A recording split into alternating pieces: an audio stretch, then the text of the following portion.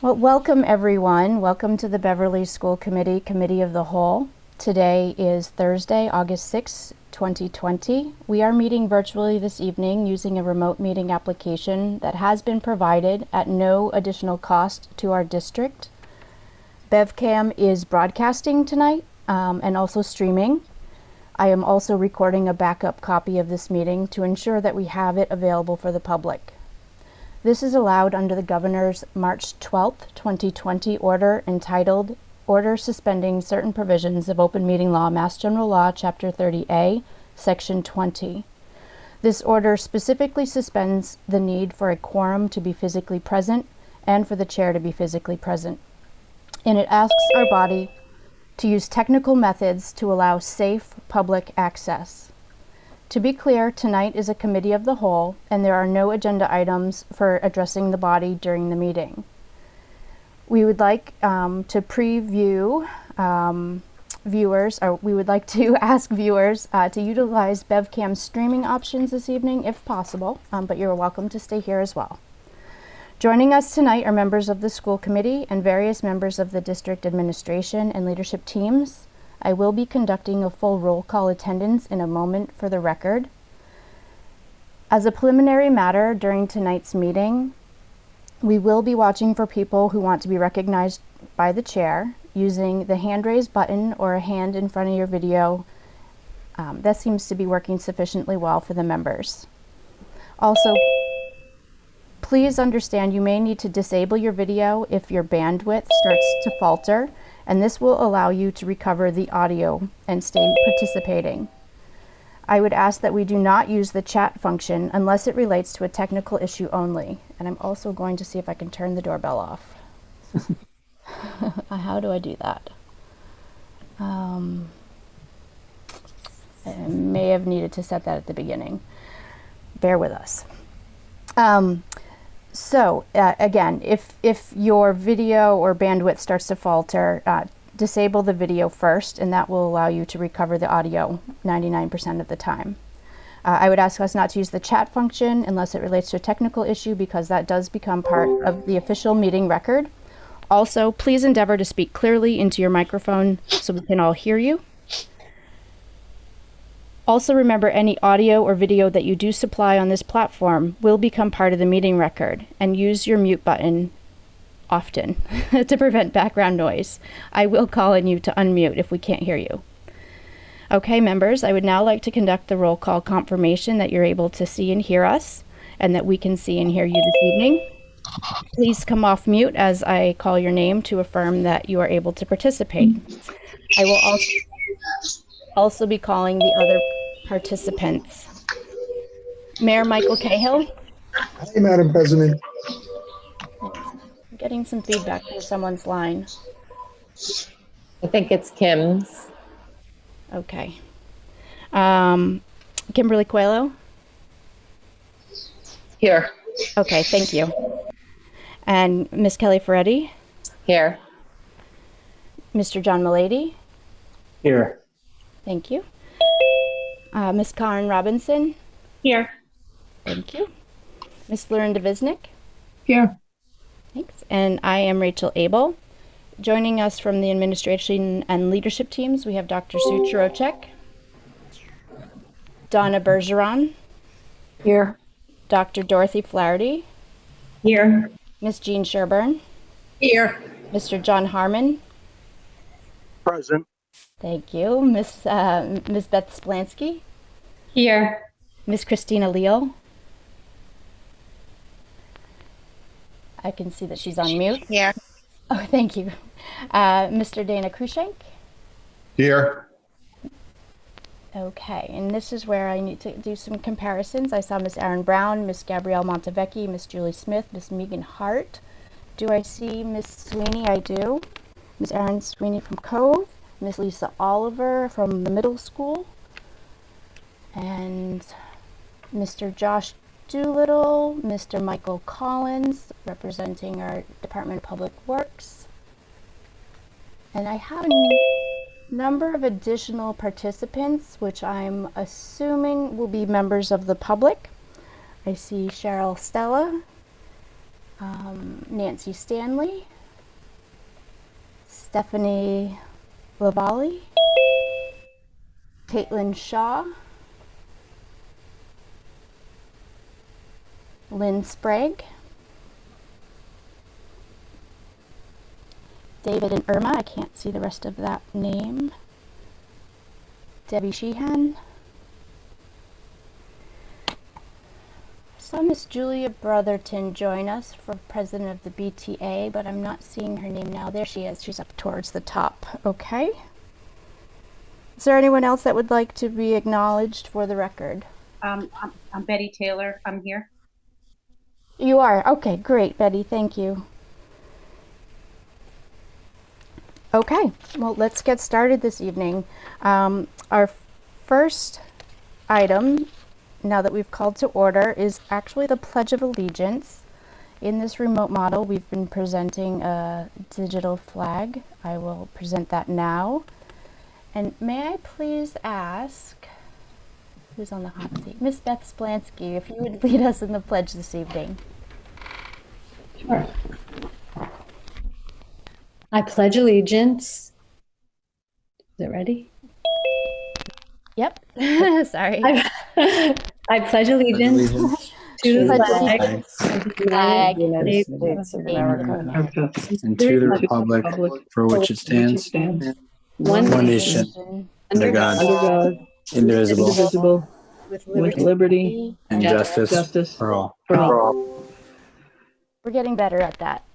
Thank you, everyone.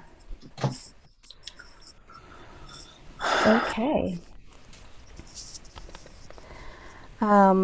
We were going to approve meeting records, but our last meeting was over 4 hours long, and so we just need a little more time to polish those up. So we'll skip right ahead to some updates from the chair. I wanted to inform the body that we have additional negotiating meetings coming up with this negotiating subcommittee team on the 18th and 20th. And therefore, as I requested, we will be scheduling a committee of the whole meeting for Wednesday, August 19th. We will start that at 7 p.m. And so please make sure that's marked on your calendar. The next item on our agenda is an appointment of Beverly's representative to the Essex North Shore Agricultural and Technical School School Committee. Let me bring that up for everyone's viewing pleasure.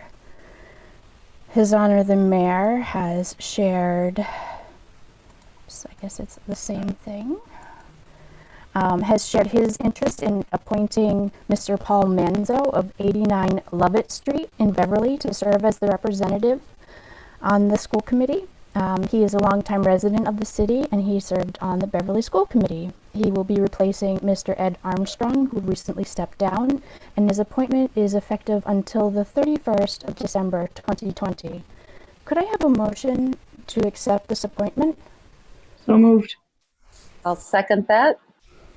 Thank you, ladies. So Lorinda Visnick and Kelly Ferretti. Are there any questions or concerns? I will call the roll. Mayor Cahill. Yes. Kimberly Coyle. Yes. Thank you. Kelly Ferretti. Yes. Karen Robinson. Yes. Thank you. John Milady. Yes. Lorinda Visnick. Yes. And Rachel Abel, yes. By a vote of 7-0, we have approved the appointment of Mr. Paul Manzo of 89 Lovett Street to be the Beverly representative on the Essex North Shore Agricultural and Technical District School Committee. So thank you, Mr. Manzo, for your service. We appreciate that. And the next item is just to report out that as chair, I received a letter on behalf of the committee and our community. It's from the BTA president, Julia Brotherton, and I would like it to be entered into the record. I'll pull it up on the screen and do my best to read it, because I understand it's hard to read on the screen, especially if you're logging in tonight on a device that's pretty small. So this is an open letter to North of Boston and Greater Boston communities. I'm sorry, Rachel, I just wanted to, you're breaking up, and I don't know if it's just me, but I know what you're saying is important, so I want to make sure we can all hear everything. Sure. And it could be just Thank me, you. if anyone else. No, I think we have a lot of people on devices in our house tonight, so let me just see if I can stop. I was having broadcast on that other computer there too, to make sure we're broadcasting. Is that better? It's still a little Thumbs choppy, up? but if someone else wants to comment, maybe it's just me. It's just a bit staticky. Okay.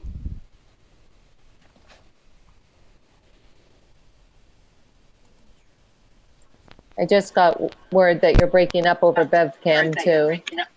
Yeah, I'm just replugging in my microphone. It could be a bad connection on my microphone. Is that better? Keep talking if you don't mind. Let's. Okay, so Yes. I'll just repeat. This was an open letter. It's from north of Boston and greater Boston communities. It was jointly signed by over 30 local education associations representing 10,000 educators across the region. The statement was drafted by members of the recently formed North of Boston Educator Action Network, or NOBEAN. And it's expanded to include associations in the Metro Boston area. The letter was approved by the membership and leadership of the signatories. Still clear? Okay. Opening our schools and campuses safely. Educators continue to grapple with weighing the benefits of in-person instruction versus health and safety standards needed to return to classrooms and campuses. Faced with a pandemic that is actively spreading to children, teens, and adults, we know that it is not safe to return to in-person learning at this time. We, as a collective body of Greater Boston and North of Boston educators, are recommending our district and campuses return to learning in September with a gradual phased-in approach that is tied to public health and safety benchmarks. The safe return to learning in September must be guided by science, not by a school calendar. We are calling upon all public schools to begin the school year with a comprehensive distance learning plan that has the potential to graduate to a hybrid learning model. The graduation from the distance learning plan to a hybrid phase must be defined within each local district using public health benchmarks, a thorough evaluation of buildings to ensure they are safe places for learning, and investments to make necessary improvements. As educators, we cannot risk a premature return to in-person learning that will result, I lost my place here, in educators and students or their families getting sick and dying. In order to protect the health and safety of our communities, we must direct our energy at the development of high-quality distance learning. It is imperative for educators to be involved in the decision-making process at both the local and state level. Much is uncertain right now, but it is crystal clear when in-person instruction begins, our students will need more educators to support them. A safe return to learning includes resourcing all schools with enough educators and education support professionals so students have class sizes that enable the safe one-to-one interaction they need for both the social, emotional, and educational needs. Now more than ever, the Commonwealth must commit to fully funding public schools so that local school districts can recover from this public health crisis by funding the schools their communities need. As educators, we are advocating for a return to in-person learning that is guided by science. Just going to catch everyone up. Madam President, Yes. on our login list is BevCam fan.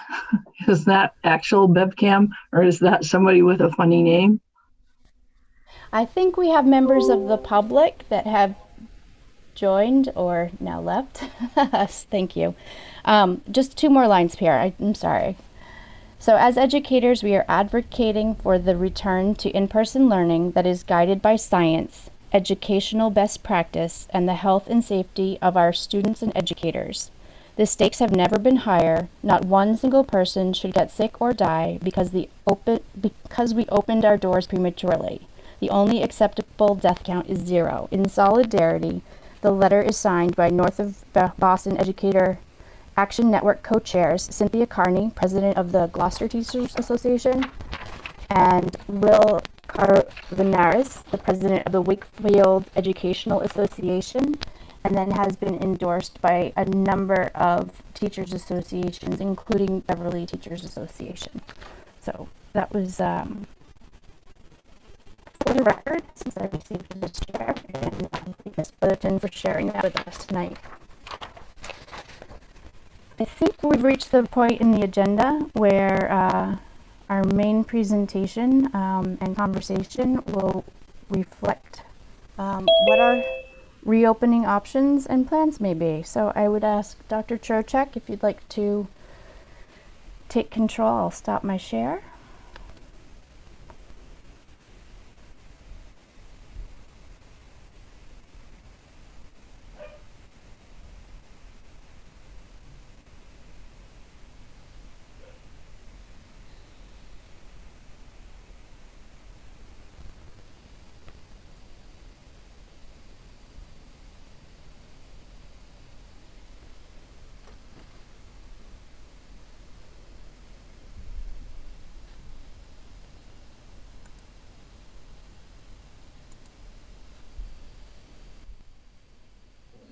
There, can everyone see that?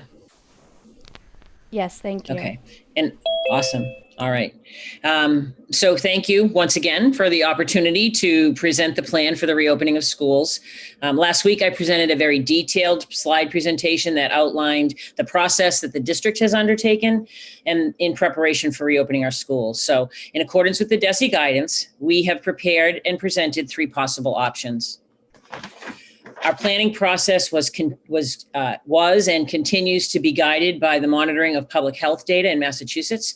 We did submit a preliminary plan to the Department of Ed on July 31st. That was the plan that I had presented last week. So tonight I'm going to share a condensed version of all 3 options, and we'll answer any questions that you have regarding the plans. I tried to keep my presentation brief so that you will have time for questions and for discussions, but please at any point ask any questions along the way and I will clarify. Before I begin, I want to share with all of you watching that this committee, each and every one, has spent a considerable amount of time researching, asking questions, and sharing their thoughts and feedback with me. And I want to thank each of them for that, for their careful presentation, for their careful consideration. So I'm going to go forward tonight and present you with the 3 options as they go, and it will open the discussion for the committee to talk about the plans. So as I always do, I begin back with the goal. We had a goal that we were presented a long time ago for the safe return of as many of our students as possible to in-person school settings and to maximize learning and maximize our students' holistic needs. I don't know that I knew in the beginning when we began this process how often I would return to this slide and remember this goal, because it really was the key that drove every decision and discussion that we had throughout our process. And it really resonated. The leadership team took it on as a really important aspect of what we were doing. And this is the second slide that I continue to present each and every time, because I think it's really important that we think about any plan that we put together. Any measure of in-school safety is going to rely on a combination of strategies, and we have been very careful to incorporate these strategies into any of the plans that we have. So begin always with the idea that masks and face coverings are really an important part. Physical distancing is going to be an important part, hand washing and hand sanitizing, and staying home when sick. And so we have said time and again that it will be the combination of all of these strategies that will make our plans successful, whichever plan that we choose. So all of our Massachusetts districts are responsible for the 3 return to school plans that I presented in great detail. They're also, for anyone watching, available. The presentation is available on the website, on the Beverly Schools website, if you were not able to see it. It's about 2 hours long. That's thus the condensed version this evening. But, we had to present our our feasibility and plan for an in-person learning with new safety requirements, that being a all-in, everyone coming to school, 100% students coming for a full day each day. We had to prepare plans for hybrid learning. Tonight, you'll see 2 versions of hybrid learning that I will present to you. And then finally, we had to have a plan for remote learning. What would happen would it be that all students were remote, or if we chose to be remote? And then finally, we also have an option called the Remote Learning Academy, which is that parents can choose to have their children opt for a full year of remote learning in our Remote Learning Academy this year. That's been something that has been provided as an option from the Department of Ed. And we have spent actually a great deal of time thinking about and planning what that might look like for some of our families that might choose that option. First, the in-person learning. This would be the all-in model. This would entail the full return of all of our students, 100% in person, distance at a minimum of 3 feet, with the health and safety measures in place, including the masks and hand sanitation, et cetera. We began our feasibility study, starting at this option, taking a look.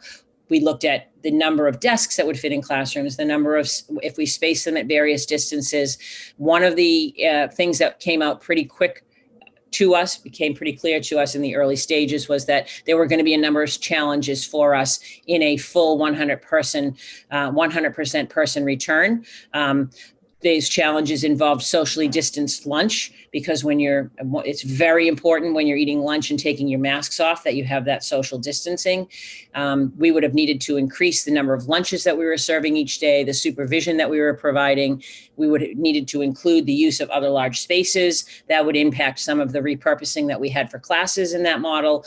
We had to at least resolve transportation issues around the safe and socially distanced transportation that would be necessary. So we pretty much have come to the conclusion that we are really not able to provide a 100% in-person full return for all students at this time. This is the second area, the hybrid learning models for all levels.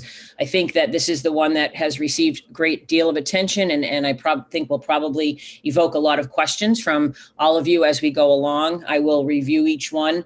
You'll see that I've left in elementary 2 options for you to consider.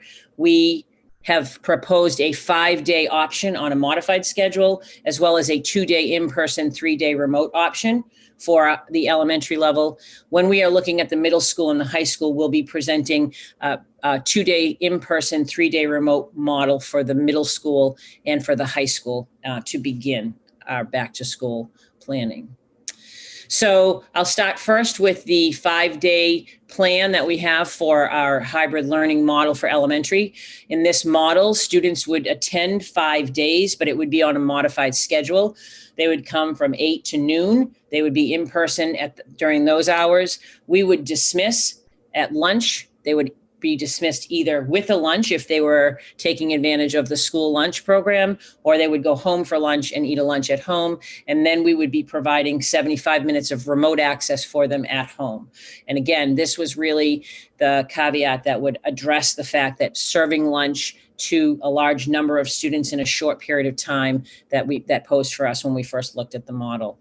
We would be staggering our arrival and dismissal times. That would be similar to like a by appointment schedule, where you would have a time slot when we would ask you to adhere to when you were arriving and dismissing your child. And that would include the bus routes. The buses would also be on that staggered arrival and dismissal. We would give them their own spot.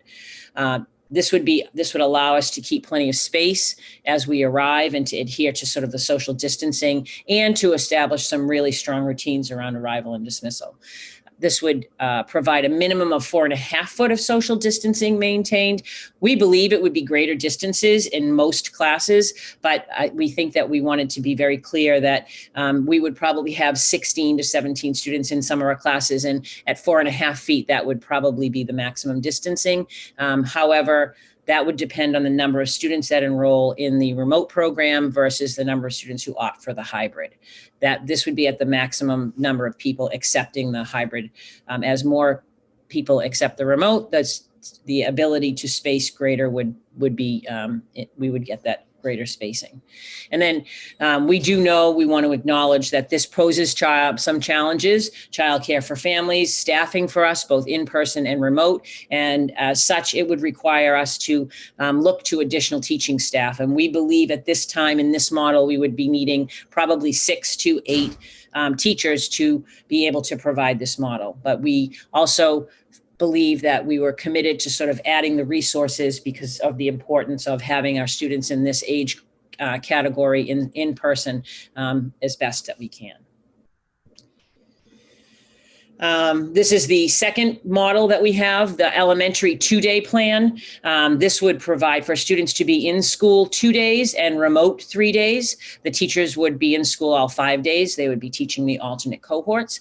Wednesday would be a remote day for all. In the morning, however, on Wednesday mornings, there would be small group instruction and or morning meetings available for students synchronously. And then the latter part of the day would be reserved for teacher planning time so that we were able to be providing the appropriate instruction when we needed to on the other days. We would have a minimum of 6-foot social distancing in this one. We would be able to provide 6-foot social distancing in this model. But again, challenges here for childcare for families, staff for both in-person and remote. And this too would require additional support.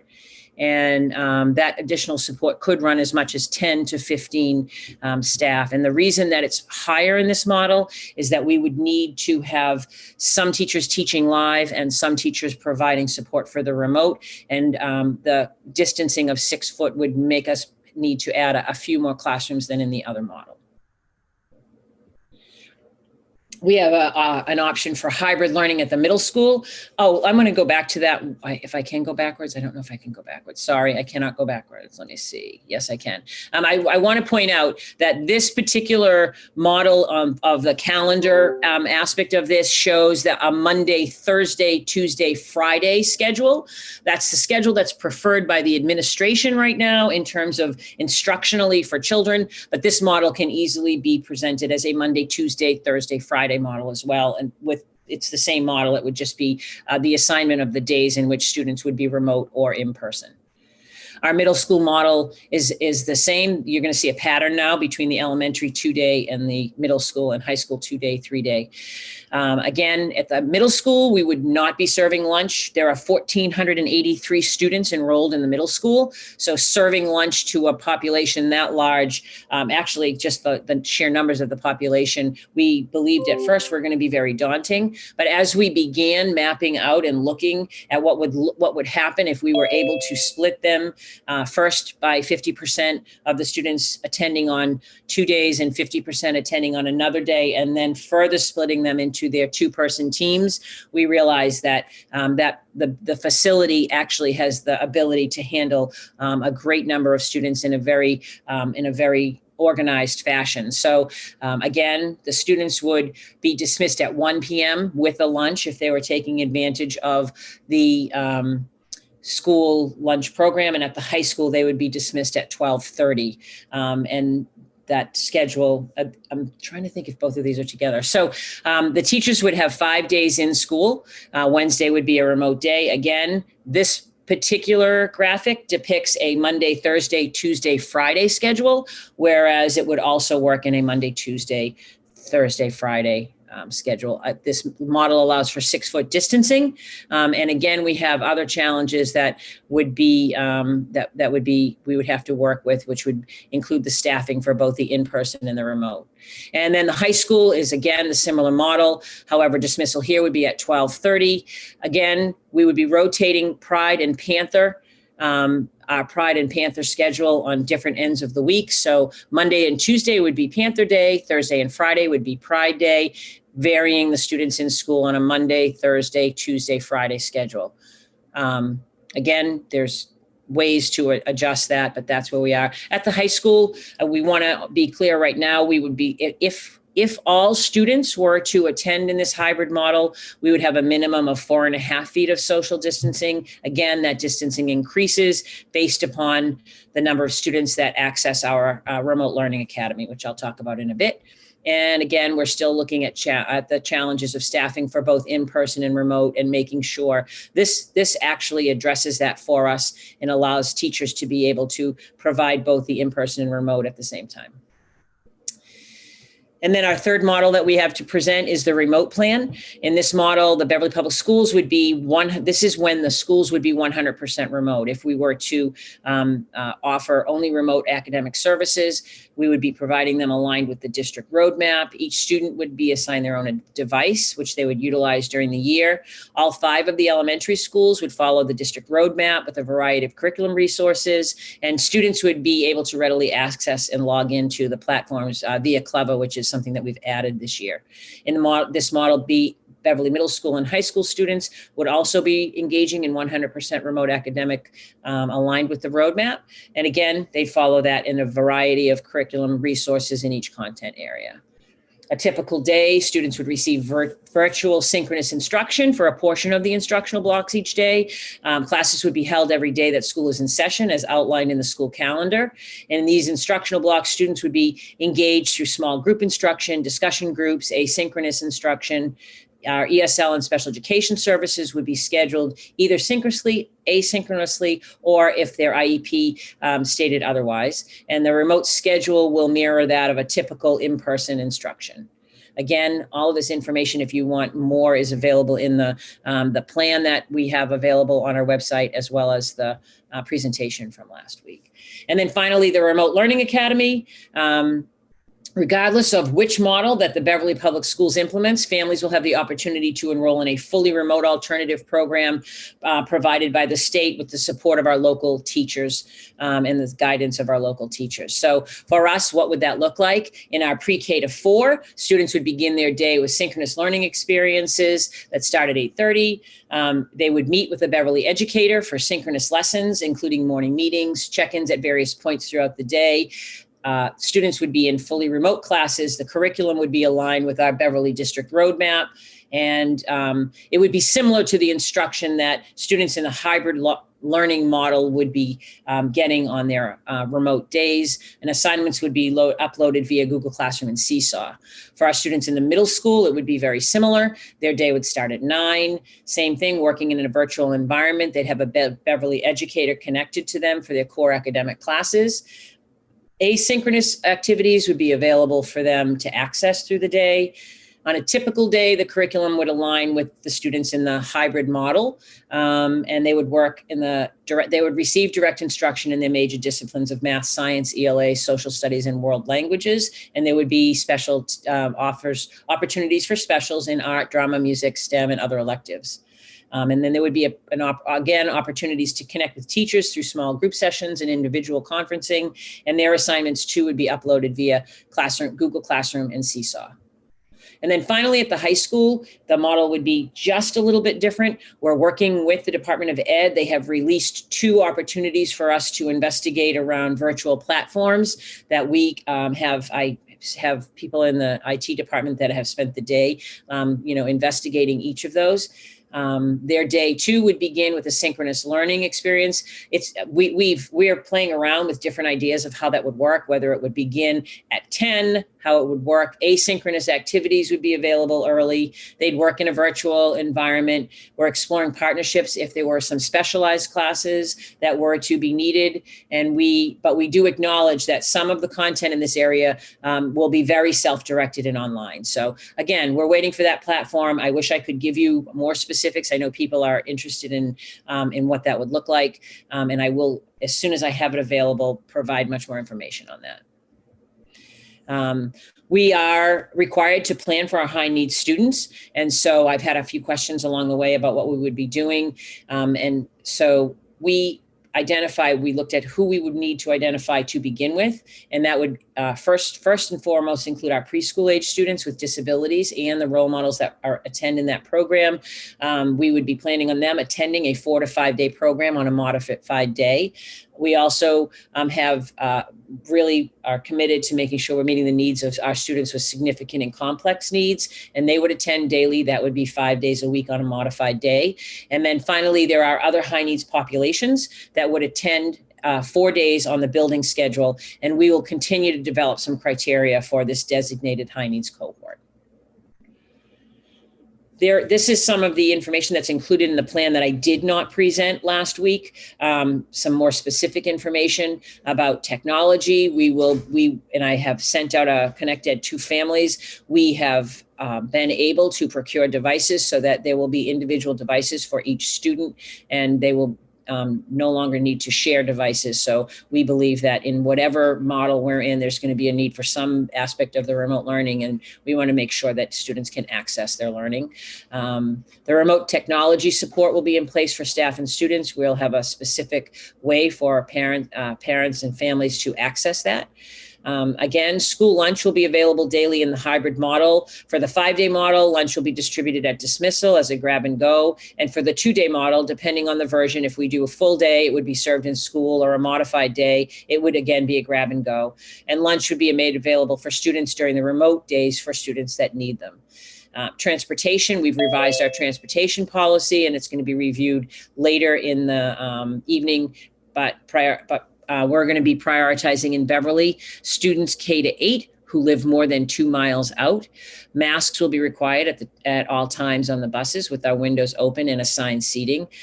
Families will be made aware via the district and contact tracers if and when their child has been in close contact with anyone who is found to be positive for the virus. And we'll continue to strive to be as transparent as possible while maintaining the student and family confidentiality.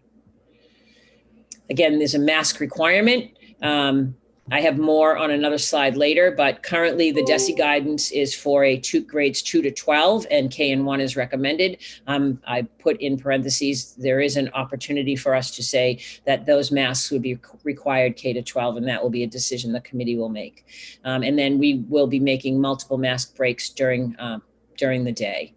We're working to look to help families to continue to partner with the YMCA and other local organizations to create programs to help support families for out of school time.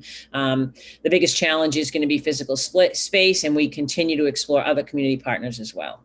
And then finally, there's been questions about transitioning from the Remote Learning Academy back into a hybrid model if we were to elect a hybrid model. And we would want to make sure that those transitions take place only at the end of the trimester or at the end of a quarter, so that we could be able to move between, because the Remote Learning Academy would in fact be a separate pathway. There's been questions about the HVAC system, and I know that Mike Collins and a couple of other folks are on the line to help us with that. I think I might continue with this and then turn it over to him if that works. I'll quickly go through the cleaning. We will be cleaning nightly and disinfecting. There will be electrostatic cleanings. Bathrooms and other common areas will be cleaned every 2 hours. We are developing a very precise cleaning protocol in accordance with the guidelines that have been distributed and all of the other organizations that oversee cleaning. We are working regularly and in regular communication with the director and the nurse from the Board of Health. They are on our reopening committee as part of our task force. And there are challenges that we are facing, and one of those challenges that we anticipate is the cost of substitutes and the scheduling for teachers who cannot return to in-person instruction. So I think before I go on, I may want to just share, these are the guidelines that we are expecting in the proposal that we're making, that students K to 12 be required to wear a mask and facial covering that covers their nose and mouth. And we would suggest that pre-K students also be encouraged to wear masks. Face shields would be an option for students with medical, behavioral, or other challenges. Transparent masks may be the best option for students and teachers in classes for the deaf or hard of hearing. Adults, including educators and all staff, are required to wear masks and face coverings. Mask breaks would occur during the day only when students can be 6 feet apart outside or when windows can be open. The mask coverings would be provided by students and families, but we will have extra disposable masks on hand at all times for any student that would need them. And then finally, the mask coverings would be required to be worn by everyone on the bus during school transportation. So I'm going to stop there. That's the next item. And I'm wondering if Mike Collins is on the line, and if Mike, you want to jump in and talk a little bit about one of the questions that we had a lot of questions about from a lot of our staff and from some parents and families were the information regarding HVAC. And I claim two things to not be. I am not a doctor or a medical professional. Now I'm not an epidemiologist either, and I am not an engineer. So I defer always to those people who have expertise in those fields. And so I'm going to turn it over right now to Mike Collins, who is our Director of Public Services for Beverly and has the information to share. So thank you, Superintendent. Appreciate the opportunity to speak tonight, and I just want to say on the onset here that there's been a tremendous amount of work that's taken place with all of the staff and the task force, and it's been a very professional atmosphere. It's been, even though it's a very emotional subject, it's been a very thoughtful process that as the guidance seems to change on a daily basis, everyone's kept a level head about them and done some great work. I wrote what I feel like is almost a too lengthy memo to try to summarize the status of the HVAC systems in our schools and the direction that we are taking those systems in order to deal with the COVID. And the takeaway I'd like to leave you with is that we're very fortunate in Beverly that the last couple of decades of investment in our buildings has put us in a very favorable position in terms of our ability to adapt to a new reality. And as the school committee knows well, and the listeners know, the city of Beverly schools are all relatively new. The elementary schools, the oldest elementary school was built in the late 90s, but it was built with modern principles and modern HVAC system. And all of our elementary schools are designed by the same engineer and architect over a 5-year period. So they share a lot of common traits, which makes it a little bit easier for us to analyze. We have partnered with B2Q Associates, a local firm who has been our partner for mechanical engineering for over a decade, and worked on all of our schools in some capacity, except for the middle school, because that's our newest building.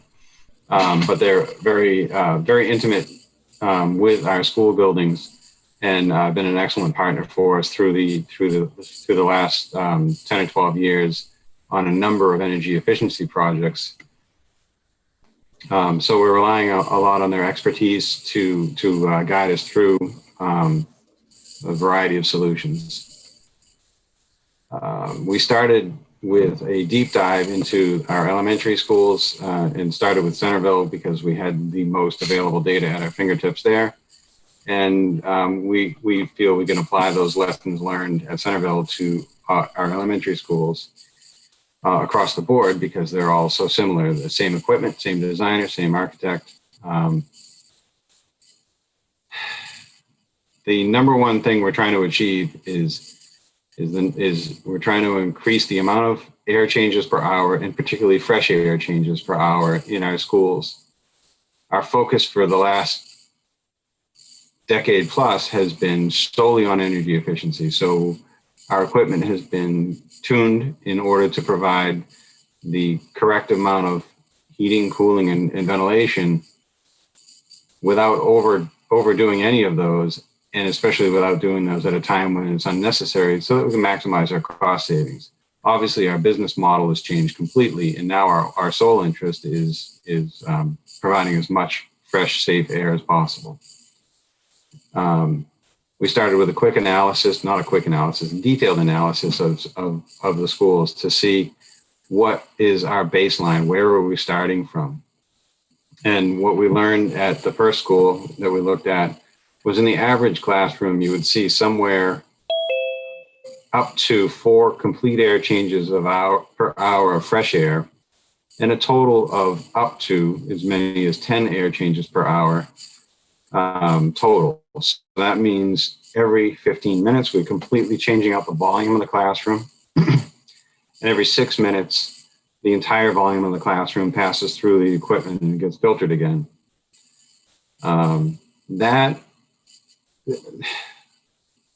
What we all strive for in this new world that we live in is absolutes. There's no absolute how many air changes per hour is ideal. But if we look at some of the guidance that's put out by CDC or ASHRAE, which is a standards body for HVAC, if you're in for instance, in an emergency room, waiting room area, so you can imagine their viral load has the potential to be much greater than a classroom. They look to have 2 complete fresh air changes per hour and 10 to 12 total air changes per hour. So we're able to actually meet some of the guidance for other more intense environments in our classroom settings, in a typical classroom setting. So I think we're in pretty good shape in that regard. We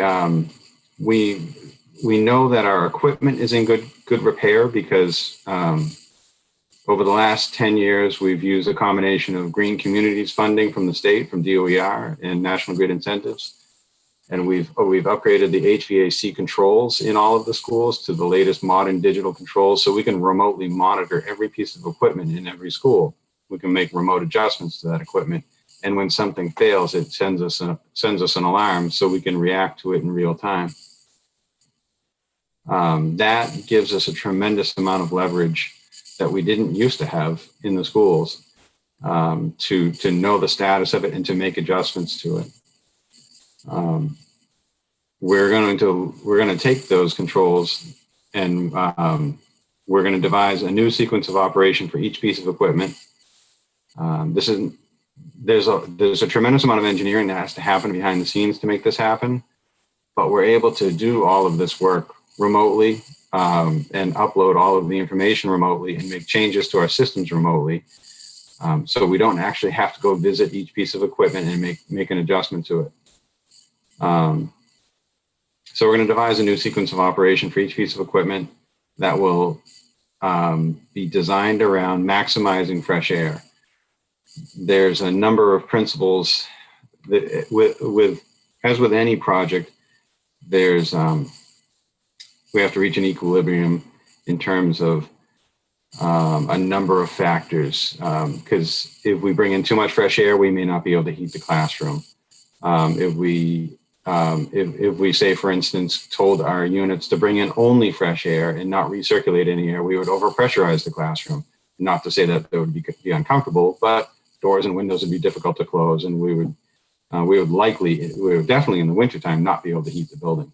So there's limitations across the board that we have to balance, but we can certainly increase the amount of fresh air, keeping in mind that we start from a pretty good baseline.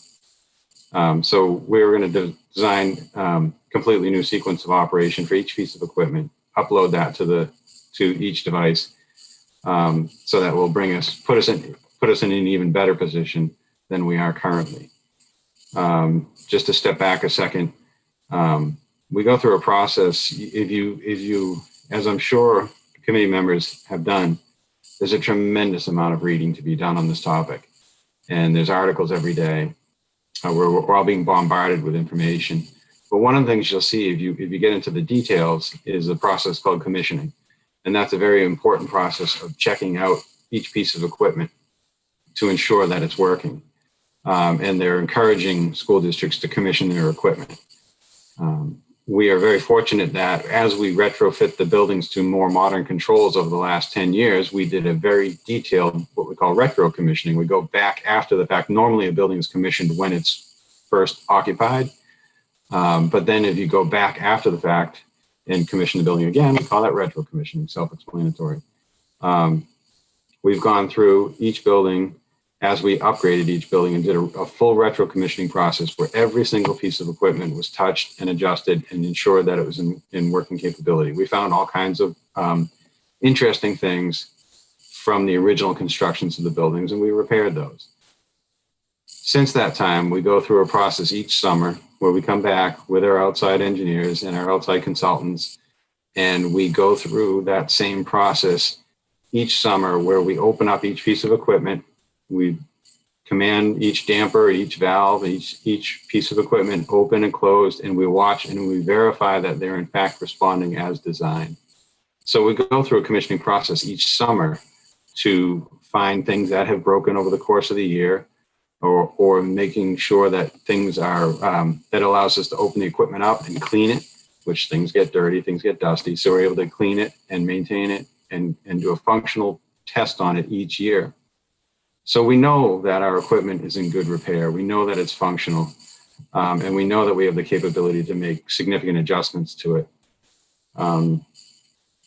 We are also doing an analysis on each building to look for spaces that we feel may not have been designed for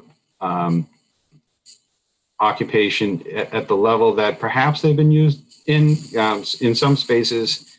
When we were in full swing, there might be a room that could have been a breakout room, or even it could have been designed as a storage room, but the needs of the district have changed over the years, and maybe it's used as a breakout room for a single child and a single instructor.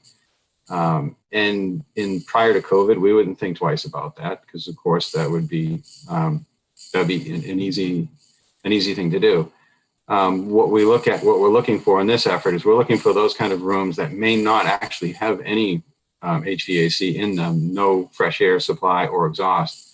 And we'll flag those for the district to say, those are the spaces that, unless we need to use them, let's not use them right now. And if we are to use them, we'll find, if they are necessary to be used, we'll find some way to achieve turnover in those classrooms. They're not classrooms, these are small spaces. Typically, things we're finding that are 8 by 10, very small rooms, almost closets. But they're ideal if you need to get a one-on-one meeting with a student. These are really ideal spaces for that. So we'll flag those for the district as we find them, and if they're deemed necessary to the operation, then we'll find some way to make adjustments to those spaces in time. Things that we can do before the academic year starts is, like I said, the sequence of operation changes. So we'll be able to bring in more fresh air at the expense of energy. It will cost more to do this. The other thing we're doing a detailed analysis on is what level of filtration we can achieve in each classroom. Each piece of equipment is specifically designed for a filter, for a type of filter that is described by its MERV rating, which is basically how much and what size particle the filter will remove from the airstream.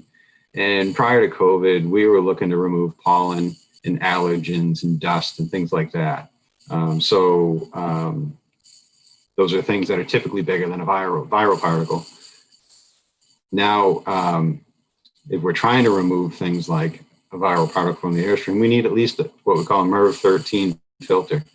The HEPA filters that you might see on the market by comparison start around, if you use that same scale, I feel like we're talking about hurricanes now. If you use that same scale, it's a MERV 17 and above is a HEPA filter. The MERV 13 filters, or HEPA filters for that matter, are much, much thicker and have to be much larger than a typical filter. So there's most situations we're not able to fit those type of filters in the equipment we have here. It's, again, if we had absolutes, we would know that it is absolutely necessary to do that. In this world, we don't have absolutes. One of the things we're trying to weigh, and we are doing a detailed analysis on now with our outside engineers, is what is the trade-off? So if we were to put, if we put the most restrictive filter we can into the housing, and it maybe in some cases we're able to use 13s and we use 13s. In some cases we might not be able to go beyond an 11. And if we put the most restrictive filter we can in the housing, what is the impact on airflow? And because obviously, the more restrictive the filter, the less air we can move. And what we're trying to understand, working with some public health experts, is what is the trade-off there? Are you better off filtering out every last particle of everything, or are you better off moving more air and providing more air into the classroom? Those are some of the things we're trying to understand, because, like I said, everything is a trade-off. There's no free lunch. We're not able to move 10,000 cubic feet per minute and have HEPA level filtration at the same time. As a side note, I will say that at this time, we buy directly from a manufacturer of air filters, of commercial air filters, and they're having trouble making MERV 13 filters because the raw material is not available in the quantities that the market is currently demanding. And unlike most markets, the filter market is a little bit more sober, and they are not planning on ramping up production to the level that you see with hand sanitizer or face masks or things like that, because it's very expensive and difficult to ramp up production for filters to the level that possibly could be needed, and they don't seem to be willing to do that. So lead times are getting very long if you can get filters at all. And like I said, the very restrictive filters may actually do more harm than good, and are very difficult to get. And in the case of our equipment, are not they don't fit, and the fan motor has to also overcome the restriction of the filter. And in the case of our equipment, there are limitations to what the fan motor can overcome and what the physical equipment can hold. Anyway, so prior to the year, our plan is to redesign the sequence of operation for all the equipment and update the computers in each piece of equipment to provide solely maximum fresh air with energy savings held off till later. And we are also doing a detailed analysis on each piece of equipment to determine what is the most efficient filter we can accommodate in each piece of equipment, physically and by horsepower of the fan, and without impacting airflow in the classrooms.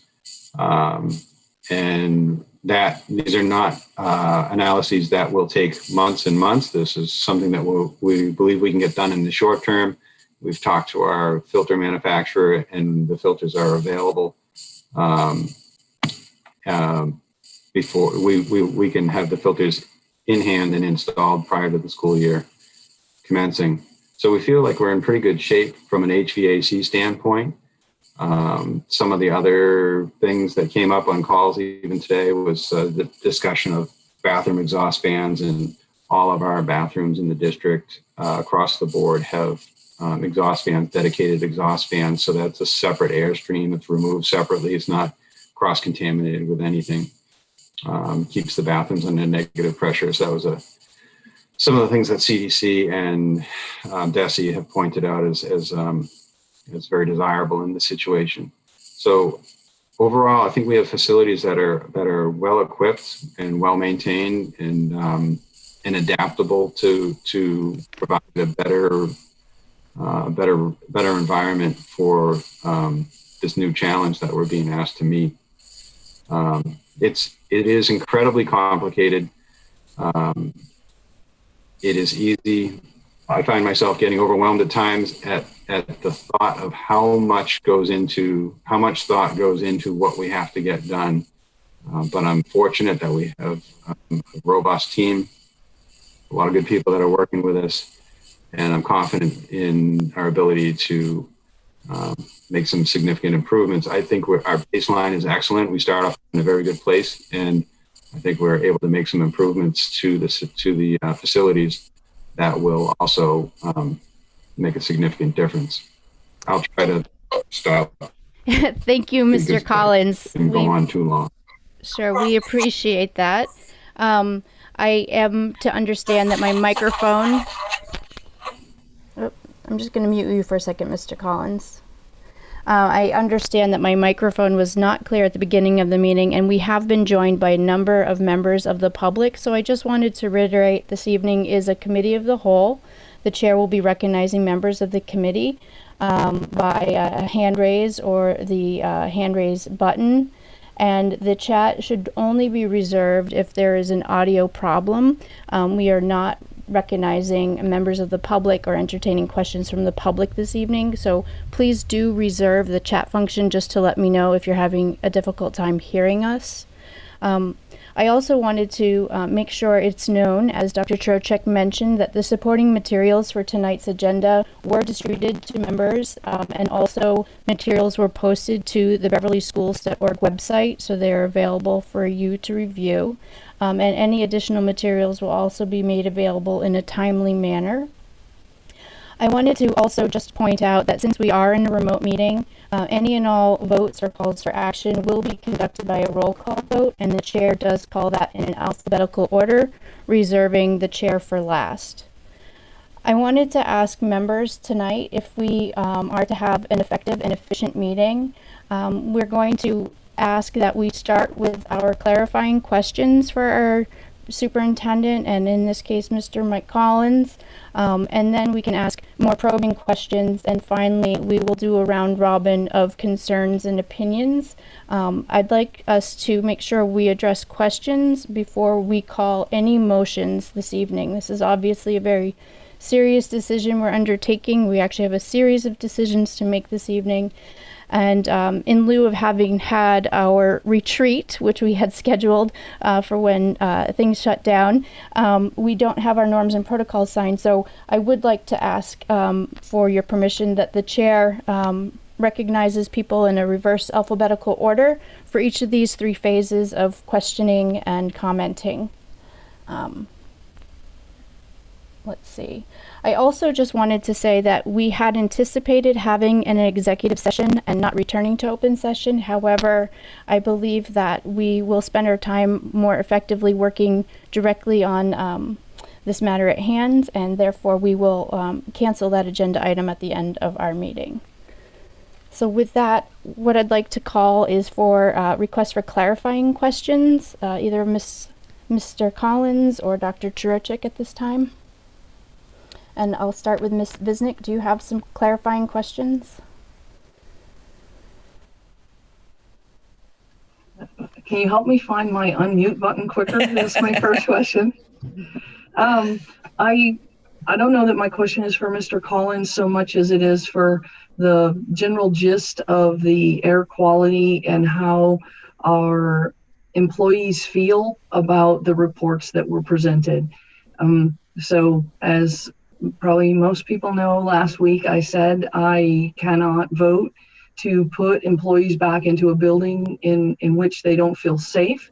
And so although I appreciate the information presented by Mr. Collins, it's incredibly thorough as usual, very engineer-like. I want to know if we have a sense of how our employees feel about those air quality reports in those buildings. Well, I can tell you that we did share the information with all of the staff. I know, and I don't want to speak for anyone else. I do know that Mr. Collins presented to our task force, of which we have teacher members, and including Julia Brotherton, who's the president of the BTA. They have that information. I think that, and I will try to paraphrase. I think that I don't really want to speak for her, but I have not heard any objections to any of it. And I think that the information was very thorough, and they appreciated the ability to know exactly what information that we had. We had received a number of requests from them regarding the that were answered, I think, in that report, including the air exchanges and the maintenance and the upgrade and the all of that. And I know that it was, I would say, positively received, but, I mean, I can get more information if you need it from that, but that's.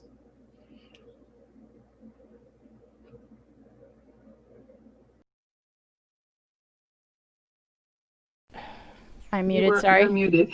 Yep, I figured that out. Mr. Milady, I'd like to ask for you next. We're just looking for clarifying questions at this point. Do you have? I want to say, thanks to Mr. Collins for the presentation. And, I was scratching my brain because I haven't taught this subject in a while, but there was a group that when European engineers wanted to come in and construct a railroad bridge, part of the contract would be when the train was going to go over the bridge for the first time, they had to agree to stand underneath the bridge with their family. And I'm just like kicking myself that I don't remember what group it was. I think, Mr. Collins, I'm not going to put words in your mouth, but you seem incredibly confident that if you had to send your kids or people in your family to go to these buildings and go to school, that the quality of the air would be safe. So I want to say, I think you helped alleviate a lot of concerns, a lot of fears, and you also, dad joke, cleared the air on a lot of misunderstandings that people may have had. So I appreciate it. Thank you very much. Thank you, Mr. Milady. Next, Ms. Robinson. Do you have any clarifying questions at this point about the presentation? I just wanted to just double check. So a MERV 13 is what would be ideal, but we cannot make that happen. We can get from about 8 to 11, and that's okay.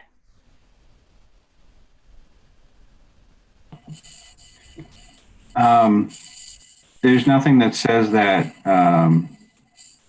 obviously the more efficient, the higher the number, the more you're going to filter out. Each school is different, and there's no absolute, there's no absolute, you can't say that, if you can't get to the 13, you can't open. So I don't know how to answer that other than to say that, how much fresh air is enough? I don't know, but more is better. At the high school, frankly, we run MERV 8, but that's because there's no need to remove anything but allergens and pollen because it's 100% outside air all the time. The exhaust fan is the same size as the supply fan. So we're every bit of air that we put in, we take out and we throw it away, frankly. We recover the energy from it to the extent that we can, but just because that has a MERV 8 on it doesn't mean anything because it's fresh air all the time. And the MERV 8 is suitable for that application. So there's no absolute when it comes to filters or HVAC. There's a number of factors that weigh into it. Thank you. Okay, next I would ask Ms. Kelly Ferretti if she had a clarifying question. Thank you. I do. So first, thank you, Mr. Collins. As always, you come overly prepared with lots of information, and I think that's kind of the general temperature of all of us, just inundated of information more than we ever thought we'd know about all of this. So I just want to understand that I think I heard you say that we don't really know what the magic number is, so to say, so to speak, on what is going to make it so that we know for sure that kids are going to be safe from, we're not talking about allergens or, our regular things that I would wholeheartedly embrace in this today. But, this is obviously a lot more serious, and it's why we're all here and talking about this and doing the endless research. So I just wanted to clarify that and I could have misunderstood that we're not sure what the number is, what will give us assurance, or just we hope maybe. I think, wouldn't we all love to have an absolute in this case? I mean, that we know for sure that if we do this, it's going to, short of everyone putting on what you would see a welder or a painter wear, if every single person wore that, then, we know that we would never breathe in viral particles. And that seems to be the most dangerous way is through the airborne virus, breathing it in. I try not to talk about how to not get COVID, because that's, I'm the engineer standing under the train bridge. So I'm not a public health expert. So yeah, I don't know how to, if everyone does their job, I think the most important thing we can do, and this is just speaking outside of HVAC, is first protect the air by wearing your mask. So if everyone wears a mask and doesn't come to school sick, we've done a huge amount to decrease the risk. Then we're trying to do everything we can to mitigate the person who doesn't wear a mask, or the person who comes to school knowingly sick or unknowingly sick, by moving as much air as quickly as possible out of the room and filtering it as much as to the highest level that we can. Okay, thank you. Thank you. Next, I would like to ask Kimberly Coelho if she has any clarifying questions on the presentation so far. I do not have any questions for Mike Collins, except thank you for your phenomenal presentation. Always well prepared.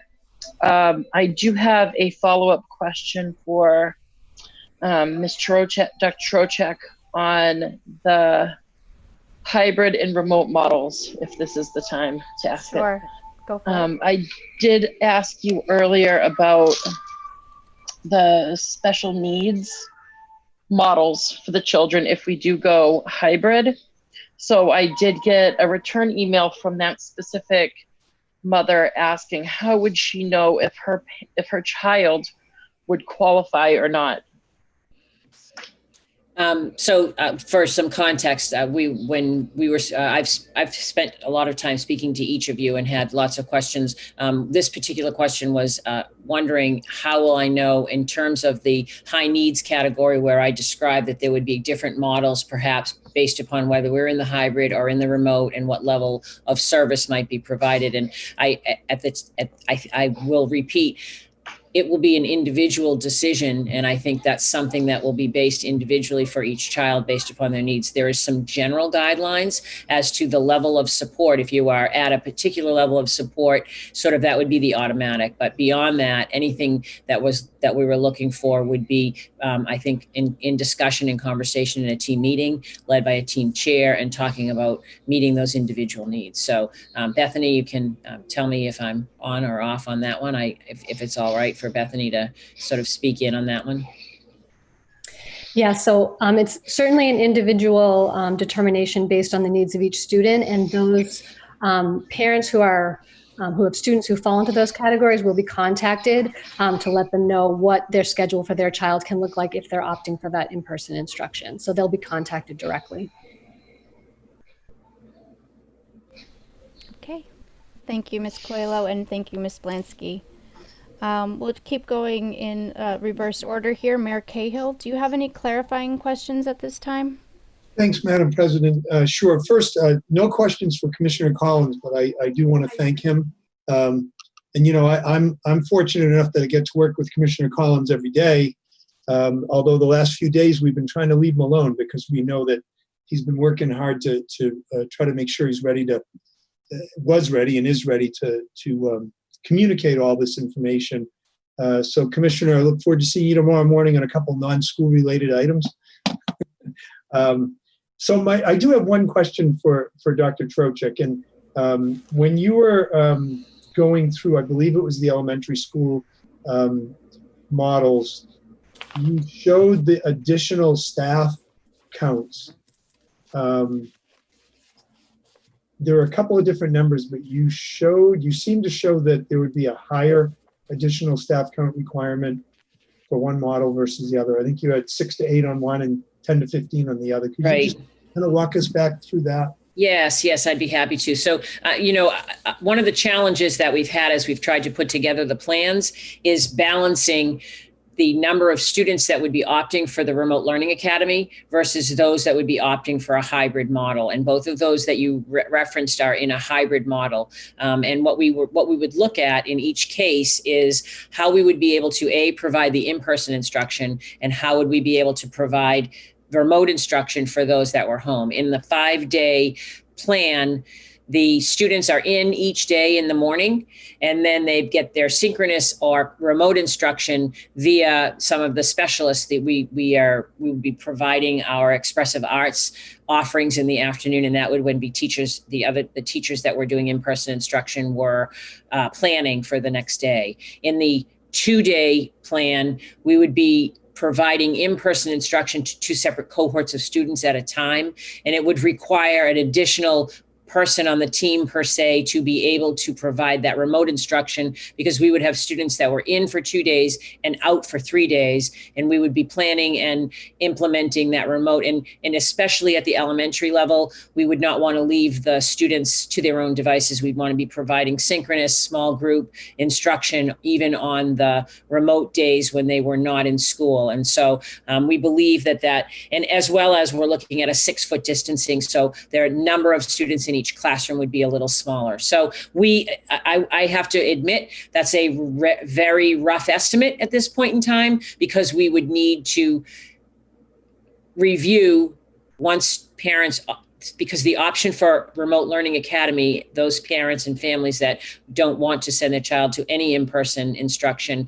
we would need to create the academy for them, staff that with our staff, because we plan on staffing for the elementary. Well, we were going to staff our academy at all levels with our own educators. That's one of the things that we're trying to make a commitment to. We believe that all of our students' instruction is, should come from our Beverly educators, whether they've opted for the Remote Learning Academy or whether they're opting for the hybrid model. So that I think there was a lot of quick math going on as we were trying to do that.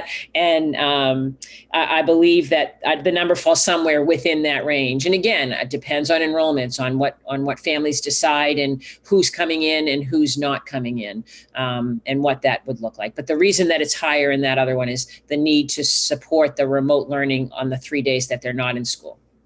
Okay. I appreciate that. And just a quick follow-up. In the middle school, high school hybrid model, which is one of the options with elementary, I remember seeing and thinking that this is a strength of that particular model. The kids who would be online remote, say on Monday, while the other kids are in, they will get synchronous learning by 1 or 2 of their teachers. I think it was 2 each day they're home, teaching a class in the afternoon. So those teachers that are with Group A on Monday in the morning, they would be teaching 1 or 2 class sessions in the afternoon with the kids who are home on Monday, correct? You're speaking in the middle school schedule, correct?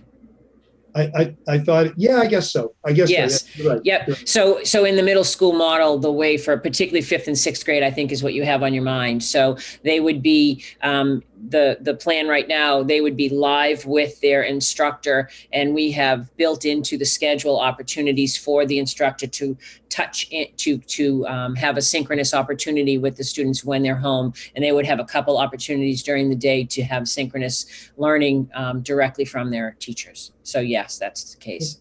And I think I saw that was 7 and 8 as well, but it would be a couple of the teachers each day, not all of them. Correct, because the 7th and 8th grade are on teams of 5 teachers, and so that would rotate. Okay. Thank you. Thanks, Madam President. Sure. For this first round of clarifying, and I do see some additional hands, so we might continue with clarifying in that same order. But from my perspective, to piggyback on the mayor's question about the additional need for staff in the hybrid model, I am wondering if you can speak to the need for less staff or fewer teachers if we went to 100% remote. If we were to go to 100% remote, we would not require as many additional teachers. It would be because students would be all remote and teachers would be teaching a larger cohort, we don't have any of the physical distancing to worry about. It's really the physical distancing that factors in. So if they're not physically in the building, then we're not limited to 12 students in a classroom. So teachers would be teaching their regular class of 20 students, and it would be remotely, and they would hold their synchronous and small group and all of the breakout rooms that continued.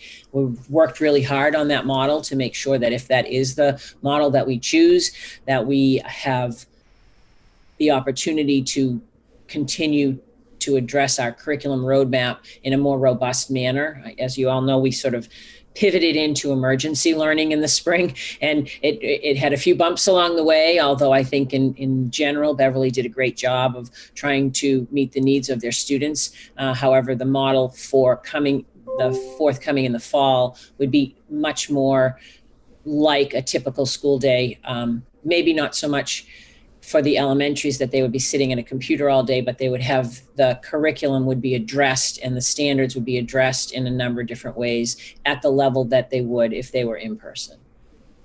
Okay.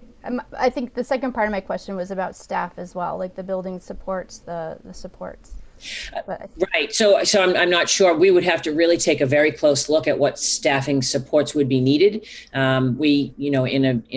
In person, we have a number of staff. So whether are you like alluding to, so perhaps there's cafeteria staff that would be not utilized in the same way. And some of our, maybe depending on what the modes were, our paraprofessionals, how would we be allocating them and making sure that they had responsibilities, or what level of need would we have for some of those spots? I think that's what you're asking. Yeah. So it sounds like it's still sort of TBD, but okay. Yeah. Thanks. Ms. Visnick, I saw your hand, and alphabetically you're next. Thank you. My additional clarifying question is for Mr. Collins.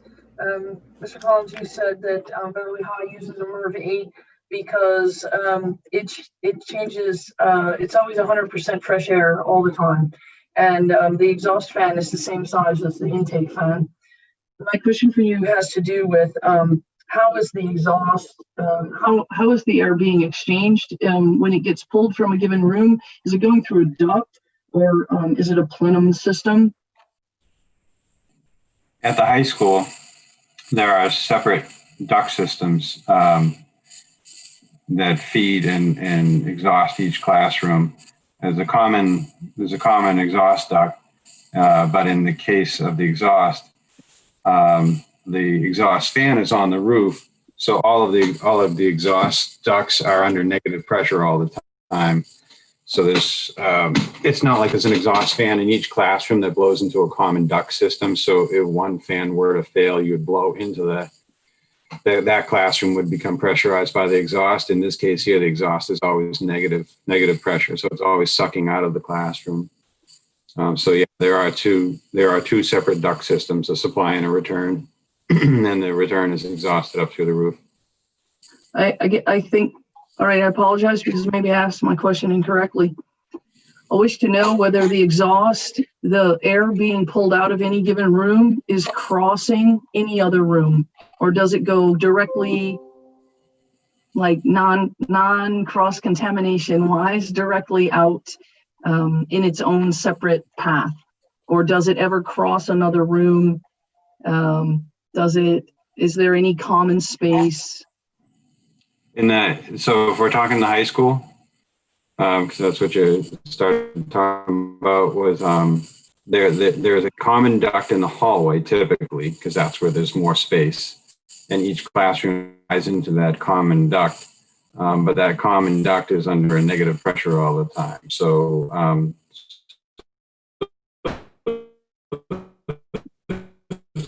classrooms themselves are not connected to each other. And there's from an exhaust standpoint, there's really no way to get air from one classroom into another, or one space into another. Even if the duct fell apart, it would still keep exhausting up through the roof. And one minor comment, which has an important role in this. The hybrid model as it's proposed, it's important to know when a classroom or any commercial building is designed, you're really looking at cubic feet per minute per occupant is how the engineers who design these buildings look at these spaces.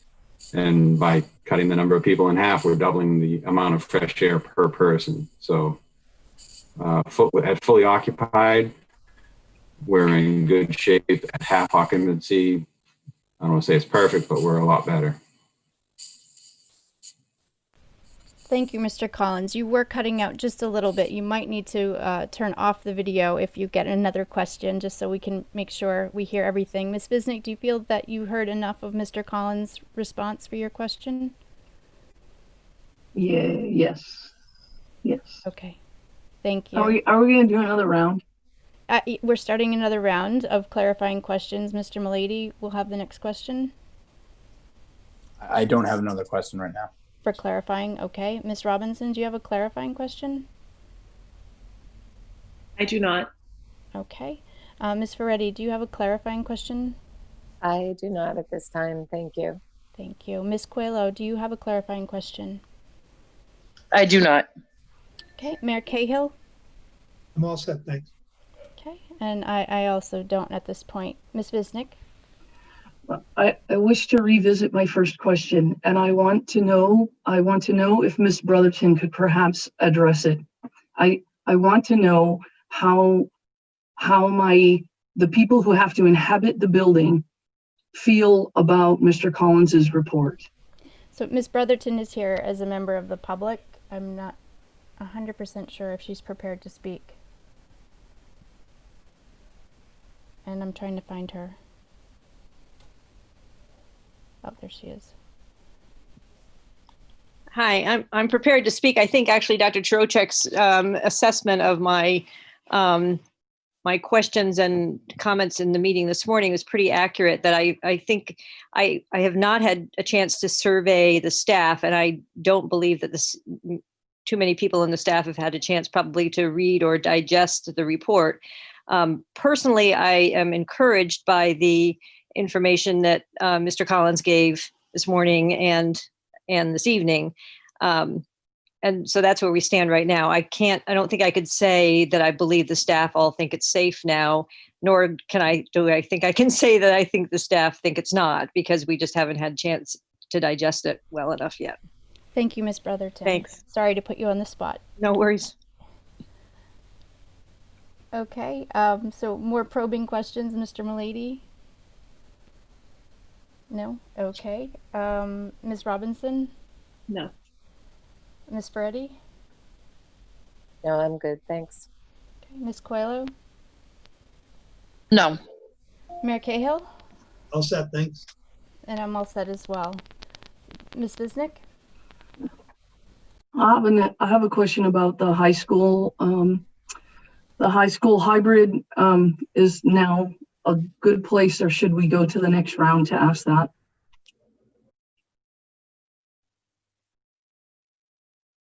I don't understand what the next round of questioning is. Sure. I guess. So I imagine each one of us has received a number of constituent concern emails, and probably, like we did in our last meeting, would like to provide our concerns, our opinions, and so that would be our next round. And I would like to do that in order so everyone has an opportunity to say their piece. But I think that, we're a respectful committee, and once people have the opportunity to do that, we can then go into our sort of usual hand raising method. I just want to make sure that everyone has an opportunity this evening, and that we have enough time at the end to make our motions. So if I want to ask may I ask another clarifying question then, please? Sure. Thank you. I wish to talk Dr. Chirocek about the Panther Pride schedule at the high school, and whether there is an opportunity, and without bleeding into the next round of questions and saying some of the feedback we got, but if we could talk some about our high school students, especially the ones making the transition up to the high school for the first time, having to attempt to juggle 8 classes and learn and build a relationship with 8 different teachers, and conversely, the teachers having to see that many additional students and try to form a bond with that many students versus going back to the old type of scheduling. My oldest son, and probably nobody else on the committee even remembers this, but my oldest son experienced, which is that we just take 4 classes a semester. You only have 4 teachers. You only have to manage 4 things. And conversely, our teachers, from a mitigation point of view, there would be less transitions in the building, fewer transitions in the building, and they would have more of an opportunity to build a relationship with the children that are quote unquote assigned to them through their 4 classes versus through 8 classes.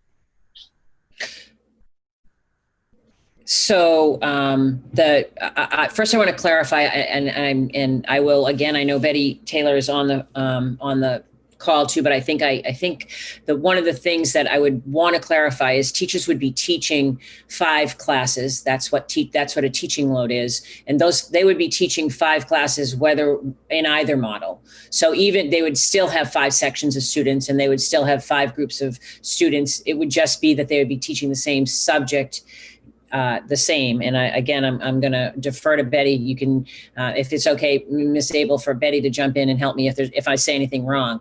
I will say we did examine. So we examined a number of models.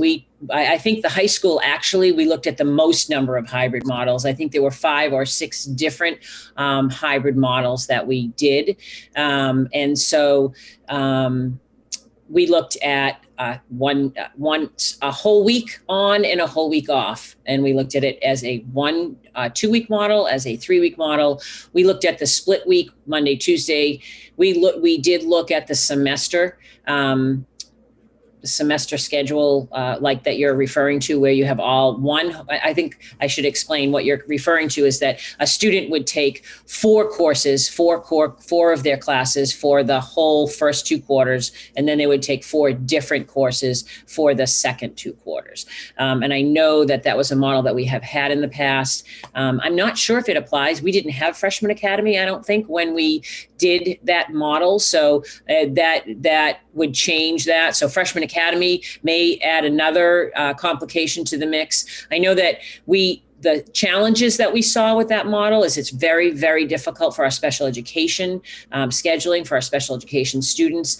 And the particular scenario that was brought to my attention in the discussions that we had was if a student were to be taking Algebra 1 first semester of this year, and then they were scheduled to take Algebra 2, they may not get it scheduled again until second semester of the following year, thus having a whole year gap. And the same thing would happen with foreign language. So those were some of the challenges that were raised about the schedule. I will say it was looked at, it was considered, but I think that Dr. Flaherty and the school-based team had a lot of discussions about it from a curriculum standpoint. It raised some concerns. I also know that we spent a lot of time talking about the familiarity that our sophomores, juniors, and seniors have with the Pride Panther schedule and the ability for them to, sort of feel some sense of normalcy as they were able to keep their program of studies that they had scheduled themselves for, that, they had filled out the course requests for. And the Freshman Academy is already designed to mitigate some of those transitions for students as they come in. We've had a lot of discussions about a number of different things. We've talked about whether or not we bring, as we think about bringing students back to school, do we bring freshmen back, early? You and I had a conversation, you and a lot of people did, about different phases and how do we bring kids back in an organized manner. And one of the administration suggestions was not only to just think about our K1 and 2s, bring them in, then bring in the 5th graders, but also the freshmen, because their transition, a year of transition to a new building poses significant opportunities. I don't even want to call them challenges because it's great opportunities. They have a whole new place to be and a whole new set of instructors and a whole new environment to get used to. So, we did consider that schedule, but it did not move forward as we whittled down into the models that we had selected to bring forward. Dr. Trocheck, if I may. Yep.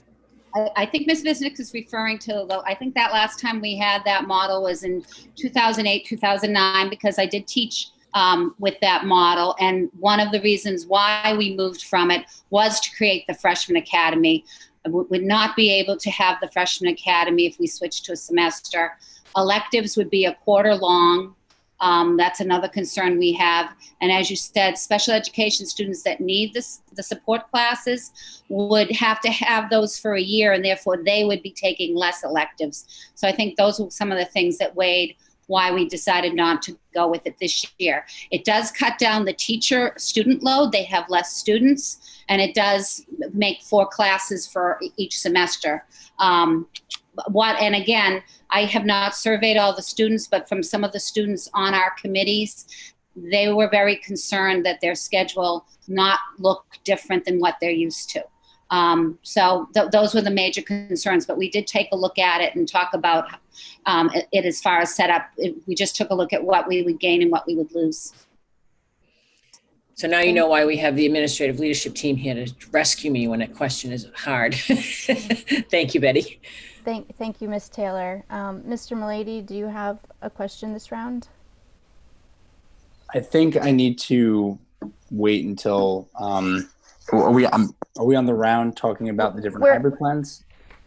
We're investigating if we have more probing questions about the plans. I think Ms. Visnick asked more about why we hadn't seen other schedules. So if it's along those lines.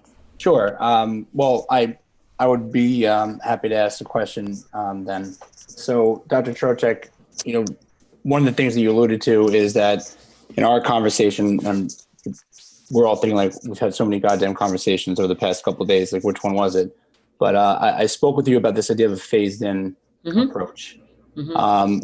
And would that be something that we could, kind of ordering off the menu, so to speak, and their different plans? Hold on. So I don't know. I don't know if that is something that you've had the opportunity to talk to some of your leadership team about.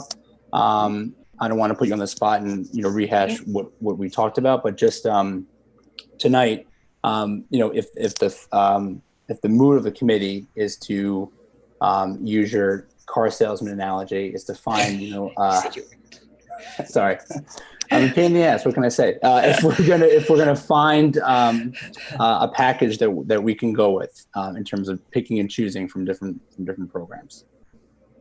So I think I want to say very clearly that the goal, again, I could go back to that first slide. The goal for all of us is to safely return as many students as possible to in-person learning so that we're addressing the needs both academically and holistically, right? And so, and that goal can be achieved in any manner that you guys hope for it to, that you can come together and put all the pieces together. I've had the same phase-in conversation that I had with you. I've had with at least 2 other 3, I think, other people individually. And I know that the rules prohibit you guys from talking about it outside of the meeting. So I'm really excited that we have this opportunity to have a conversation within the meeting. There is no set rule that what goes for one has to go for all. There is, you can mix and match, you can choose. I know some districts have chosen to have all elementary come in on the first day and start with a couple other levels remote. Some have chosen to have certain grade levels come in. That was the discussion that we had with our leadership team. I did bring the discussion that we had and the idea about thinking about how do we make sure that we move in a manner that is right for us in Beverly. How do we decide what the right way to go forward is? Because we know that we want to get our kids back in school. I promise you, our administrators are anxious and eager and willing and able to do whatever it takes to create a safe return. But to get students in, we have grave concerns for our youngest learners. As I already mentioned when I was talking with Ms. Visnick, I have concerns about the transition years, both fifth grade, bringing students from 5 different schools into one building where they not only don't know their teachers, they don't know each other yet. And so how do we create that in-person opportunity for them to get to know each other and in a safe way and in a meaningful way? The transition to high school, first of all, is so important. It's such an important milestone, I think, in everyone's life as we move into high school. To be a freshman in high school is probably one of the most exciting things.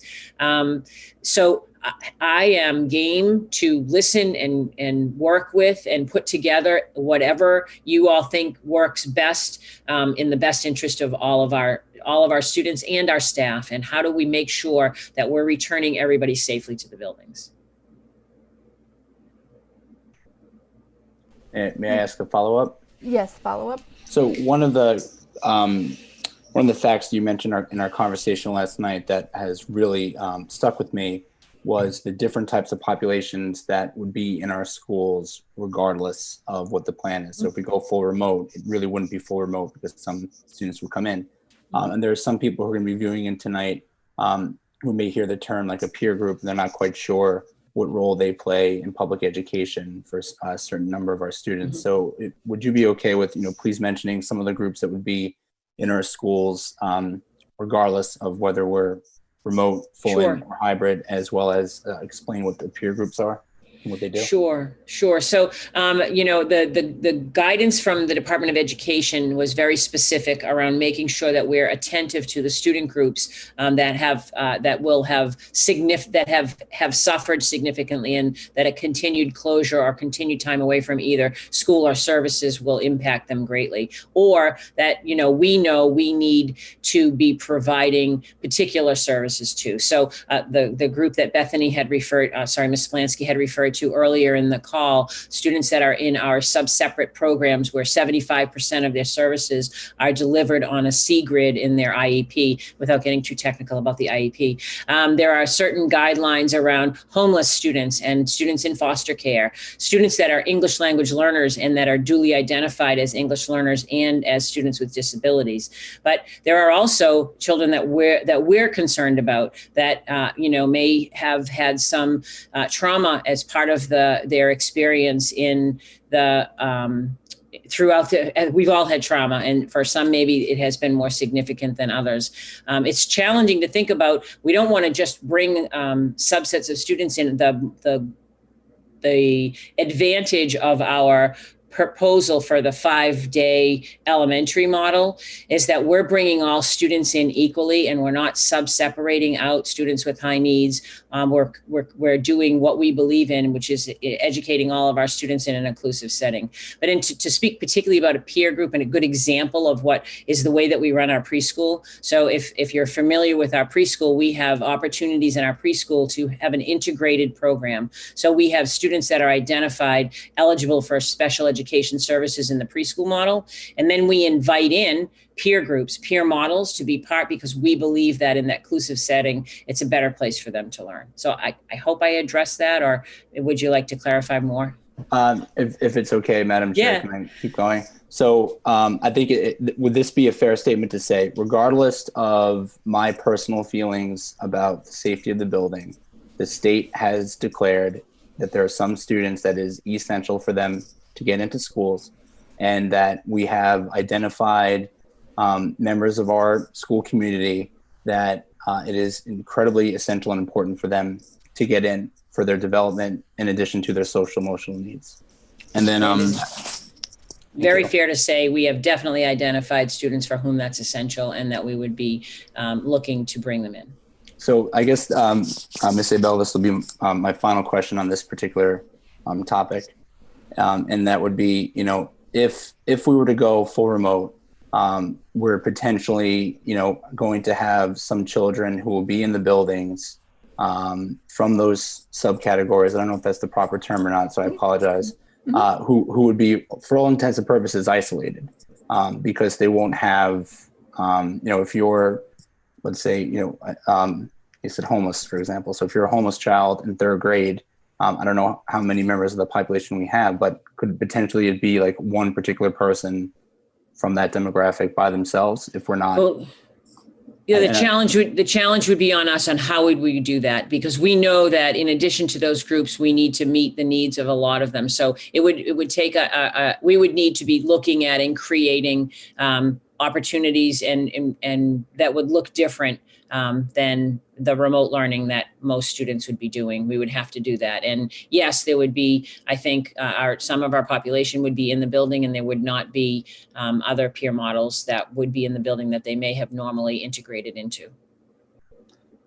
I really appreciate it. I think everyone, watching knows that this is an incredibly tough decision with multiple layers, but I think it's valuable to talk about what some of those layers are. So I really appreciate it. Thank you. Thank you. Thank you, Mr. Milady. Ms. Robinson, this is an opportunity if you have some more deeply probing questions. Okay, I just wanted to make sure, can I ask a question about testing? Okay, so today we, in our district reopening task force meeting, Teresa and Bill from the public health department, they seemed very concerned about the number of days quarantine moving from 14 days to 8. And the quote from Teresa was that DESE seems to be lessening numbers for their convenience. Fewer than 6 feet, the days for quarantine. I don't know if they're here to speak to that a little bit more, or if you can speak to that. So that's one question I have. Yeah, great. No, thank you. That's a great question. I want to be very, very clear with everyone who's watching and with all of you. We are working closely and in conjunction with the Board of Health. We have run all of our protocols by them when they ask us to strengthen. The one that you're citing in particular around the testing, the conversation that Teresa and I were having was that there are certain restrictions that the Board of Health has and puts on the community in general in Beverly, and she wanted to make sure that the schools were looking and adhering and in a similar way. And so we, that's why we have them on the task force, right? We believe that the data and the science is important to us, and we wouldn't invite our experts to join the conversation if we weren't willing to listen to what they had to say and how they had to say it. So we're very happy to have them as part of the conversation. And we in Beverly, that's why we have our own local plan, that there's not one general plan that comes from the state at this point. We're developing our own. And so our plan is in alignment with what our Board of Health says in Beverly, not what it does exceed in some levels, some of the recommendations from DESE, but we believe we want to be in line with what the community of Beverly is doing. And so that's where we stand with that. So that we had that opportunity to talk, and those, her edits and the contribution from the Board of Health was considered into the plan as we did it. Okay, so we're looking at 14 days quarantine for anybody. Okay. No, well, so remember that was around close contact, and there's more information coming out every day, but there's a very specific area that was. It was close contact of someone that has been. So what happens in general is if there's a positive case, the Board of Health reaches out to the close contacts and they advise them on their quarantining requirements. And so we're just keeping in line with what the city of Beverly is doing for all of anybody that's identified. So yes. Okay. All right. Just a few more looks at my science class notes here. Hold on. We've had a lot of science lately. One other question was, okay, the PCR test versus the rapid response test. Now, I guess my question is, are we going to be giving the same consistent test? Are we going to be expecting the same consistent test?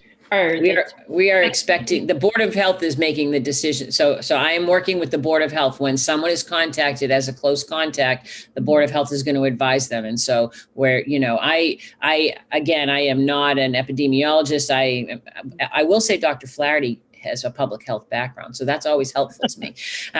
However, we are in line with the recommendations. So we have them on our task force because we believe they need to be an important part of our plan, and so they are. And thus, we wouldn't have them there if we weren't going to work with them. And will we have the tests available in our buildings, or No. will people be responsible, and who will pay for them? Who will pay for tests for? I would say that depending on the circumstance, it would be up to insurance. I don't have an answer for you on that, and I don't want to give the wrong answer. So I think I'd have to get back to you with more information on that. Thank you so much. Mm-hmm. Thank you, Ms. Robinson. Ms. Ferretti, this is an opportunity if you wanted to ask any deeper levels of questions or. I think I'm good right now. I've a lot of my colleagues have asked the questions that I had on my mind, and given the thoroughness of the presentations, thank you, Dr. Turocek, and thank you, Mr. Collins, as well. I think I'm good for now. Okay, Ms. Coelho, same question. Is there something else that you'd like to ask as a question during this round? I am good for right now. Thank you. Okay, Mayor Cahill, it's your turn. All set, thanks. All set. One thing for my own question, one thing that I've been hearing from the community is an interest to understand at this point what level of extracurriculars, the things that make some kids really want to be engaged with school, would be available, and in which models. Certainly some activities lend themselves to being able to be conducted remotely, and or there's restrictions on in-person. Mm-hmm. But I think it runs the gamut from musical instruction or after-school music, sports, clubs, DECA, a lot of the things that make Beverly so wonderful. Yeah. So I will say, I can, off the top, there is a specific set of guidance for, we call them classes or activities that require special considerations. That's what they were called. That would include our band, our chorus, our drama. And there is guidance as to how you can do it. We will, and I believe that we would give every effort that we can to make sure that we can incorporate as much of it in person as is safely possible. There are also a number of restrictions, so it certainly will look different than it looked before.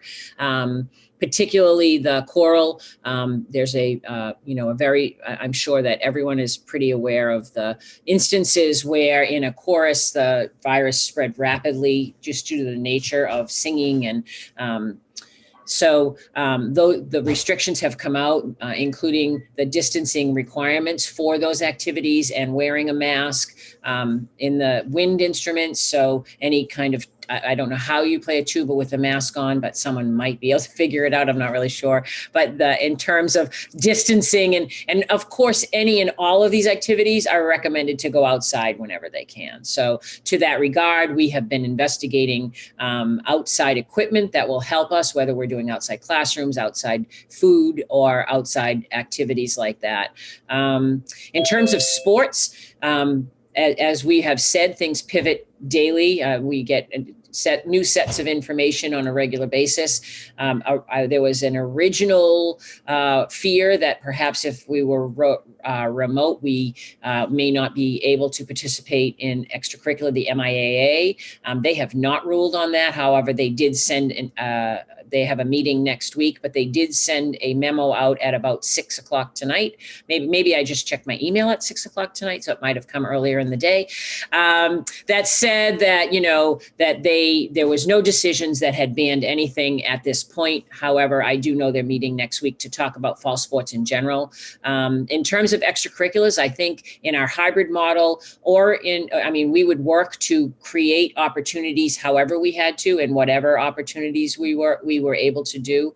And again, I know that in a virtual environment, it's not always the same, but I know that a number of our extracurriculars were able to be conducted through the spring, even in the closure virtually. We had some great concerts. We had some great musical, we had a drama play at the middle school. So I know that to the best that we can, we will continue to try to do that. I know our Beverly students we take the greatest pride in the number of extracurriculars that we offer and the number of students that participate in them. And it's a very, very important part of our climate and our culture. So it will continue to be at the forefront of the things that we're thinking about for our students. It makes me very happy. Thank you for the detailed answer. I'm wondering if that round of questions prompted more questions. I do see Ms. Ferretti's hand. Oh, okay. We'll take Ms. Ferretti, then Ms. Visnick. Thank you. You actually touched upon the athletics, and that was a question that I've been getting a lot.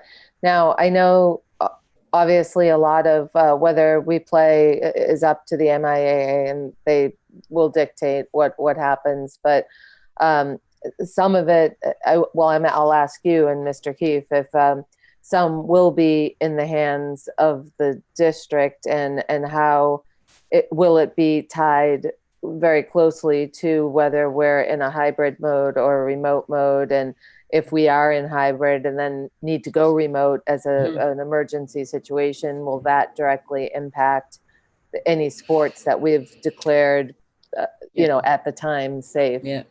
Great question. So the MIA has a COVID task force of their own. They have been working on really investigating what can and can't go. And I don't have any further information than the memo that I got today. I will say that I know that they've been working really hard trying to figure out what they can and can't do. And that I was told to anticipate some information on that towards the end of next week. So, and that could be delayed until the next week after that. But right now, maybe they're just trying to make us all happy that we'll hear it in the end of next week. But I know they're working on that right now. Okay, so you're saying the MIA really dictates? Well, the interscholastic sports, certainly, right. Certainly for interscholastic sports, yes. I guess I don't want to, again, maybe I could say the same thing I said. I'm sure I can find more information about, I don't want to be the authority, but it's my general understanding that it starts at the MIAA level because they organize those interscholastics, and then it would come from, they would also look to DESE for guidance. And then I think participation at the local level, you could probably choose not to, but you would want to, it would be whether you were in, whether it was existing or not. So it sounds like it's kind of still in motion, and like everything else. Thank you. So Ms. Visnick, I'm also noticing Mayor Cahill's hand. Do you want to add? Oh, he's not that direction. He's below you on my screen. Mayor Cahill, why don't you go first? Thanks, because I just want to add to this point. The Executive Office of Environmental Affairs, which is tasked with dealing with outdoor recreation, put out some guidance about a week ago, and in our current phase in Massachusetts, they've designated what outdoor activities can go on generally. And so at present, there is depending on how a given sport is classified, some of the sports are already approved for scrimmages and games. So if the MIAA were to say no high school sports this fall, but Environmental Affairs, on behalf of the governor's office, has already said youth sports are good, we'll have some inconsistencies that won't make any sense. So my hope is that the MIA will find their way to, being consistent with the EA and vice versa. If I may, I think some of the considerations also involve the regionalization. So, if we're going to play, so if we may have a good number in our particular area, but by number, the data says we're doing really well and we're able to kind of maintain all that. But, sort of this commingling of different parts of the state, I don't know if that has something to do with it. But as I said, more will be coming, and I'll be sure to bring it forward to the committee as soon as I know. Thank you. Ms. Visnick, did you have a different question or additional? Yes, I did. I wish to ask a very specific question about the hybrid high school schedule that you put up, and maybe it would be helpful to put that schedule back on the screen, Dr. Turacek, if possible, but maybe not. I have it here at home and I'm looking at it and I'm wondering, I see on some of those other schedules where there is like team meeting time, right? Time for coordination across the different teachers, as well as, this idea of asynchronous instruction and or, some time that you could say is maybe a little more flexible than other time in terms of our teachers being able to work with their students or with their families. And I'm not seeing that kind of team meeting time.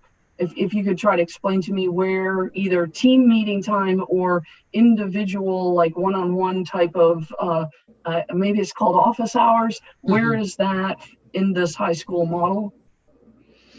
So I believe, well, first of all, the schedule, the way that it's set up, I believe it's a 12:30 release. So the students are released at 12:30, and I think defer. I'm not really sure, but I believe that the planning and the team time would be built in addition to, as teachers go through their schedule, the day-long schedule is scheduled for 4 blocks, and they only would have either 3 or 2, depending on whether it was a Pride or a Panther Day. So there would be some free blocks during the day, during their time, as well as depending in the afternoon, whether they were scheduled to be doing one of the, and I believe that much like we talked about with 7th and 8th grade, not every core teacher is going to be in contact at every point in time. So that's built into the afternoon part of the day. So students are dismissed at 12:30.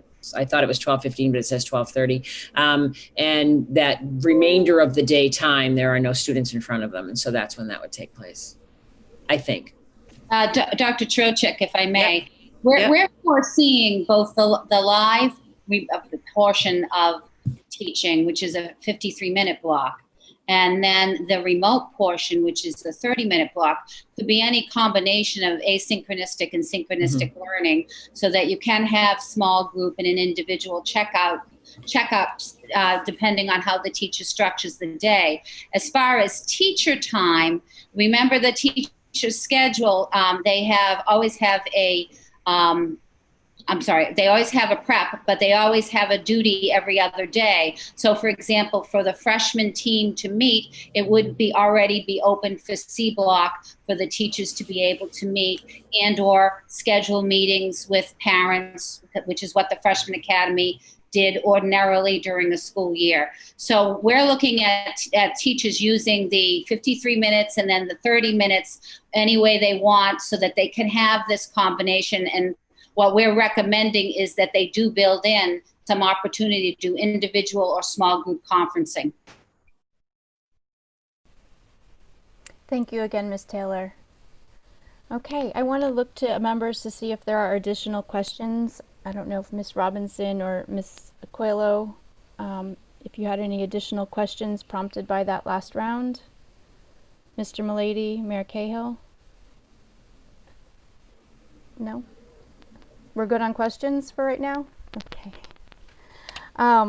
So I recognize that each of us probably has a few thoughts to share with each other. If it's amenable, I'd like to stick with this reverse alphabetical order, allowing each person to have an opportunity to address the body uninterrupted. And Ms. Visnick, did you wish to speak to the body? Yes, please. I think to the body of both our body and the people who are watching at home, I have an enumerated list. So first, a huge thank you to everyone who wrote or called. Right, I'm the whole hashtag join the conversation kind of person, and I'll say that kind of bit me in the butt this time around. So apologies. There are people to whom I was unable to respond. I simply could not keep up. It was my goal to send an acknowledgement email or phone call to everybody. I did read every email, but I was not able to respond. So an apology there. A huge shout out to those people who wrote with words of encouragement and or offered grace for the thoughts and opinions of others. And that was not always the case. So I was reminded quite rudely that I am not, in fact, an epidemiologist, Dr. Trocheck, just like you're not one either. And so, certainly nice emails or reasonable emails were appreciated tremendously, especially in contrast to some of the other emails. I wish to say that I continue to stand firm. I will not waver from what I said last week. And so I asked some similar questions this week around the fact of the air quality and how our teachers feel about that, how our staff. I keep saying teachers, and that's rude too, because not everybody in the building is a teacher, so I apologize for that. How our staff feels about being in the buildings, because I will not vote to put someone into a building to quote unquote force their hand or force them into a building if they don't want to be there. Now, we did receive a decent number of communications from educators who want to be back in the building. So what I'll say is that I worked very hard over the last week to quote unquote move myself to a place of understanding for opinions from people who want to be back in the building, as opposed to the people who don't want to be back in the building.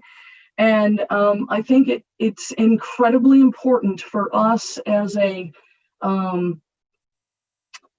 group to model, goodness gracious, to model giving each other grace and agreeing that what works for me might not work for you, and that our community really needs to do that because it has gotten quite nasty, quote unquote, out there. And so I really want to call attention to that and then try to calm that down a little bit by just saying, I, for one, have worked very hard over the last week to read every single email, take every single call, and truly chew on them. We are a community, and regardless of how we vote this evening, my next door neighbor is still going to be my next door neighbor, and I still have to, see them and wave to them. And some of our next door neighbors are, in fact, our school staff, and I don't think that, we shouldn't be vilifying people. I certainly would have loved if someone getting paid much more than I do in a much higher level of government had made these decisions.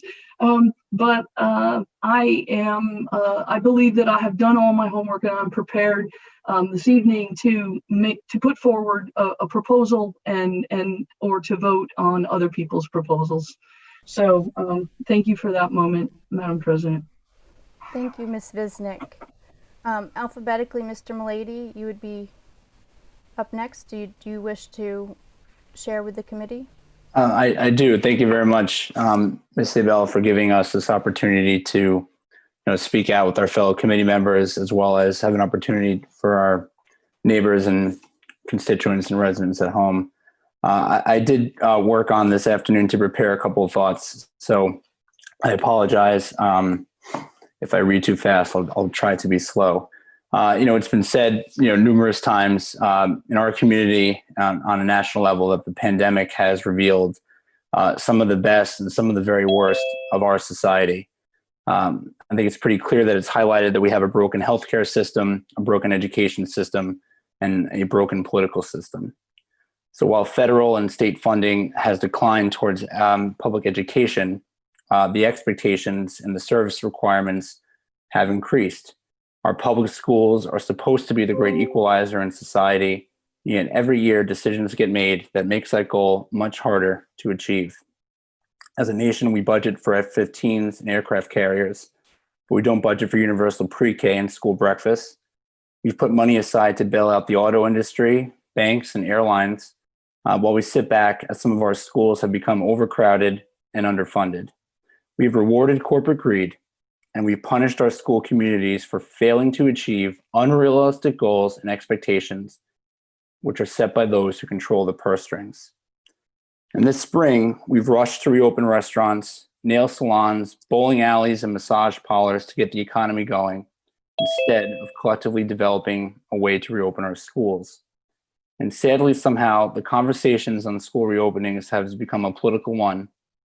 In some cases, it's unfairly become a referendum on a person's parenting decisions.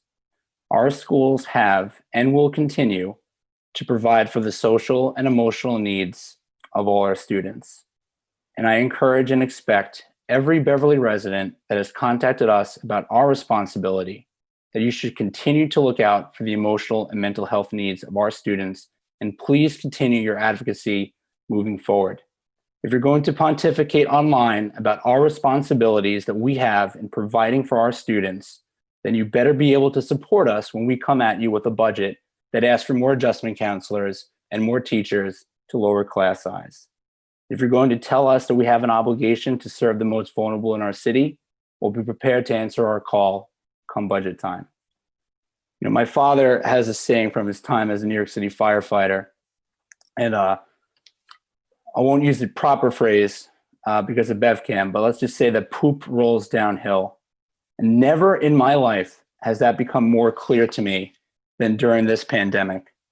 At the top of the hill, we have Dolores Umbridge herself, the head of the Department of Education, Betsy DeVos. The Department of Education could have set metrics for reopening by working with the CDC, the Department of Health and Human Services, shown some actual cooperation, and came up with something that could have the opportunity for us to reopen our schools safely. Instead, what the Department of Education did is they decided to divide up much needed federal funds with public schools, with private schools in their district, depriving public schools of much needed funding.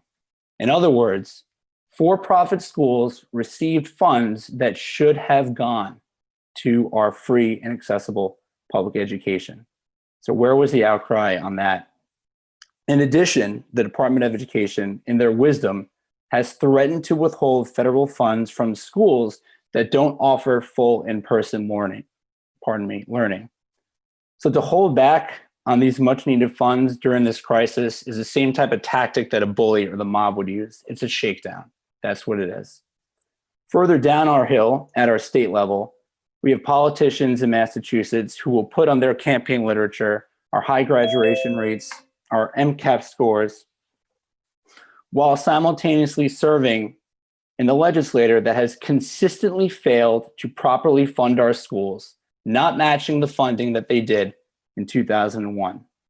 Well, what I would say to them is that you can't run on the success or the hard work of our students, teachers, and staff if you're going to only contribute to a system of an endless list of unfunded state mandates and limiting our school funds. You cannot have it both ways.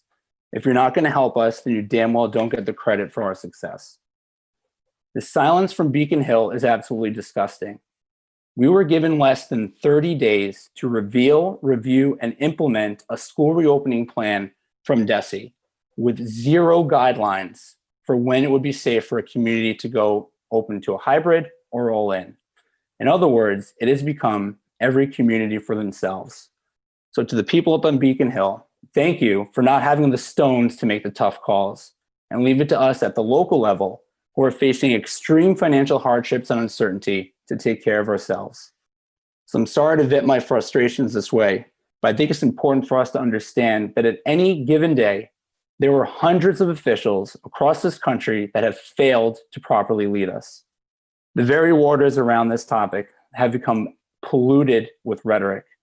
It's causing divisions in our neighborhoods, in our city, our state, and our nation. We have groups vilifying teachers for speaking up for their safety, while simultaneously having groups that are bashing administrators to try to provide an education for our kids.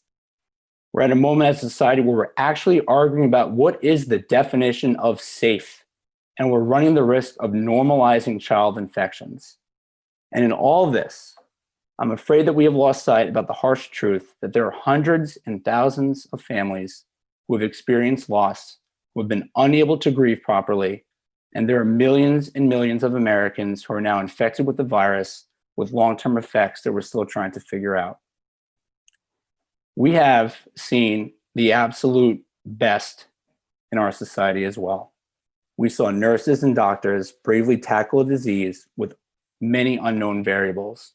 Faced with limited PPE, these men and women, including my mom, my wife's cousin Dave McDonald, and my wife's aunt Diane McDonald, have worked 12-hour shifts and put themselves in harm's way to save the lives of strangers. Men and women across this nation have now risked their own lives and health and safety so we can do basic things that we would take for granted a couple of months ago. Food shopping, taking our pets to the vet, childcare, and also going to physical therapy. And our schools still fed the hungry, and our volunteers still helped clothe the naked. And we made masks for each other. We reached out to long-lost friends and family. We found ways to help educate our children. And as a society, we found a way to pivot. We pivoted how we work to accommodate the needs of our family. We pivoted how we conduct our businesses to stay afloat. I'm thinking particularly about our friends, Ben and Matt. We pivoted about our own needs to help out our marriages and relationships. We pivoted how we teach to try and meet the needs of our kids. We worked with shifts with our families. We were Zoom bombed by our own kids with questions about Gigi. And most importantly, we made the ultimate sacrifice in some cases of resisting our basic urge to see our loved ones and be with our family. And we are not perfect. At times we lost our tempers, we argued, maybe we had one too many quarantine cocktails, but we tried our best. We took care of each other because that's what we do. We are at our best when we care for each other. I'm the son of a New York City firefighter and a stubborn Italian-American New York nurse. You do not need to remind me of the everyday heroics of ordinary people. And I am so glad that others have had that ability to recognize the courageous work and services for our frontline employees. We are dealing with collective and national trauma. And I think we're at this phase of the trauma where we seem to be the furthest apart. But what we have in common is much, much stronger than what is setting us apart. This morning and last night, I had a series of phone calls, and I want to thank Anne, Laura, Lauren, Iris, Declan, Dan, and Julie, and my wife, Liz, for helping me get to the mindset where I am tonight, where I can make a decision. We all agree and know that safety is essential. We all agree the impacts of this disease on our children are relatively unknown, because as a society, we did our job in protecting our kids. And we all agree that there are kids who need to be in school. Whatever plan we approve tonight, we're going to leave some people angry.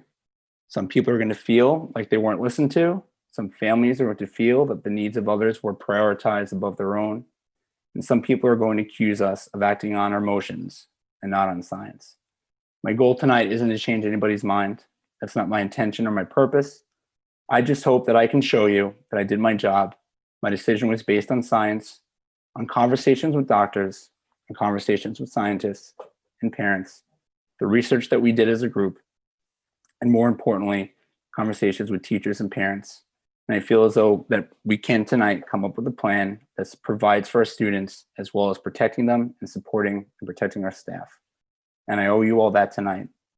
I don't seek to judge the parenting decisions of my friends and neighbors, so I ask that you do not judge mine or other people in our community. There is no other school committee in the history of our city that has faced a decision of this magnitude. There is no other generation of parents in modern history that has been faced with the challenges that we've been facing. There's no other generation of teachers who have done the unthinkable and the remarkable. We are in uncharted waters, and we need each other more than ever before. So I'm asking you to think about tonight and moving forward into the unknown, to quote one of my educational heroes, Ms. Gabrielle Montevecchi, and the teachers at Hannah Elementary, that we're going to be kind, we're going to be responsible, and we're going to be the best that we can be, because the choice is ours. Our kids are watching us. Thank you.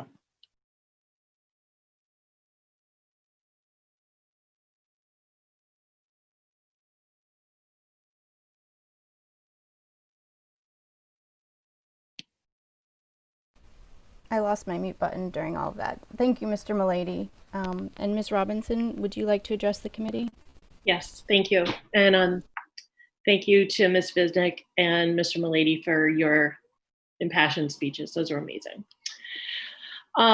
So I also needed to jot down my thoughts and to prepare. So if there's one thing that I've learned over the course of the past 6 months is that every voice in this city deserves to be listened to, acknowledged, and respected.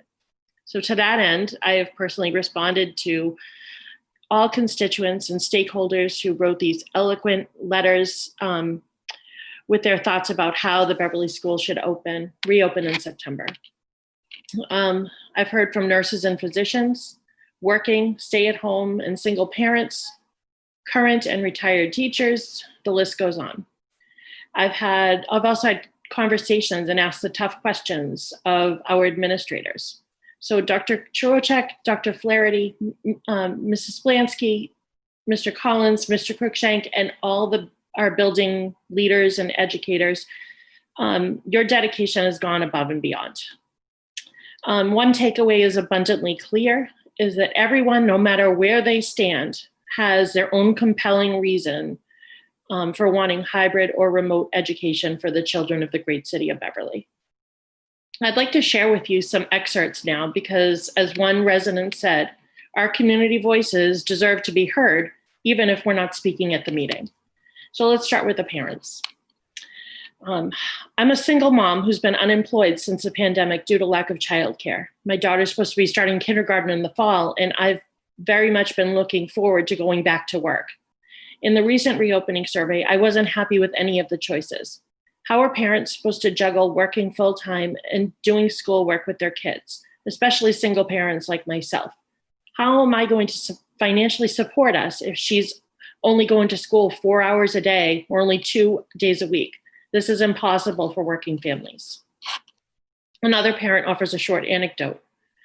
My kids caught a small cold this summer, little cough and a runny nose. I was honest with their camp, and as a result, needed to keep them home for 14 days. The cold passed in 3. I wonder how this scenario plays out for schools. Will there be daily health status questions, temperature checks? Will any symptom require kids to stay home for 14 days? If so, what will those children do for learning during that time? Will parents honestly report kids' symptoms? This is New England, and basically everyone who has a cold at some point. Do we just push through and just hope that there really are just colds? I don't see how this works without serious disruptions to learning. We need to acknowledge that that is not the role of schools to address some of the concerns that and needs that parents have. The need for childcare is very real and a source of anxiety for many families, including my own. And I hope that as a community, we can think of ways to help with that need. But I don't believe that is the mandate of schools. We're asking too much of schools and teachers, and I don't think it's feasible to safely and successfully pull off in-person learning this year. And now from a medical professional in the community. What I see in the current data is an upward trend in the metrics used to follow this infection. Although our weighted average of positive tests has only minimally increased and is lower than many other states, it has shown a very slight increase. We are also testing many more people, so our absolute number of new cases per day has increased in the past week, going from around 200 or so per day to 300 or 400 per day of new cases. It should take 3 to 4 weeks to see an impact in the number of cases from a change in status, with a longer lag for increases in hospitalizations and deaths. Because of this, I'm concerned about our trajectory as a state. This increase is what concerns me about setting forth an in-person opening for September. I do not think parents should be asked to consider a school option until details of the plan that focus around safety and distance learning are set forth. This will be a full year of COVID-centered education in our schools. There will be no normal. There are no guarantees that any plan will work or that we won't have to switch strategies during the school year. We need to take the time to plan first, then act. And here's what I'm hearing from teachers. We can do better with remote learning this school year with the time we've had to prepare and the experience we've gained. That's what teachers do. We figure things out, we innovate. We do it because we want what's best for our kids. And another different opinion, my personal choice would be to vote for the hybrid option. Parents still have the option to not send their children to in-person school.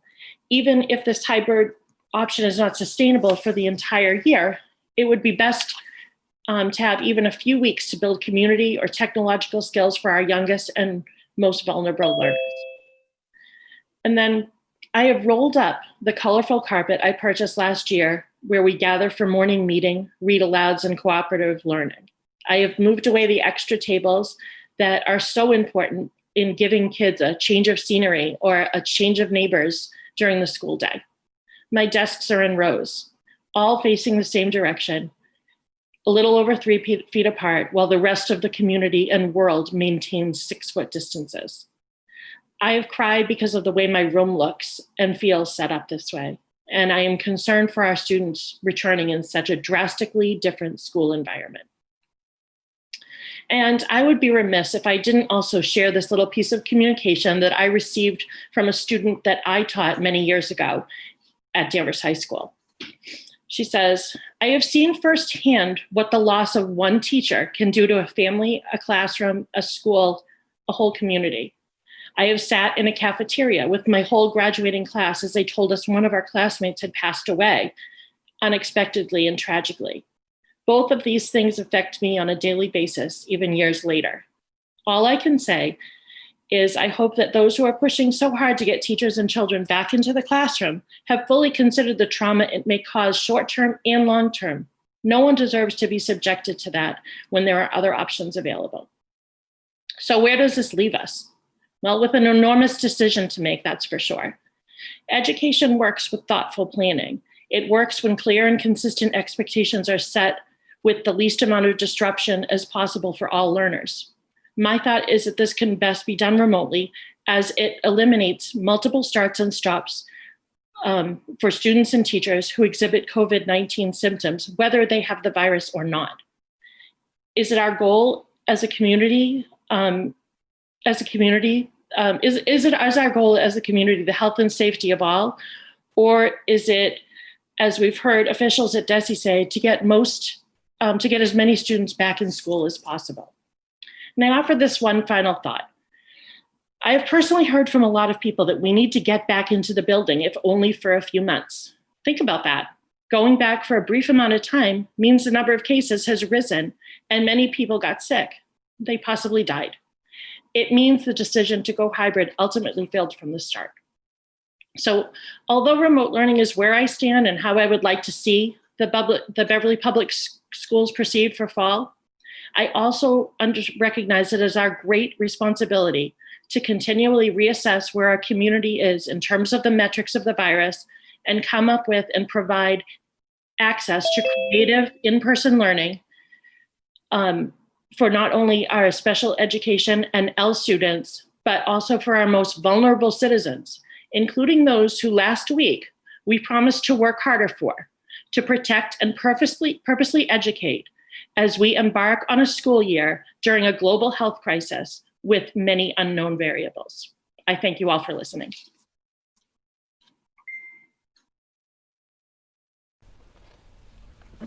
Thank you, Ms. Robinson. I have enabled the waiting room. I apologize that we had a interruption. Next, Ms. Ferretti, did you want to address the body? I do, thank you. I first want to say I not going in the beginning after my colleagues have given such passionate speeches. It puts me in a much more emotional and an unsteady place that I anticipated being. But I have, like the rest of you, taken some time to just jot down some notes. So please bear with me as I just glance down. I want to make sure I clearly communicate my reflections, and I've woven some feedback I've been receiving also into this. So I need to begin just by saying that this has by far been the most difficult process I've ever had to sift through. It's been intense, and that's not even a word that begins to describe how difficult this is. I just want to bring up that I think everyone as parents, we all know how daunting it is to make huge decisions for our own kids. And you never know if you make the right decision, but we do it. We do it from day to day, and we live with those decisions. This seven-person committee is charged with making an incredibly large decision for all of your children. And that is just beyond daunting. It's something I never thought I would be sitting here doing. And so please understand that this is not something that I took on lightly, and I'm guessing none of my colleagues here have taken this lightly. I've come to really live the saying, I've lost sleep over this. I've gotten a total of maybe 2 hours a night. I find myself responding to your messages at 4 a.m. and just having to put things down. So I just want to get back to my notes here. This is what I was afraid I would do. I would get caught up in emotions and go sideways. So I just want to say too that I received, like all of us, hundreds and hundreds of communications via email, text, walking on the street. And I am absolutely blown away by the passion this community has for the well-being of all our children, and all the educators and the administrators who have dedicated their careers to show up every day and give our kids the best education possible.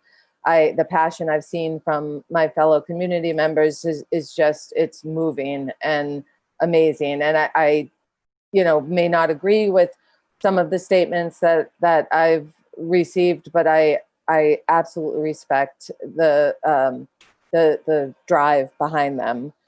And I just want to give a quick shout out and say, for all of you who did reach out to me, I read every single one of your messages, texts, and I gave them thoughtful consideration.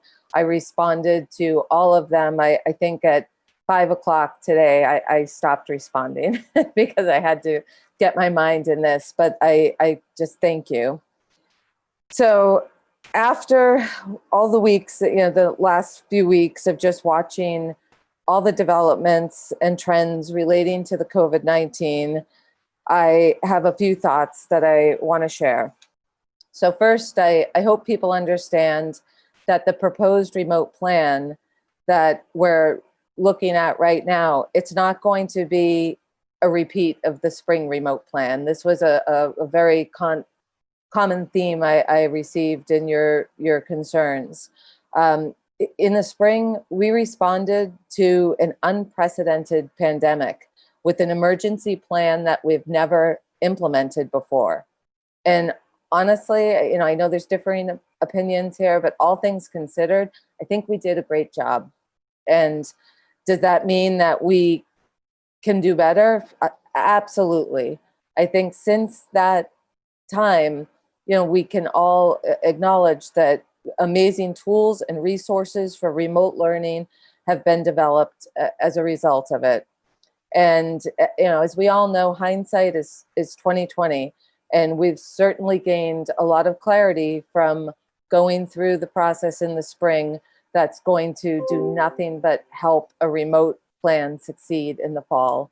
And as I said, it's going to look a lot different. I know it will, and I'm going to tip my hat to Dr. Chirochek now as she takes a sip of water right at the time that I'm talking to her. But I just want to say, Dr. Chirochek, you are an incredibly smart, passionate, driven, and competitive leader. And I really have no doubt that if a remote plan is what we implement for the beginning of this academic year, it's going to be not only different than the spring, but it's going to be wildly successful, because that's just who you are. You don't do anything halfway or without passion. And, we're lucky to have you in this role. So that you are absolutely part of why I'm feeling, leaning towards the remote, because I know you can do it. I know you have an amazing team that you have working for you, and I have all the faith. I have 4 children that are spread out throughout the system, and I can't say enough about the team that you have and how the district is run and how things are addressed. So thank you for that. And then next, I just want to share my thoughts on surveys, because that was another piece that came up a lot. I think some constituents were concerned that they looked at survey results and felt that the numbers that they glanced at said 70% of people want a hybrid. I just want to quickly say, I'm not a mathematician. I'm not going to tease out the whole survey right here because I know it's a long meeting, but what the survey results served, most surveys, you're lucky to get 30%. We were lucky to get almost half of surveys back that represented about half of our student body. Within that, we encouraged families like me who have 4 children to submit 4 surveys. So in looking at both, this survey only represented about half, and then probably less than that because families did submit multiple ones, as they should have. The numbers just look a lot different. You're slicing percentages of percentages, and so when we see 70%, that's not really a fair representation of everyone. And I certainly saw that in all the communications. They really were on both sides very strongly. And that's not to say too that survey was not taken very seriously. It certainly was, for me at least, a part of the big puzzle that I use to just take in the data and try to hear what you're all saying. So thank you for those who did take the time to complete the survey. And so I'm in the home stretch now, so it's not too much longer, but I just want to say there's so much data to support a go at our hybrid model with an in-person instruction, but it's, for me, the utter lack of data to ensure the safety of the children and the staff that stops me in my tracks. There's a saying that comes to mind as I tease out all the data and think about which direction is the best direction, and it's in for a penny, in for a pound, and basically to me it means hybrid. I know it's kind of dipping our toe into an in-person remote, but the reality is once we start bringing kids into the schools, bringing teachers in, it's to me, there's no difference between all in or hybrid. I think that the rapid, the spread is obviously affected a percentage, but we're still looking at a significant risk. So there's another point I wanted to bring up, just being, as I mentioned, a mom of 4. Kids are amazing. My kids are amazing. They're kids. They're frustrating. They're everything you would expect kids to be.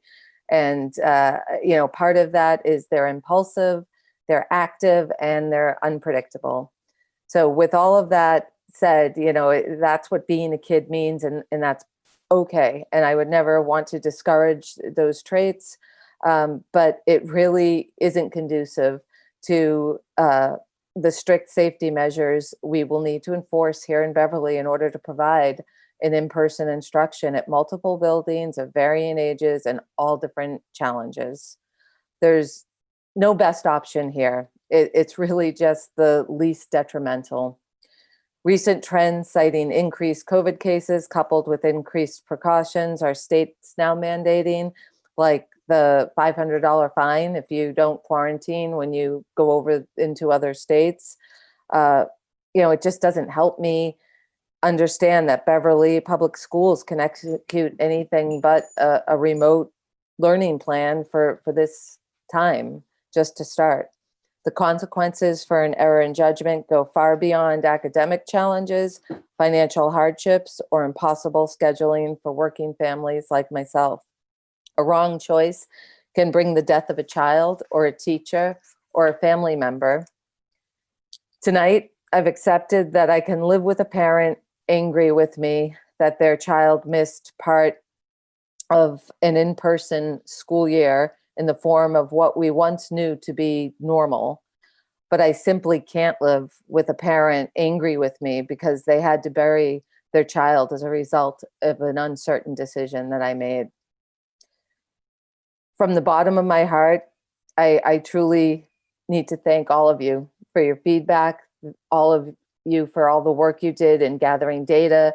And I have honestly poured myself into this. 110%. And I want people to understand that if we do choose a remote start, this is not a forever thing. It's a for now thing. And we all want the same thing for our kids, no matter what you're thinking, whether you want hybrid, remote. The bottom line is we all want our kids to be safe. And this decision falls on our shoulders. And for me, the only safe option truly is to just not rush into in-person instruction at this time. And I know I'm going to have some angry people, some happy people, but unfortunately, that's why we get paid the big bucks here on the school committee. But honestly, I thank you. And I'm going to start crying if I don't stop talking. Thank you, Ms. Ferretti. Ms. Coelho, do you have some remarks? Yes, Madam President, thank you. First, I'd like to say bravo, John Malady. That was an outstanding speech you made. I want to say thank you to everyone who reached out. I read all of the emails. I received and took all of the calls, some from teachers, some from parents, and some from Beverly High School students themselves. Teachers that want to go back with a hybrid option and those that want remote. I've taken time to speak to some parents in my ward and some from other wards as well.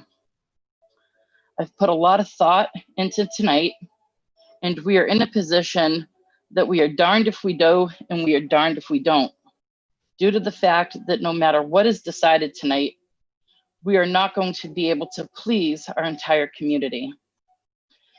I feel that I've tried my best and I did my best that I could do for my people, as did my fellow committee members. I want to say thank you to Dr. Chirocek for all your hard work as well. And whatever is decided tonight, we just need to go forward as a team and stand strong. And that's it. Thank you. Thank you, Ms. Coelho. Mayor Cahill? Yes, thank you, Madam President. So I want to thank my colleagues on the school committee and everybody who's reached out. Like you all, I've read everything that's come my way through the various media, and much of what I've read more than once. You know, this is a time that is really humbling, because you know, we're all trying to carry this weight together and sort through this. The 7 of us who are going to take a vote in a little bit, but you know, beyond that, as a community, everybody's been grappling and working through this. And you know, here we are as local elected officials, and so we're all doing our best. And I have to say, I really appreciate the thinking that I'm hearing, the heartfelt, good faith effort to do our best, because you know, that's why we ran for office. Where you know, we are a representative democracy, and the people who put us in this position have expressed their confidence and faith in us that we'll do our very best. Right? We're all fallible. We're you know, we're all regular people, and we're just trying to do our best. So I just want to thank everybody for the work that's gone into this.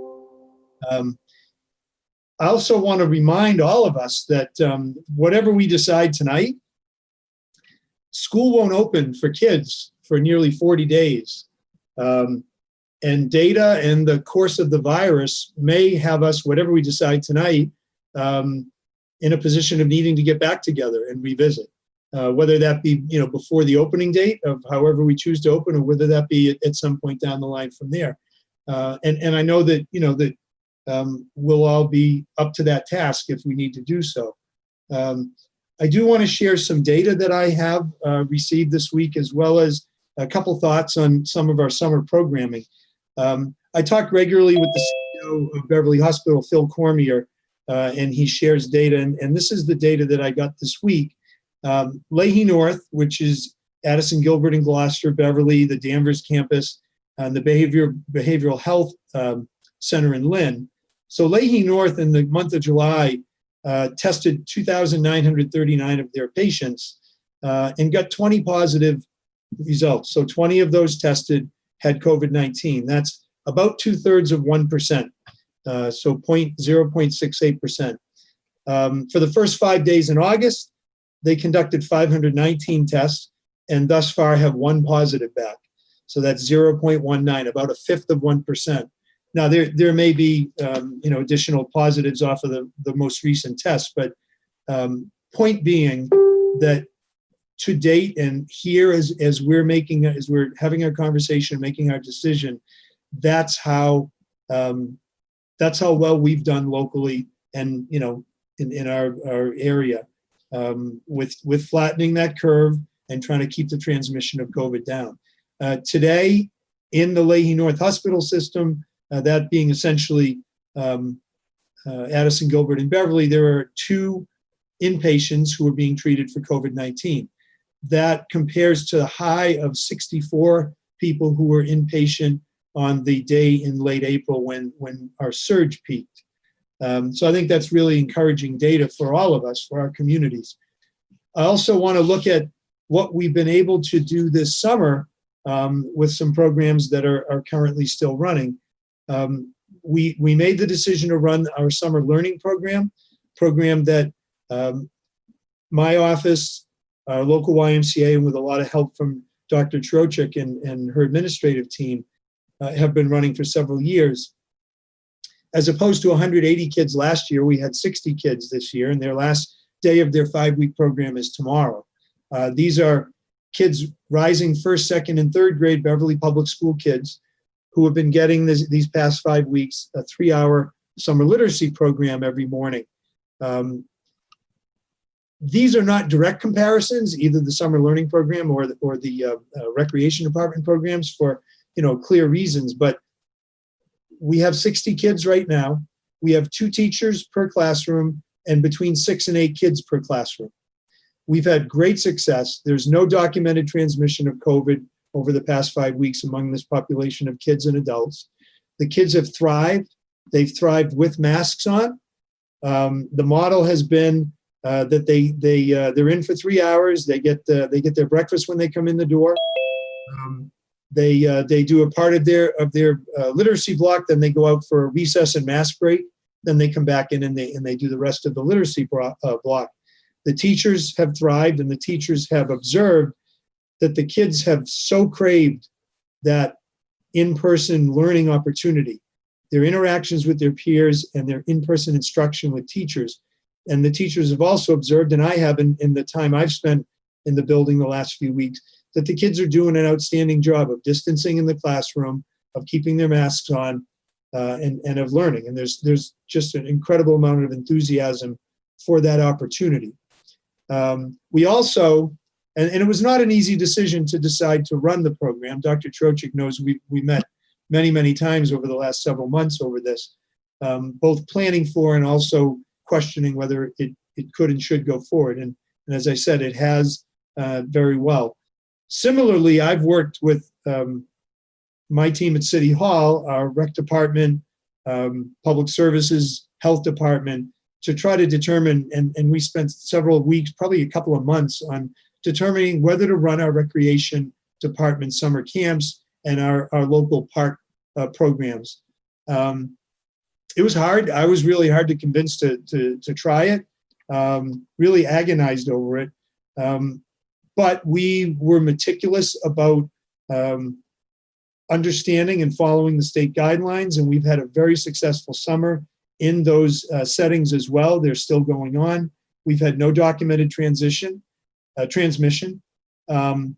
We've had campers at the elementary school age. These are all Beverly kids. Elementary school campers, middle school counselors in training, high school and college age counselors, and they've all thrived. And they've all done incredibly well with hand sanitizing, with keeping their masks on, with following direction, with following the guidance. As I said, these are not direct comparisons, but they're encouraging to me.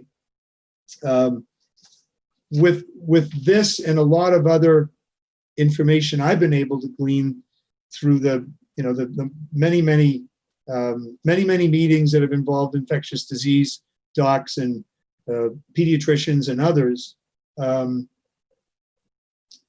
a lot of soul searching and a lot of collaborating with leaders throughout the region on a number of issues. I am prepared tonight to support the hybrid model at all levels, that being 2 days in, 3 days remote, for all of our students starting day one.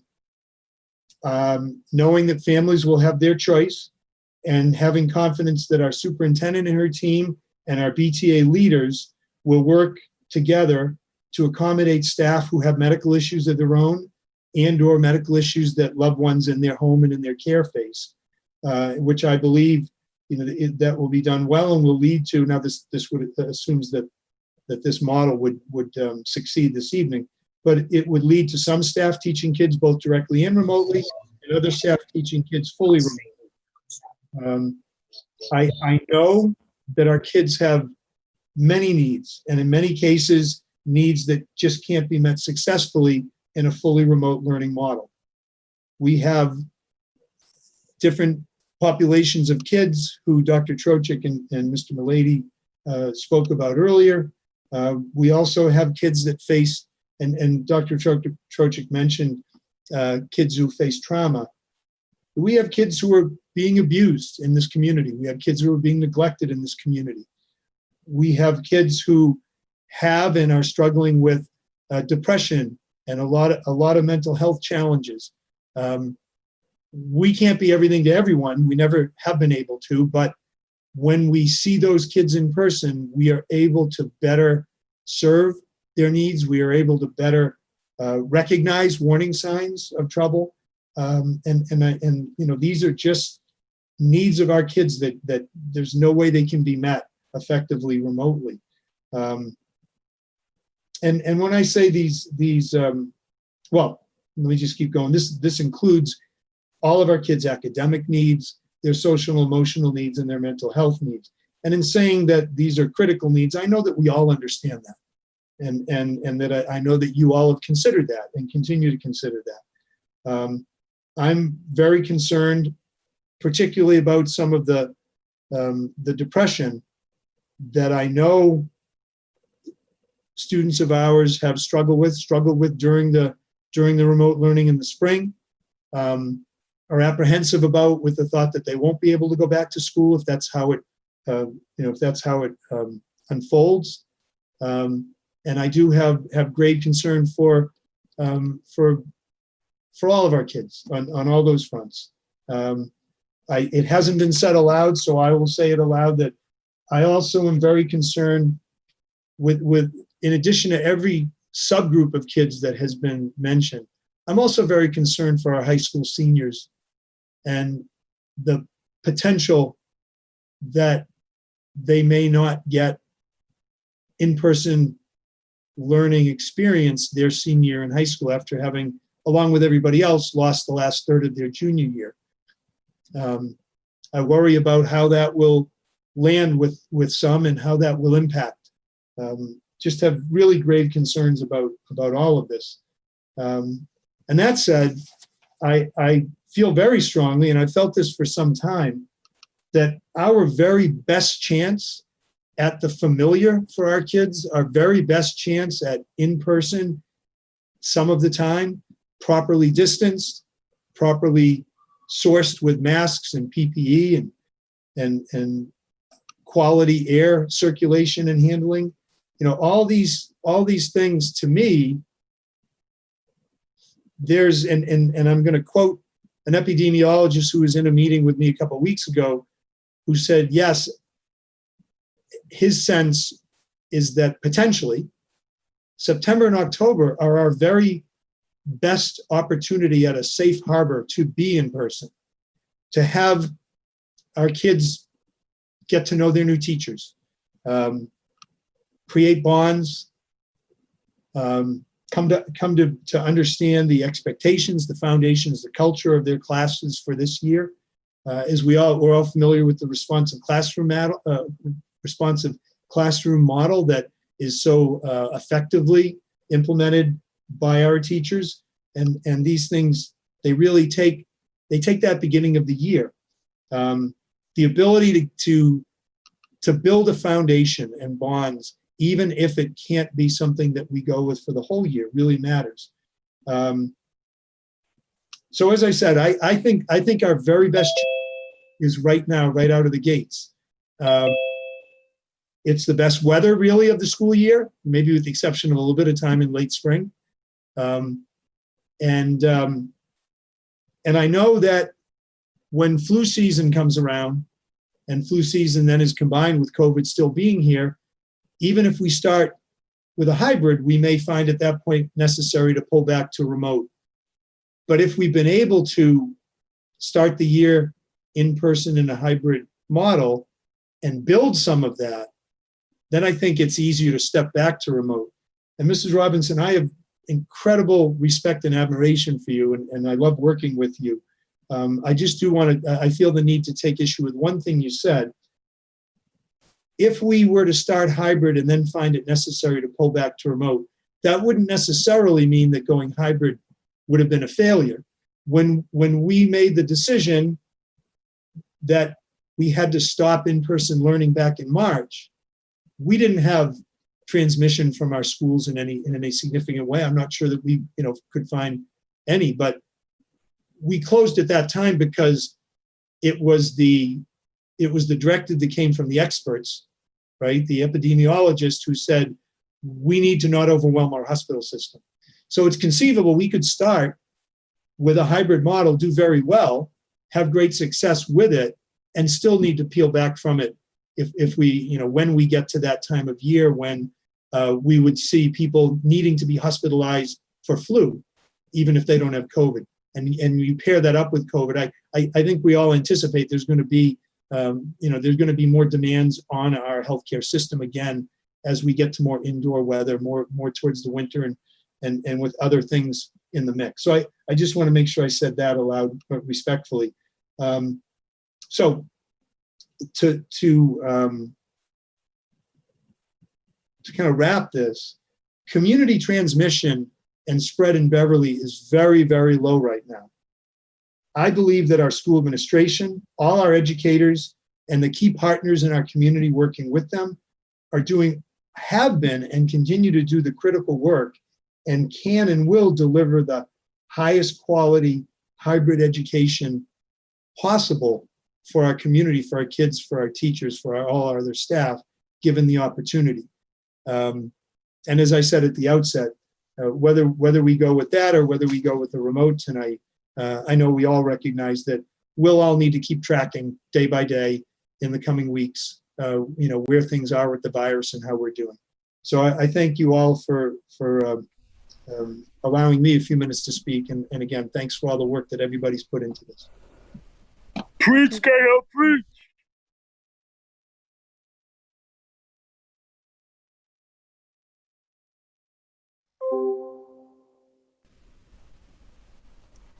Well, that's the problem with public meetings that are open to the public. So I apologize again for that. Thank you, Mayor Cahill. And I now calling myself. And while my point of view... Madam President, I'm sorry to interrupt. I think you should turn off your video because your voice is very much still cracking up. Okay. Thanks. Is this better? Thumbs up? So far. Okay. So while my point of view carries no more weight than any member of this elected body, and while I have the utmost respect for the differing points of view and personal experiences, after our meeting last week, I felt it was needed that I share with this committee some of my personal rationale for wanting us to adopt the hybrid model, even if it can only be for certain grades or in a phased approach, and with the ever-present eye on current conditions. I should first thank all of the community members who have shared their perspective with me. Similarly, I was challenged to keep up but read every single message, and they have challenged me and informed my decision. Massachusetts, and Beverly in particular, has respected the science. We clearly had the virus in our Commonwealth and in our community before it was identified as a threat, which required swift action and restrictions. But we are now experiencing lower positivity rates, as Cahill reported. And we have a reality right now that's more like the smaller nations across the globe who are returning to work in person and into in-person learning. Community transmission in our city is low, even with a recent uptick in Massachusetts. And I don't think we should ignore that point. I would like to highlight that we are not in the same situation as other states or even other cities in our state. There is not one blanket solution for DESC or the governor to dictate to us, which is why the decision currently rests with us. And while some say a return to in-person is a politically motivated call, people who know me understand I am in no way aligned to a motive other than what I feel is best for students. The long-term nature of this pandemic, coupled with the rippling effects of injustice and our collective need for social emotional well-being, compel me to say that Beverly should adopt the hybrid option to the greatest extent possible based on today's data. We, the school committee, need to decide how to start the year right for Beverly. Our leaders have shown us a viable plan for a safe return, given the building and spaces we have available, and they've indicated a recommendation. It is fortuitous that our 5th graders moved up creating breathing room at our elementary schools. All of our schools have the luxury of grounds that in good weather can expand the envelope of our buildings and offer our community workable and safe solutions. What I am not saying is that we will not revisit this decision. In fact, my ideal position would be for us to decide tonight what conditions will trigger our revisit. While we are submitting our ideal plan, we retain the power to revisit it. I think I echo Mayor Cahill's sentiment in that regard. Our decision should be tied to the current public health and safety benchmarks, as the Novine letter our Teachers Association signed states. I am not suggesting anything less than a safe and responsible approach is appropriate. Virtual learning is certainly effective for some students, and it is actually a majority component of both our middle and high school hybrid options. But for our littles, as I like to call them, the value of having a safe space and another safe adult is critically important, and the peer interaction, even if it is masked and distanced, is a critical component of the whole student. Unlike our spring emergency closure, our students will not have met their teachers or their teams. They will not have established that beginning of trust that comes with meeting new people, and which is part of the fabric of being in society and community.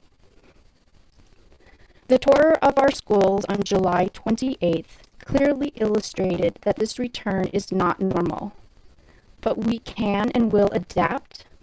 Rigid flexibility is the name of 2020. And it is because I respect and trust our Beverly educators that I can say confidently that Beverly's commitment to the procedures and the protocols can be a model to other districts and ourselves. It can only work to further enhance the cooperation we've already seen in our community to combat the virus. And it can be an answer for figuring out how we live with Corona.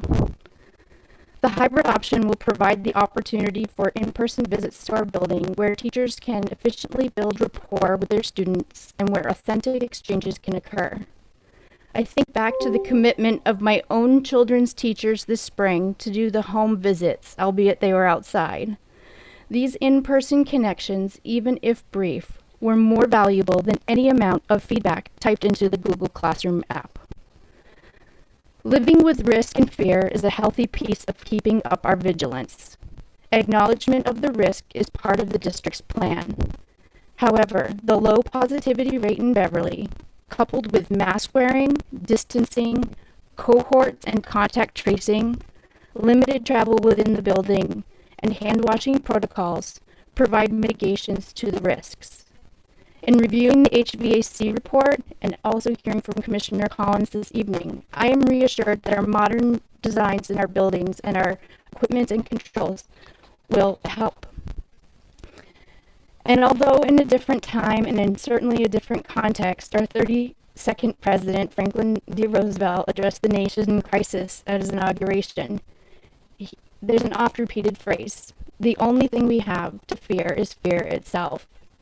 And for me, I'm trying to address my fears for students who are not afforded an opportunity to begin with some semblance of a return to school buildings and in-person engagement. Options exist for families who wish to opt out of in-person. And for teachers and staff too, there are options for accommodations, reassignments, or leaves of absence. Despite some feedback we've received, our decision tonight is not forcing anyone into a dire situation. Unless we remove options, there's room for everyone's perspective. So let me explain my reluctance to say remote only. It is based on the recognition that each Beverly family is unique. They are differently composed, whether it is a single caregiver, an extended family, or even a co-living situation. And they are differently able to access content, possibly differently resourced in their ability to access the content and connect reliably, or differently able to supplement or extend beyond remote options. There is no one-size-fits-all answer to this, and there's certainly no perfect solution. By not allowing those for whom a return to some form of in-person is not just a want but a need, I am afraid we're perpetuating a story of not seeing, not hearing, not understanding. Human connections are more powerful than the fastest broadband, and they are more meaningful than the slickest user interface. We are not going to high-tech our way out of this situation. It's a dual crisis of the coronavirus and systemic marginalization of some of our neighbors.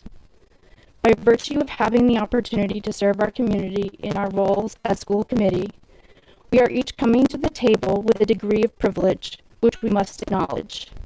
We each have our own device with which we are connecting tonight to this platform. We each understand and value education and its importance in the greater good of our social contract. And we are not here by accident, but rather through an intentional series of events. So our decision tonight is what is best for our community as a whole. Individual families and educators will have their own decisions about whether or not they agree to join us. The benefits from some in-person time address student needs for structure, rigor, resources, and equity. The all-virtual model disproportionately affects our high needs and economically disadvantaged students, as well as students who don't necessarily fall into one of our data categories, but face adversities in these times. Here I mean the children who are struggling to manage anxiety and other forms of mental health and emotional challenges. Some in-person opportunity will afford some students a break from their harsh realities at home, or a much-needed opportunity to be seen and heard, or help identify those who need more support. Our district leadership, working with the task force and the building-based teams, as well as our Department of Public Health and Department of Public Works, have worked hard to create a workable, safe option and have alleviated many of my concerns for our return to buildings. The administration is trying hard to communicate with staff about the availability of accommodations and is working hard to make sure there's options that fit everyone. We as a committee should preserve these options. I appreciate having had the opportunity to share my rationale with you and express how my fears are originating from a different place. And I hope that you will consider how we'll be able to decide when the right time to school may be, what metrics, what data points, whose voice is most important, and because my perspective will remain what is best for students.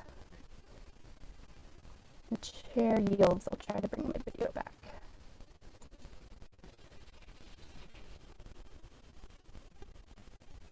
Madam President. Yes, Ms. Visnick. I would like to try to make a proposal that is for lack of a better word, that is a compromise, that is driven by science, led by science, at the same time honors our educators as well as our administrators, as well as our health professionals. It's basically to take the recommendations from Dr. Chirocek. So for instance, a hybrid model for our elementary schools, and phase them in. In every other part of our society, we have tried to open in a phased approach.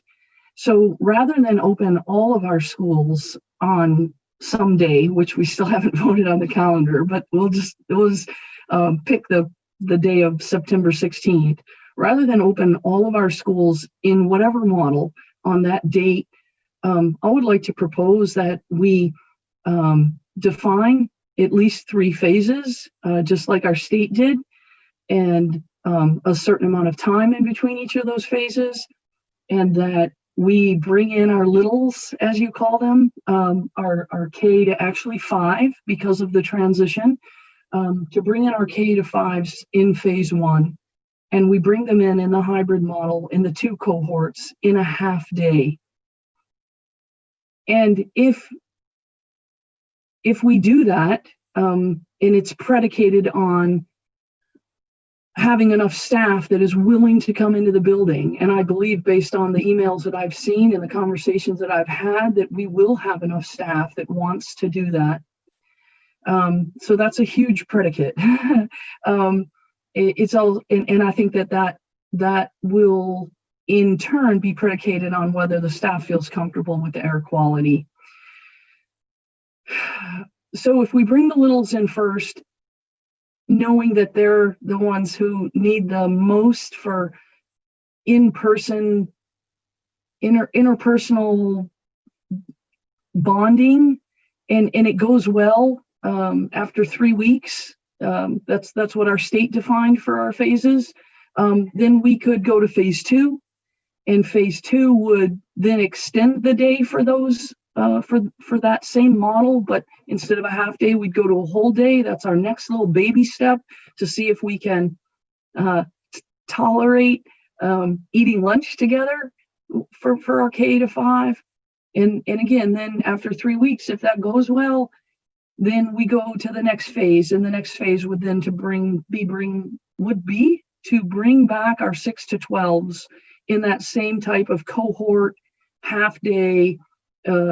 So just another little baby step, knowing, as you said, that at any point in time we can revisit, and knowing that we would work with our Board of Health and our staff to have a very solid definition of what it would mean to say, no, we're not moving forward to the next phase. And not only are we not moving forward, but we're going to roll back. And knowing, excuse me, I better not see anybody because maybe I have a cold, and knowing that we, for those however many weeks those first 2 phases last, that our remote learners they absolutely need some social, emotional, and some social interaction.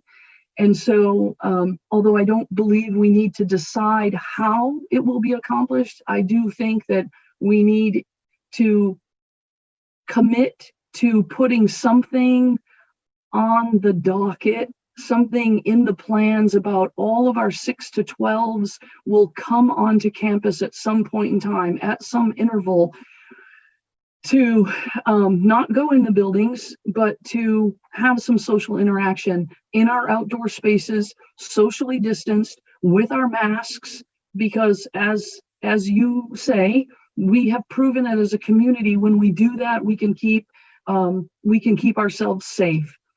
And so there's a very big predicate here, right? That we have enough teachers who want to go into the classroom. And I think that if we add the additional staff, as Dr. Chirocek outlined earlier, in the 2 cohort hybrid model, those classrooms would have approximately 9. I did the math and I really double checked my numbers, especially after I boogered up the numbers on the resolution. I like triple checked my numbers. And then I even asked Dr. Trocek, I think our classrooms would have only 9. Our K-2 classrooms would only have 9 students in them. And the desks really could be 6 feet apart. And so when we talk about everything we know so far about what can keep people safe and what can mitigate the risks. I believe that this phased-in approach mitigates a tremendous amount of risk for transmission. It only puts people in the classroom who want to be in the classroom on both sides of the desk, the teacher and the educator and the students. And it addresses all the things that you just mentioned that, you know, my voice is cracking because those are the things that keep me up at night. So with that, I do have this proposal on a slide. If people wanted to see it in writing, it's not a Sue Trocek orange slide. It's a happy little template that I picked off of Microsoft's PowerPoint site at approximately 3 o'clock this morning. But that's the proposal I would like to put on the table. So you have a motion that you'd like to put on the table. I am seeing a few hands. I think we just need a motion, a minute before our motion. Is that all right? Yep. Okay. So I see Ms. Ferretti's hand first, then Mr. Milady. Thank you. So I absolutely hear what Mrs. Visnick's saying, and that when, you know, whatever plan we vote on tonight, there needs to, whether it's a hybrid or a remote, there needs to be some type of plan to reassess, because as I said, this is not a forever thing, it's a for now thing. But I think we should all recognize Dr. Trocek and Dr. Flaherty put in much time and effort into presenting us with these 3 models that we have in front of us. And I think maybe when we do make a motion to consider keeping it relatively clean for now, saying that I'm not making a motion right now, but just focusing on the plans that we've already been presented with and that we've gathered endless information on and that the public has seen, and have a caveat maybe, and not assign a definitive time frame like in 1 month, because part of my huge reason for really not feeling that a hybrid is safe at this time is the enormous lack of data I have, and I don't know if that's going to change if we arbitrarily assign in 4 weeks we're gonna, you know, reassess and look at sending our littles back. And I think that walking away from this, like tonight, making the motion with what we have in front of us, with what we've all been chewing on, digesting for weeks, is possibly our most efficient first step. And then setting it over to Dr. Trocek and Dr. Flaherty to hatch kind of that plan to present to us at a different meeting about when we're going to look, and maybe develop those phases, Mrs. Visnick, that you were talking about. But from my cluttered brain right now, for everything that we've had weighing on us, I'm not sure I could take something and basically create a whole other model tonight. I think the public I think we need to have a vote tonight. I think the public's been waiting. We're up against the wall. And I'm not sure that morphing another kind of plan version is in our best interest right now. But that's my humble opinion, and I know that others want to speak, so I'll stop there. Thank you, Ms. Ferretti. Mr. Milady, I saw your hand. Yes, thank you. And we're looking for a second. I'm your Huckleberry. So I think just taking some quick notes right now. So one of the pieces of information that was sent to us is that we have a desire, and I think it's a higher proportion of that desire comes from teachers at the elementary level who express an interest to want to come back into the classroom. And in some of the correspondence that we've had, it's been pretty clear about why teaching really is a vocation. So I feel as though we have a resource right now, and we also have a need. So we have an opportunity to meet that need with our resource. I think that whatever plan is going to be put forward, it sounds like that Ms. Visnick has taken the essence of one of Dr. Trocheck's plans and modified it a bit. What I am personally concerned about is what you said, Ms. Ferretti, about saying, after 3 weeks, we'll go into phase 2.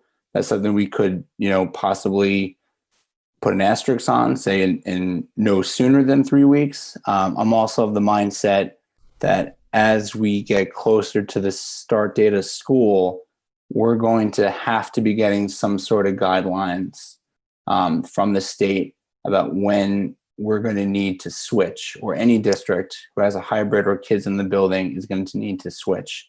And if the state cannot do that, I think that our local Department of Health, the leadership team that Mayor Cahill has been working with at Beverly Hospital, we have resident epidemiologists and doctors in our city who could come up with some sort of number. And that was a valid criticism that I received in my email. Is it 0.2%? Is it 2.3? I don't know what that answer is. I would have to rely on the real experts. I love this idea of giving a safe alternative for families. And it really has been boiling down to a matter of choice and a matter of respect. If a parent chooses to enroll their elementary school kid into a hybrid plan, wherever that is, it's our job as a community to respect that parent's decision. And it's also our job as being a functioning member of this society to try and eliminate, or reduce and mitigate cross-contamination. So if you decide to remote your kid, I know it sounds weird, but if you're not sending your kid into school, maybe you can't have them play with Billy, who is going into school. I feel better knowing that we're talking about Montessori level class sizes in the single digits at those levels. That would allow us to keep 6 feet apart. It also is recognizing the ability, or the choices, I should say, that for our teachers and staff who cannot come to school because of their responsibilities as being a caregiver, or comorbidities, or their age, or their own health, or even their own anxiety, that we're saying that you're still going to be employed in Beverly Public Schools. You'll have the option to take care of those kids with remote. I don't have the numbers to my heart, but I think we had a portion of elementary school parents who, in an earlier survey, would consider remote learning for their kid. So that would also, I think, help us with our numbers. So there is a lot of unknown that we're dealing with, and everybody's dealing with. And I think, knowing that at some point, if we don't get guidance from the state or the feds, that we're going to give our own guidance, relying on the medical experts about when we should shut down. This obviously isn't a forever plan, and I really like that line, Kelly. It's what we're trying to go forward, and there's nothing that's going to say that we're not going to go back and say, phase 1 seems to be going really well. We're still waiting to hear, do we hire a consultant and screen the sewage at the schools? Because I know that's what Gloucester is doing to track the numbers. So are we being proactive with our screening? So I kind of threw a lot out there, but I think we have something to work with that is a fair balance of choice, but also responsibility. And I think the biggest unknown is that as a community, we need to all do our jobs and keep our infection and transmission rates low.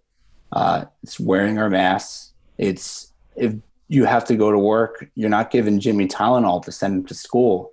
You're keeping his butt home. We're going to cancel the Perfect Attendance Award. We're going to have, the NARC Award if you catch a kid not wearing a mask. There's all variables, but we have a responsibility as a community that if we want to have our kids in schools, and it seems that we've been doing a pretty good job with our numbers, that we need to maintain that that sense of urgency. Thank you.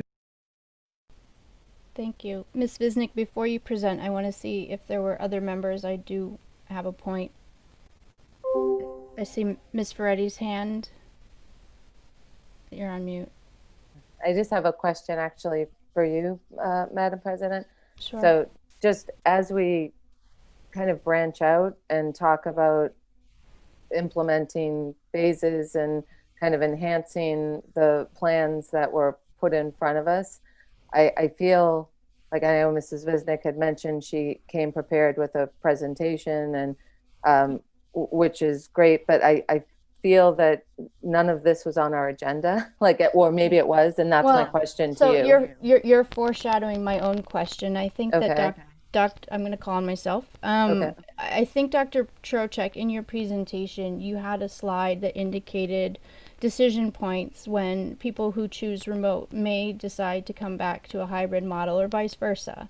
I think that there's a certain degree of relying on the natural phasing that will occur with our families and their selection process that would occur in concert with trimesters and quarters. And I wonder if, that is something that, we as a body would accept as a phased approach. I know that some districts are deciding to do different decisions for the different grade levels, and I appreciate Ms. Visnick mentioning how the fifth graders are a transition year. Equally, a big transition is the ninth graders. I hear Ms. Ferretti's point, and I do worry that we could spend all night trying to devise the perfect phased plan, but we all know that this is a moving target as well. Our educators have spent a lot of time creating some options, and I wonder if we can consider the options as closely as possible, adding those the extras that we talked about, rather than making it so complicated that it's not going to be understandable or executable. It's not really a question, I guess. It's more of a comment.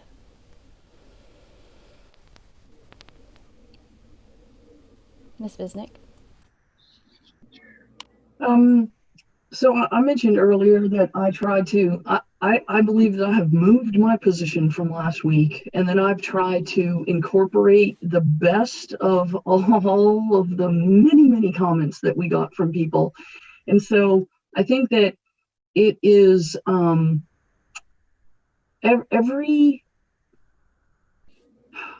it is reasonable to think that we would open in phases. And I guess if anything, I'm sad at myself that I didn't push on this a week ago or 2 weeks ago to say, regardless of what plan we picked, that we would just be all in with that plan on day one, because no other part of our society has opened up, like turn on the fire hose again, here we go, everybody belly back up to the bar. It has been a very slow phased, controlled approach. And I said 3 weeks because that's what our state said, right? That is what Governor Baker said when he said, we're going to be in phase one for at least 3 weeks, and we'll see how it's going and we'll measure it. And then we'll decide if it makes sense that we can move forward to phase two. Maybe it's not 3 weeks. Maybe we got to hang out there for a while because we're not confident that it's quote unquote working. But if it is working, then we say, okay, let's take our next little baby step. And it's not any different plan than Dr. Trocheck and her administrative teams have put forward already, but it's a walk into the swimming pool on the ramp instead of jumping off the diving board into the deep end. So I don't, I think that this idea that jumped into my head at whatever time last night or this morning is, I believe, a culmination of an incredible number of community inputs, right? The people who say, don't vote based on what you want for your own child, vote based on what I put you in office and I want you to vote the way I want you to vote. It's based on the teachers who say, I desperately want to be with my children again. It's based on the input of teachers that say, I am scared for my life and I don't want to go back to school.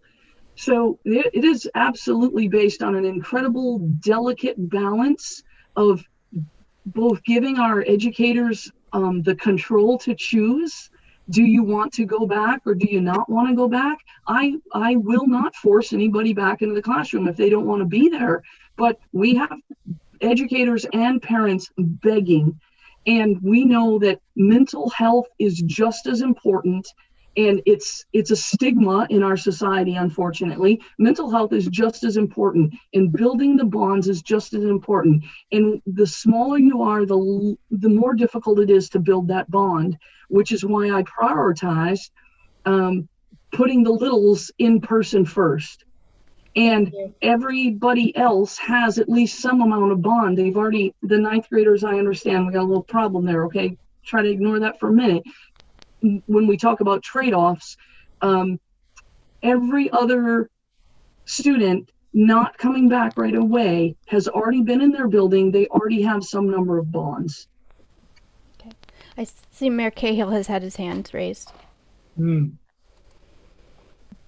So I think I understand what you're trying to do, Mrs. Visnick. I think I understand that the effort to take a positive step to do something that'll be helpful. I'm really struggling with the thought of bringing in some of our kids and not others. And I would suggest that the social emotional needs, the mental health needs of our middle school and high school kids are as at risk, are as great and as at risk. I really, I don't want to go too far down this path, but I worry about struggles with staying positive becoming a pit of despair for some kid that looks and says, because we know kids experience time different than we do. We all know as we sit here that there's going to be another side, right? We'll be past where we are. We'll have better treatments, hopefully vaccine, but we'll be in a different place eventually. But that's not how younger brains work. And, I still believe that we have this window, and it's not a wide open window. I mean, we're already talking about not going back to school till mid-September, and I do think when flu season comes around, it's going to be really hard to be in person. So the thought of phasing, and I could have heard you wrong, but I think I thought I heard that the older kids wouldn't get a chance to be in person until a phase 3. But even if it was a phase 2, I just have grave fears for what is going to be visited upon the mental health of our kids, and the older they are, the more possible it is that self-destructive behaviors could result from a real feeling that how is it ever going to end? How are we going to get through this? Is there another side to this? Is there an after COVID?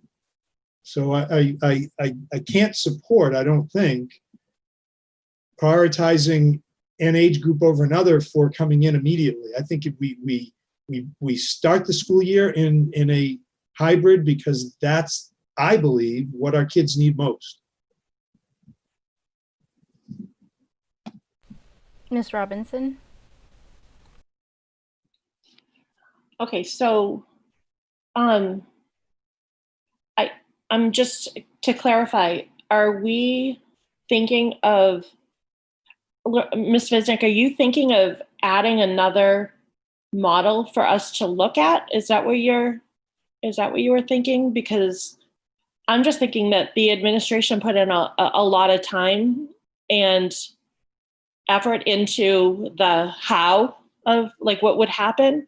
And I mean, I certainly think that there's so much that we can do with whatever model that we choose, but I personally wouldn't be prepared to vote tonight on something that I'm just looking at for the first time.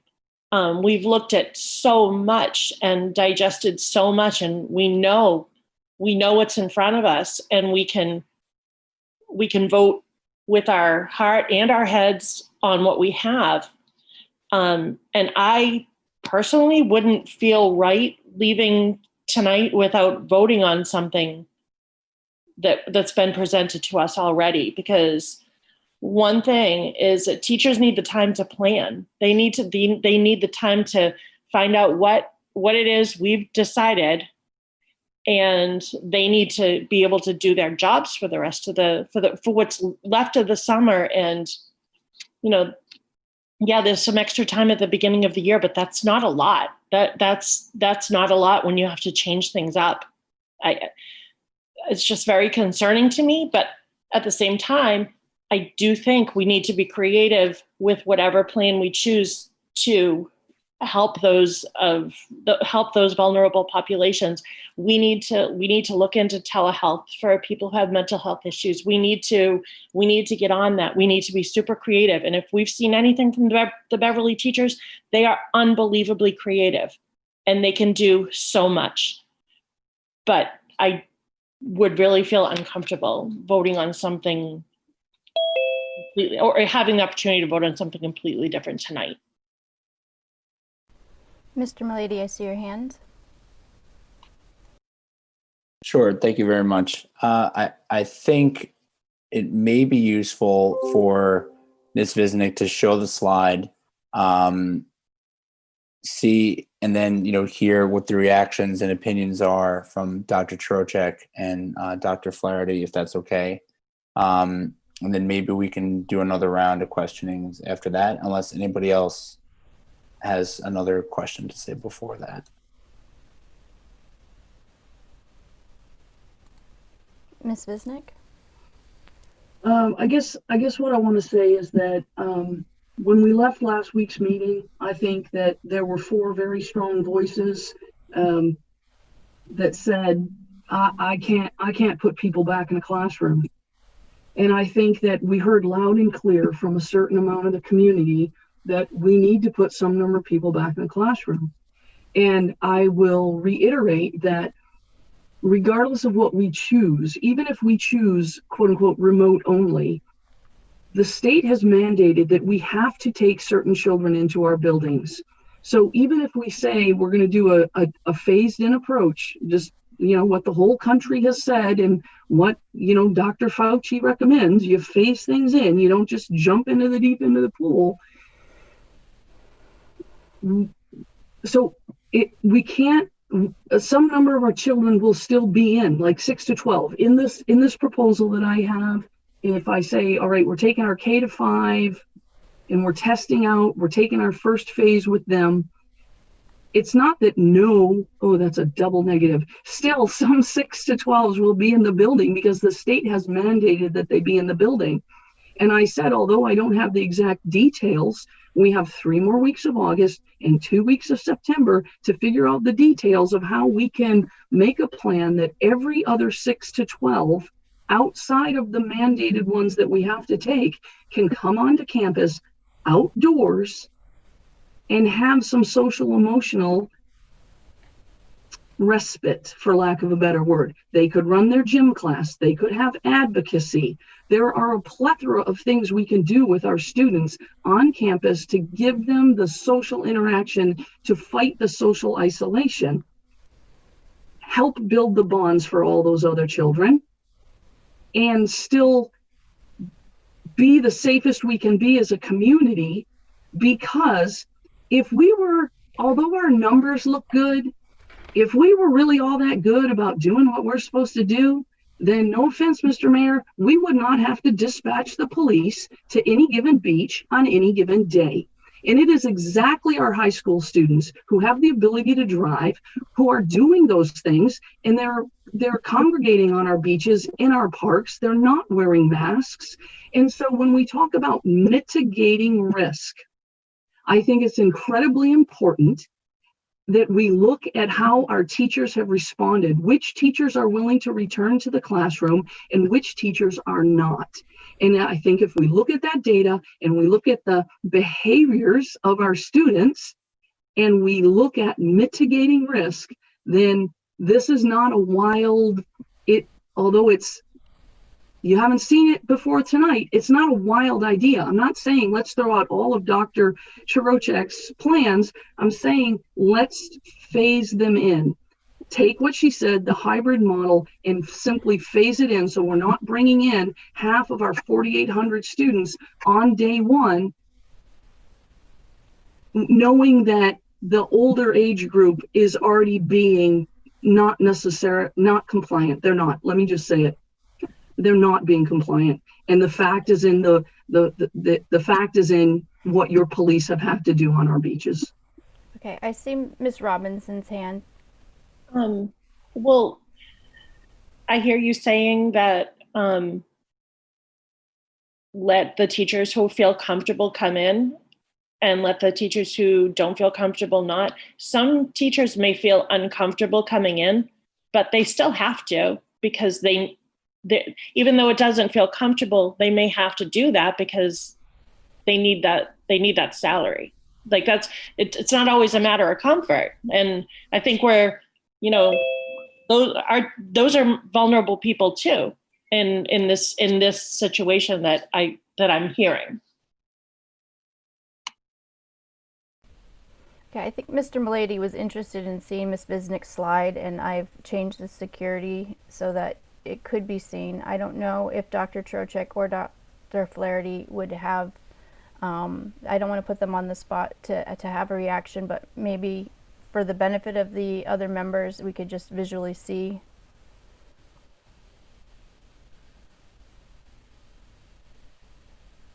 No. Not if I can't even find my unmute button. What I wanted to say is that Dr. Chirochek has these slides as well. So if you have to, do I have to have some special permissions to be able to share? Don't let all the public know, but I've unlocked it so you can share now. Okay, sorry. Okay, hold on, please. Hopefully our friend Monkey won't come back.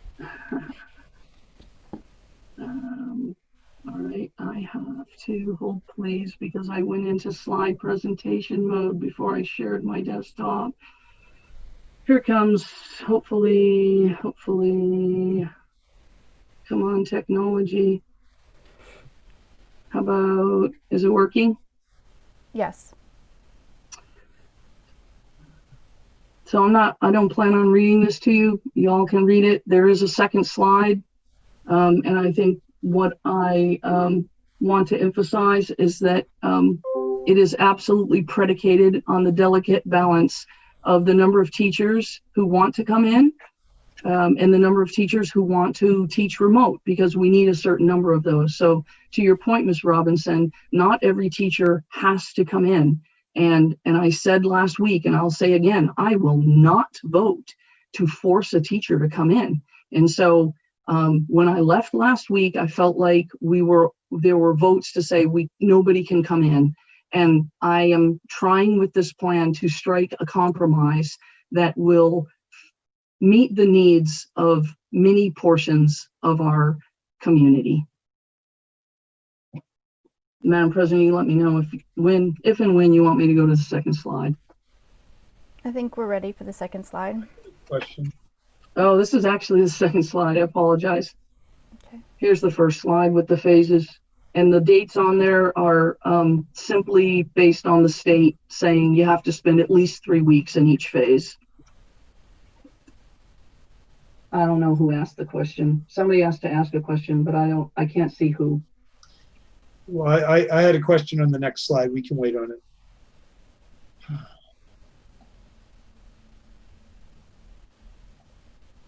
I want to ask Mrs. Visnick, if I could, what do you mean by predicated on teachers wanting or being comfortable to come in? Because none of the proposals from the superintendent are predicated on that. They are. I disagree, Mr. Mayor. They They are. absolutely are. We need some number of teachers to teach remote. When we go to a hybrid model, we absolutely need some number of teachers to come into the building. And yet the MTA, if I back up another slide or two, here's the letter that Ms. Abel read earlier today. And our MTA at the state level and our BTA at our very local level have said, we want a gradual phase in. Right? This plan meets everything that our teachers have signed on to in this letter. We want a gradual phased in approach. We want it based on science. If anything, they're saying, and we really want to start remote. And yet we all have the email from a decent number of teachers to say, please let us start in person. Let us build those bonds. So absolutely, every hybrid model depends on some number of teachers being willing to stand and come into the building and some number to say, I want to teach remote, because the children aren't in school all the time. And then we have the remote academy as well, which Dr. Trochik said earlier would be staffed by Beverly teachers, hopefully. Okay. Mayor Cahill, I saw your hand. Thanks, Madam President. I think my question was really trying to understand what the language of a motion would be, because predicated upon the proposals that the superintendent has brought to us tonight are for us to go in fully, hybrid, or remotely. And we, any motion to approve one of those proposals would not have any language about faculty. That is, how many faculty are going to express concerns and raise issues about medical concerns of their own or somebody that they're caring for. That's to be dealt with between the administration and the BTA leadership. So that's why I'm saying I would not imagine we would put language in a motion that talks about whether or not there are teachers available. We have a workforce. Thank you, Mayor Cahill. I also was going to make that comment that we need to be careful that we are presenting a motion this evening that's workable. So I guess my question is, let's say we make the motion to just go all hybrid, and I'll go back to this signed letter from our BTA that says we're calling upon all public schools to begin the school year with a comprehensive distance learning plan that has the potential to graduate to a hybrid learning model. So that implies that our teachers want to be remote. So what happens if we vote, get your butts behind the desks, and then our teachers have voted, no, we're not doing that? That's not a good teamwork, right? I am working very diligently here to try to strike a balance, because I don't think that it's right for us to demand that someone go back into a situation that is potentially unsafe or in which they feel really insecure. And I know Dr. Trochik has worked super hard to try to give the teachers options. And we know if we go hybrid, we need some number of teachers to be remote and some number of teachers to be in person. And so there is simply a delicate balance that has to be struck there. And I believe that more teachers would feel comfortable going in if they knew that they were going to have their students 6 feet apart as opposed to 3 feet apart, because so many kids come in that now they have 20 children in their room, or even 16 versus 9 or 10. Thank you, Ms. Bisnick. I think Ms. Peretti, is that a hand? Go ahead. Thank you. So I guess I'm feeling a bit blindsided, and I know that's a strong word, but I came into this meeting tonight and we've all worked very diligently, and I think we all prepared our statements, and no one took the extra steps to prepare slides, but I didn't expect that we would be voting on a motion or on a plan that wasn't already presented to us and what wasn't kind of in our scope and you know what we've been discussing for weeks now. And I'm not saying I disagree with the reassessing and we need a plan, and I think that is almost implied with remote. We've all said it, you know, that if we do the remote, then we obviously it's not a forever thing, it's a for now thing. So Dr. Trocheck will be charged following, if we do implement that, with having a reentry plan. But there's so many facts that go into assessing when is it appropriate, and we can't just arbitrarily pick it. And you need to, if we're saying that we're not feeling safe, and I'm absolutely not feeling good about sending anyone into the classroom now, whether they want to be or not. It's not about what you want, it's about what's most safe. And I've heard from plenty of teachers, students, parents that although, you know, a hybrid or an all-in model is what everyone wants, it unfortunately we're not, I don't think we're there yet. And I mean, I think that given this is getting really complicated to try to fold in a whole new model. And I would like to kind of reel it in if we could. And I mean, obviously other people want to talk, and just put a motion on the table for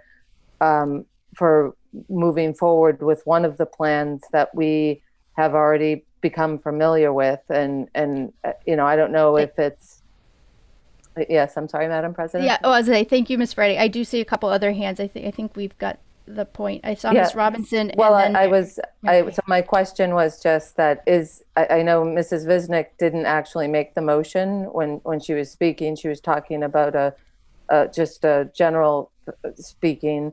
But I mean, can I make a motion at this time to consider moving forward with the remote plan as presented by us, by Dr. Trocheck? I'd respectfully like to see the two other hands that were up at the same time. I saw yours just marginally before. So Ms. Robinson, then Mayor Cahill. I was going to ask if I could make a motion to make the remote plan. Let's go to Mayor Cahill first. Thank you, Madam President. I just want to make sure that I thought I was clear on something in my head, and now I want to make sure that I asked Dr. Trocheck. In the hybrid models, the elementary hybrid with the 2 days in, 3 days out, and the middle and high school hybrids, I have understood that the hybrid is a model that allows us to keep 6 foot distancing in our classrooms.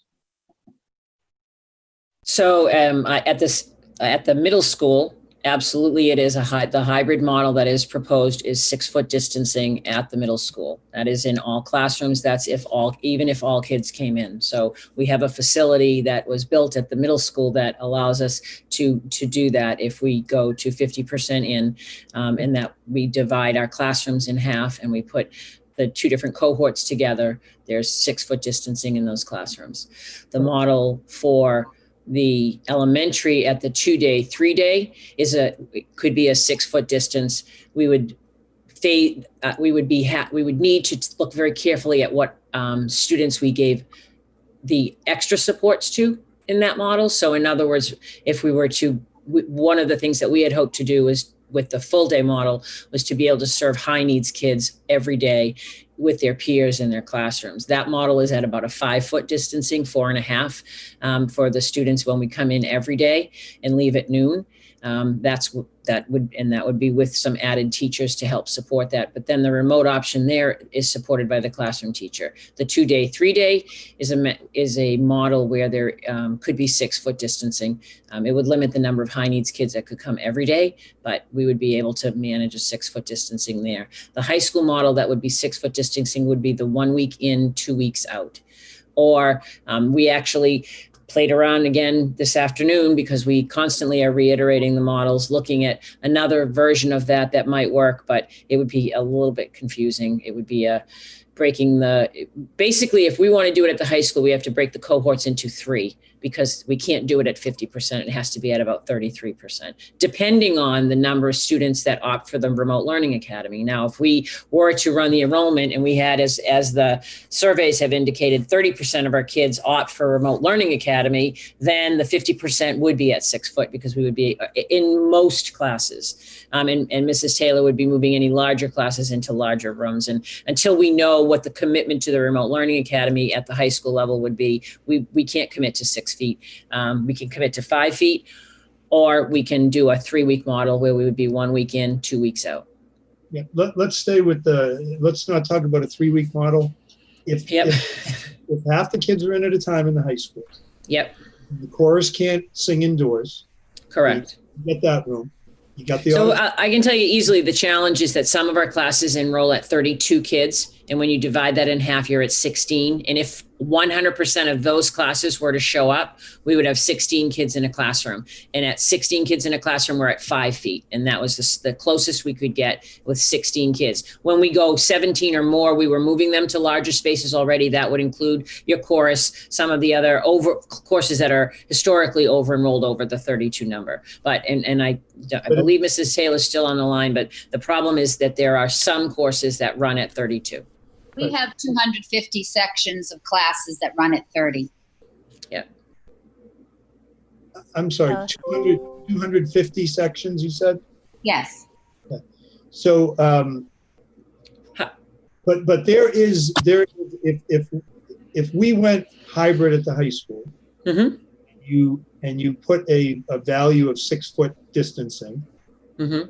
you would look to other spaces that aren't otherwise being used and add class sections. There would need to be some additional staff, correct? We would have to look off campus for alternative spaces. We don't have enough alternative spaces, even when we repurpose the cafeteria and other larger spaces, because we have 250 sections that run at 30. So that's too many sections that we would have to repurpose. Which is why we proposed it at a 5 foot and or a 3-week model where the students would come every 3rd week. Or as we looked at today, 2 days out of every cycle in a 6-day cycle, looking at, and it would be with the Wednesday in between. So Monday, Tuesday, Thursday, Friday, Monday, Tuesday would be the 3 sections. It's we haven't run it because it's very complicating to think about. That's the only model that we could run right now at 6 foot, or the 1 week on, 2 weeks off. Thank you, Dr. Trocheck. Thank you, Mayor Cahill. Ms. Ferretti, I saw your hand first. Okay, I would like to make a motion for us to accept and implement the remote plan as Dr. Trocheck presented it to us. Second. Okay, so we have a motion on the table from Ms. Ferretti with a second from Ms. Robinson for the presentation from our administration for a remote option. Madam President, I have a question. Sure, Ms. Visnick.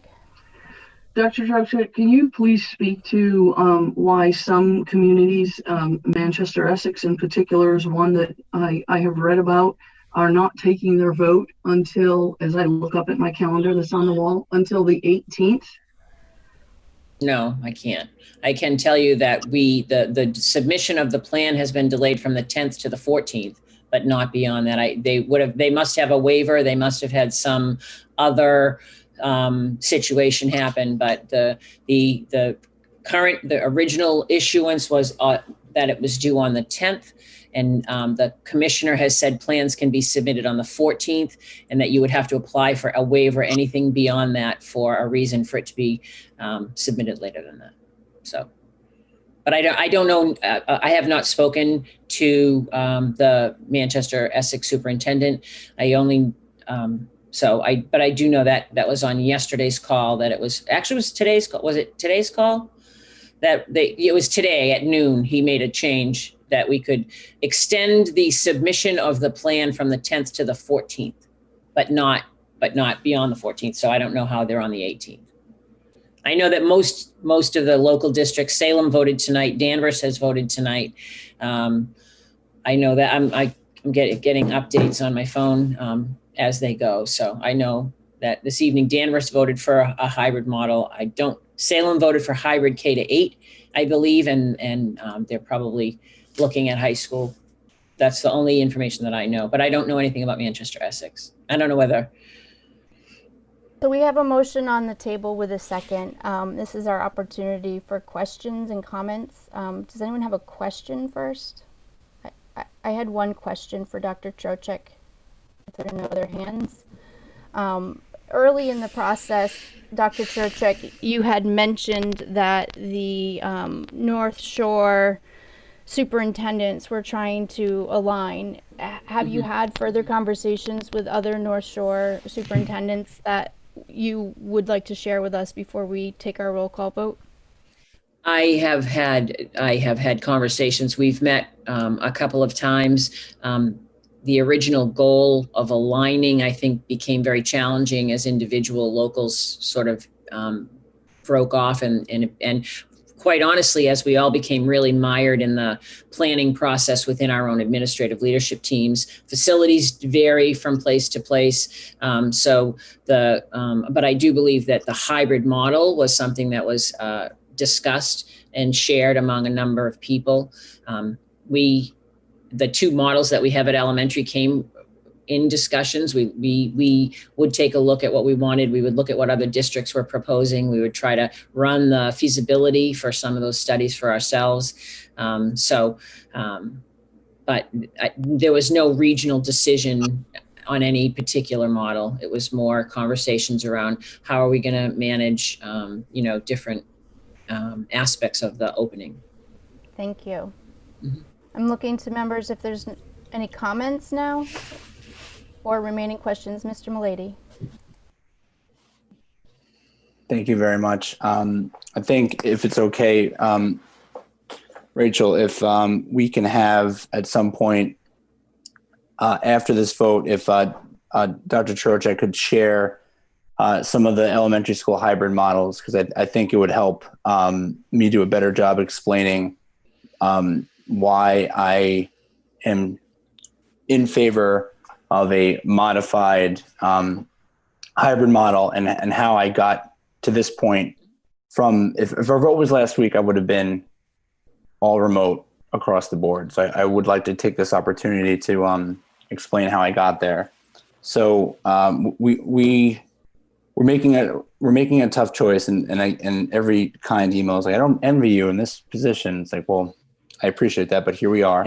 I understand and share the mayor's concern about, and I love the way you said it, is like, as adults, our brains can see the other and see past this.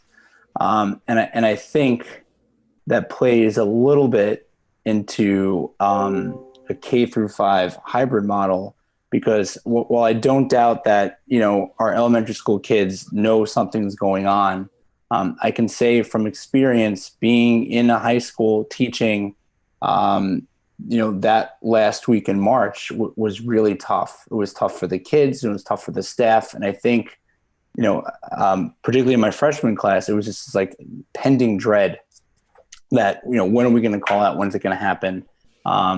And also, and every school faces this, like, the rumors of so-and-so is out, this teacher is out.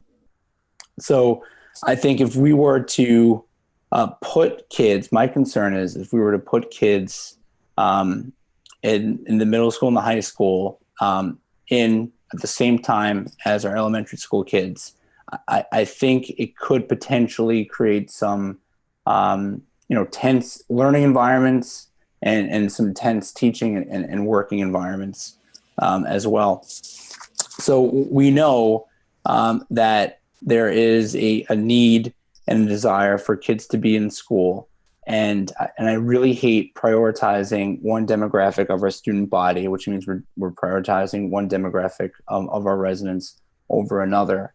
But a lot of the academic studies that have been shared with us that we've looked at talk about the need for kids at the elementary level, particularly, to go in. And I don't think we're going to be completely, recreating the wheel if we do a hybrid K through 5.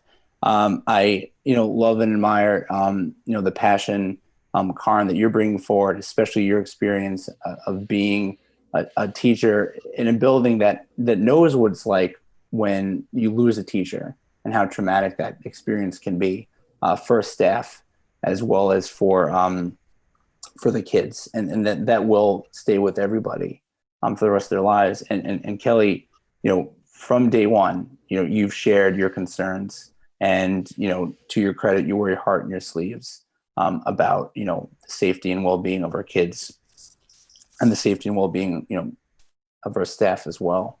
So thinking about, there are some students who are going to be in the buildings regardless, thinking about the needs of our elementary school kids, and being cautiously optimistic that if we phase in our 6 through 12s, I think it would be a safe approach. Another reason why I like this idea of K through 5 is that it potentially eliminates, one of my nightmare scenarios is, one student who's been, exposed to the coronavirus could potentially force the quarantine in 3 different buildings, depending on the sibling demographic. So now we're talking about, multiple families, growing and growing.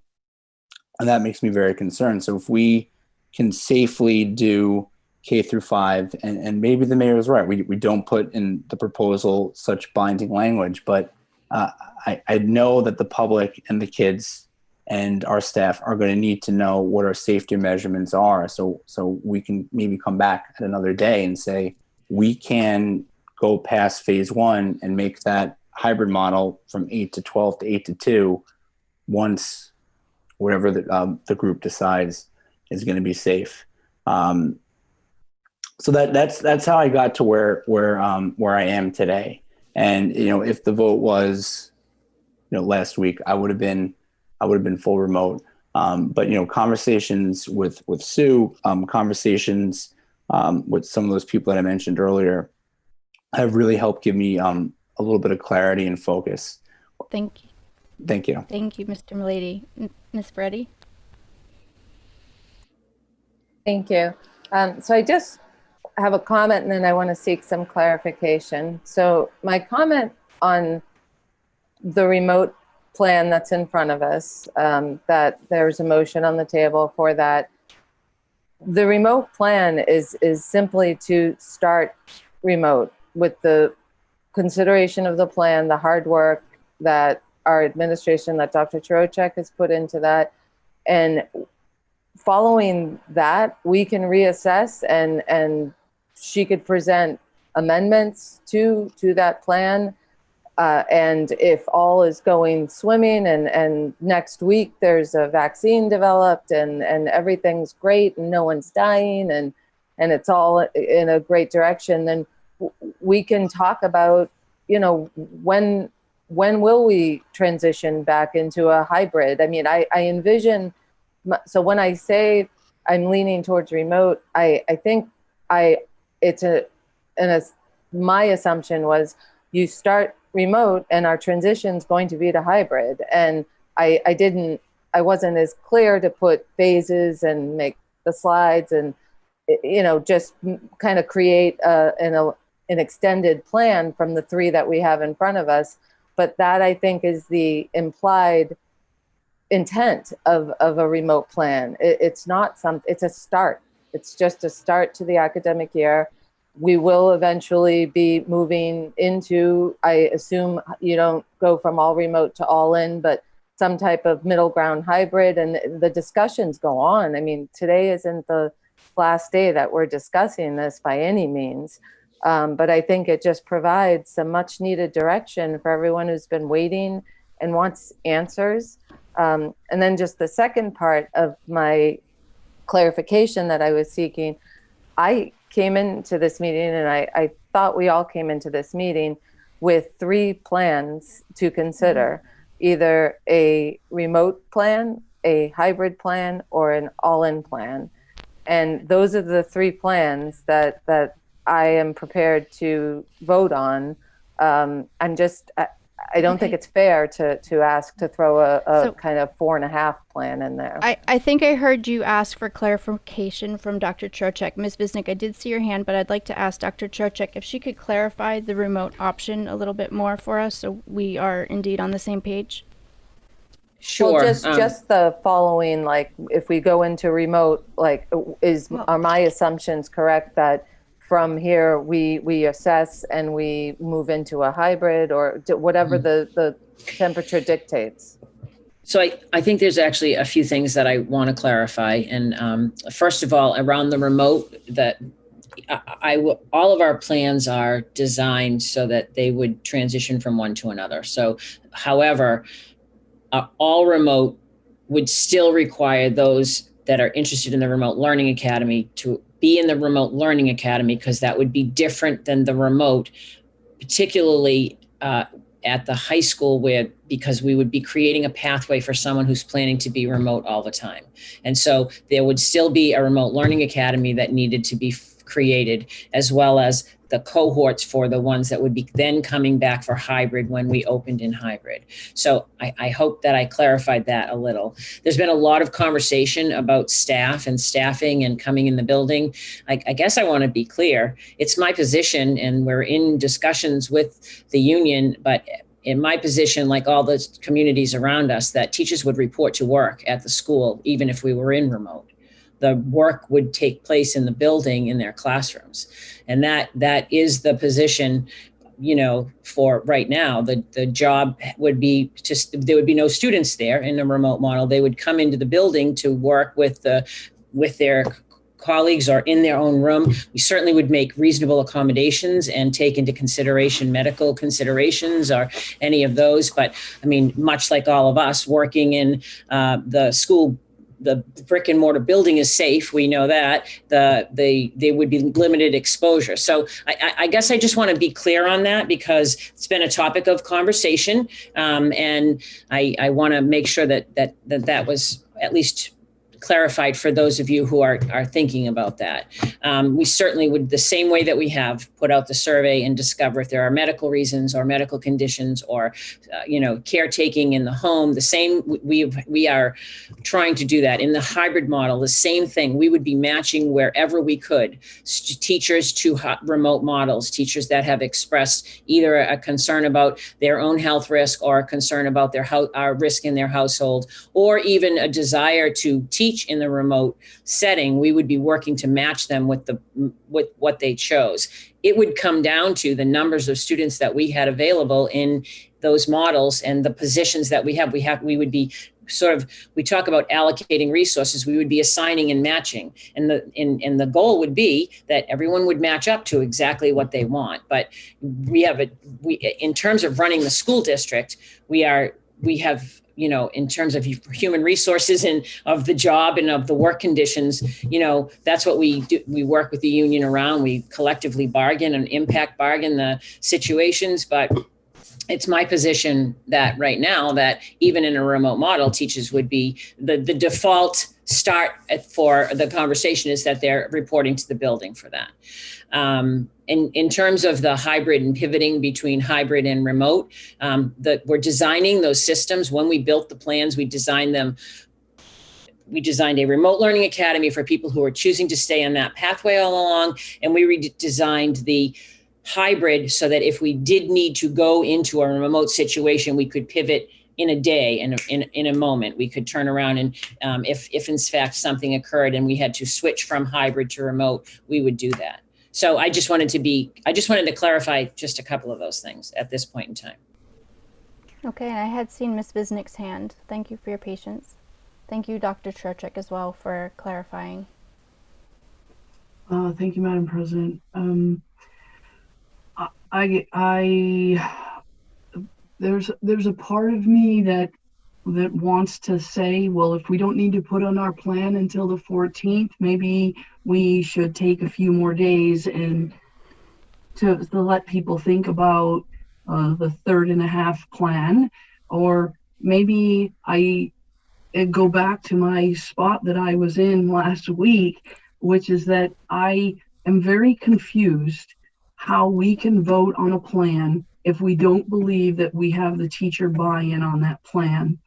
And I really don't want us to go to a place where a particular group will be vilified.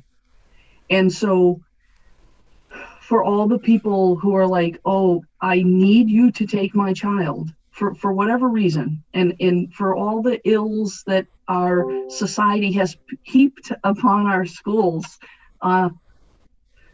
goodness gracious, right? We're expected to do fluoride and be dentists and be social workers and psychologists and daycare workers and all those things. That is the state of our affairs. And we're not fixing that tonight or anytime soon, even after this pandemic passes. But we have, because we're in that boat, we have people who are begging us to take their children. And I want to try to honor those people who elected me into this office and are saying, please let me do that. And I want to honor the teachers who are also my constituents who are saying, please let me go into the classrooms. However, I don't feel like I have a good sense of where is that breakdown. Will we have enough teachers? And if we vote a plan and then we don't have enough teachers because teachers decide to take a leave of absence, and last year, any given day, on average, we were missing 20 subs. That meant 20 classrooms didn't have a teacher. So we're already in a sub shortage. And so I would love it if we could get some more sense of the actual data of how many of our teachers are willing to go in if we can guarantee a 6-foot spacing. If I may call on myself, I think I need to make another Harry Potter reference this evening, and I think it's time to put on the sorting hat, both in terms of this committee's decision to move forward, but also in terms of saying this is what the school committee has decided. Are you in, or are you more reserved and want to stay out? And I don't think that moving the date necessarily will get us to that number, that definitive. And I think, Ms. Visnick, you just hit the nail right on the head by saying, you know, we can revisit it if we find that we don't have the staff to support what the end result of the family decisions ends up being, or vice versa. Maybe we don't have enough students to warrant bringing our teachers back for all those that have indicated they want to be back in the building. So I think we need to make that hard decision. We have a motion on the table with a second for a remote start, and I emphasize the word start. I'd like to move the question if there's, I'm trying to be respectful. I see Mayor Cahill, you have your hand, please. Thanks, Madam President. So I understand that we're about to vote on the motion on going all remote. So I just want to say one thing about conversation we had a few minutes ago about the high school and the hybrid model. Just to say that there are one-time funds as a result of COVID that can't be spent after date certain, that won't come around again. And you know, between those and other funding, we might be able to identify, if we were to not go full remote now or later, and we were to try a hybrid at the high school, we have the ability to spend more money than we currently have budgeted at the high school. We have the ability to rent additional classroom space. We have the ability to make temporary hires. You know, so I just want to say that aloud. I say that because I still believe strongly that a hybrid model for all the students in our district from the first day of school is really what we should be doing. I appreciate, let me say, I appreciate even more what everybody's trying to do. I do. I know that all good faith is going into it, so please don't take me the wrong way on some of the you know, the discussion. But I do believe that our older students have every bit the needs, you know, the need to be in person for all, you know, a host of reasons.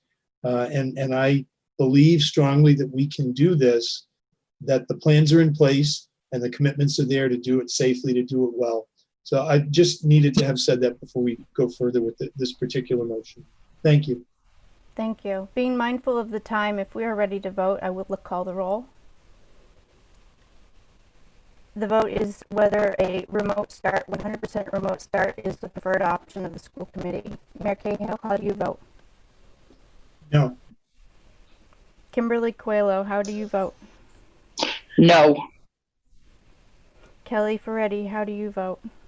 Yes. Karen Robinson, how do you vote? Yes. John Mulady, how do you vote? No. Lorinda Visnick, how do you vote? No. Rachel Abel, I also vote no. The motion has failed 5-2. What's our next best option, guys? It's 11:20. No, yeah, 11:20. It sounds like there is interest in a hybrid. However, I've heard a variety of opinions. The chair doesn't usually. Yeah, go ahead. Can I just ask a question? Because I think that, you know, I've spoken with each and every one of you, and I know how important making a good decision for the students in Beverly are. And I have said in some ways, what is it? What do we need to do to make it work for our kids? And I don't want. I will make whatever version of hybrid model people need us to make. We will do the job in Beverly. Our administrative leadership team is committed to do the job. And so I guess I'm wondering, you know, I feel like there's a strong commitment to get our early learners into the building. And I think that's really important. I believe there's a strong commitment to get our transition years into the building. And I 100% believe that there's a commitment to get all of our learners back into the building. I just don't, I'm looking to try to help what is it that you might need? What questions might you have? How can I help? That's what the guy says on the TV show. How can I help you? Because I would love to see you get where we need to be in order to make sure that because the planning is going to take a long time, the longer we wait to make a decision. Some of the questions that you asked, Ms. Visnick, are predicated, that was your word, predicated on the answer, right? So if we're having a hybrid model, I can get more information and I can find out more information, right? If the matching can't happen until I can get a commitment from families about what they're choosing around the remote learning pathway and how many remote jobs I have and how many opportunities I have for that. And parents are waiting for the decision from the school committee to know whether or not they're going to commit to the remote learning academy or not. So I think we're sort of in this conundrum where we need to kind of work our way into a decision together. Dr. Trocek, I saw 3 hands. I saw Mayor Cahill, then Ms. Visnick, then Ms. Robinson. I guess I was wondering aloud whether we call it an evening and come back some night next week. I mean, I understand what Dr. Trocek said, but I think at the same time, could digest some of what we have shared with each other and where, you know, where we're at the moment. I'm not sure if we have a quorum for next week, but that is certainly a possibility. I know that I'm prepared to make a motion, but obviously as chair, I will reserve to see if there are other motions.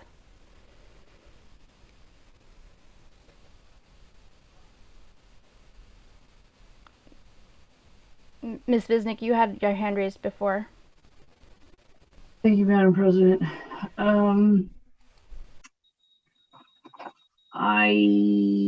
So Dr. Trocek asked, what do we need?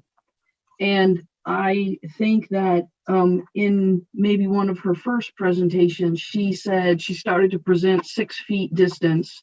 And there was a term you used, Dr. Trocek, that basically said it's an exercise in futility. I believe that is the term that you used. And yet, I think that so many people would feel better if it were 6 feet, if we were following those guidelines. And so what do we need to make it 6 feet? what do I need? I need to know that it's as safe as possible, that my teachers are okay with going back in with the air quality and with how many students will be in their seats. And I understand you can't tell me that because the parents didn't decide, because we didn't vote on a model. But there's like this, so there's absolutely a chicken and an egg thing going on, and it's almost time for breakfast, which, chicken and eggs makes me think of breakfast, and I'm hungry now.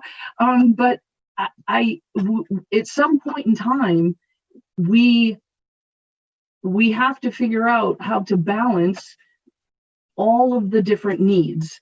And so maybe it is best to buy ourselves a couple more days and think about this tiered approach, just like every other part of our society is doing. Even though I'm supposed to be on vacation next week, I believe my Ward 4 colleague is also supposed to be on vacation next week, but that doesn't mean we can't dial in, because we're dialing in now.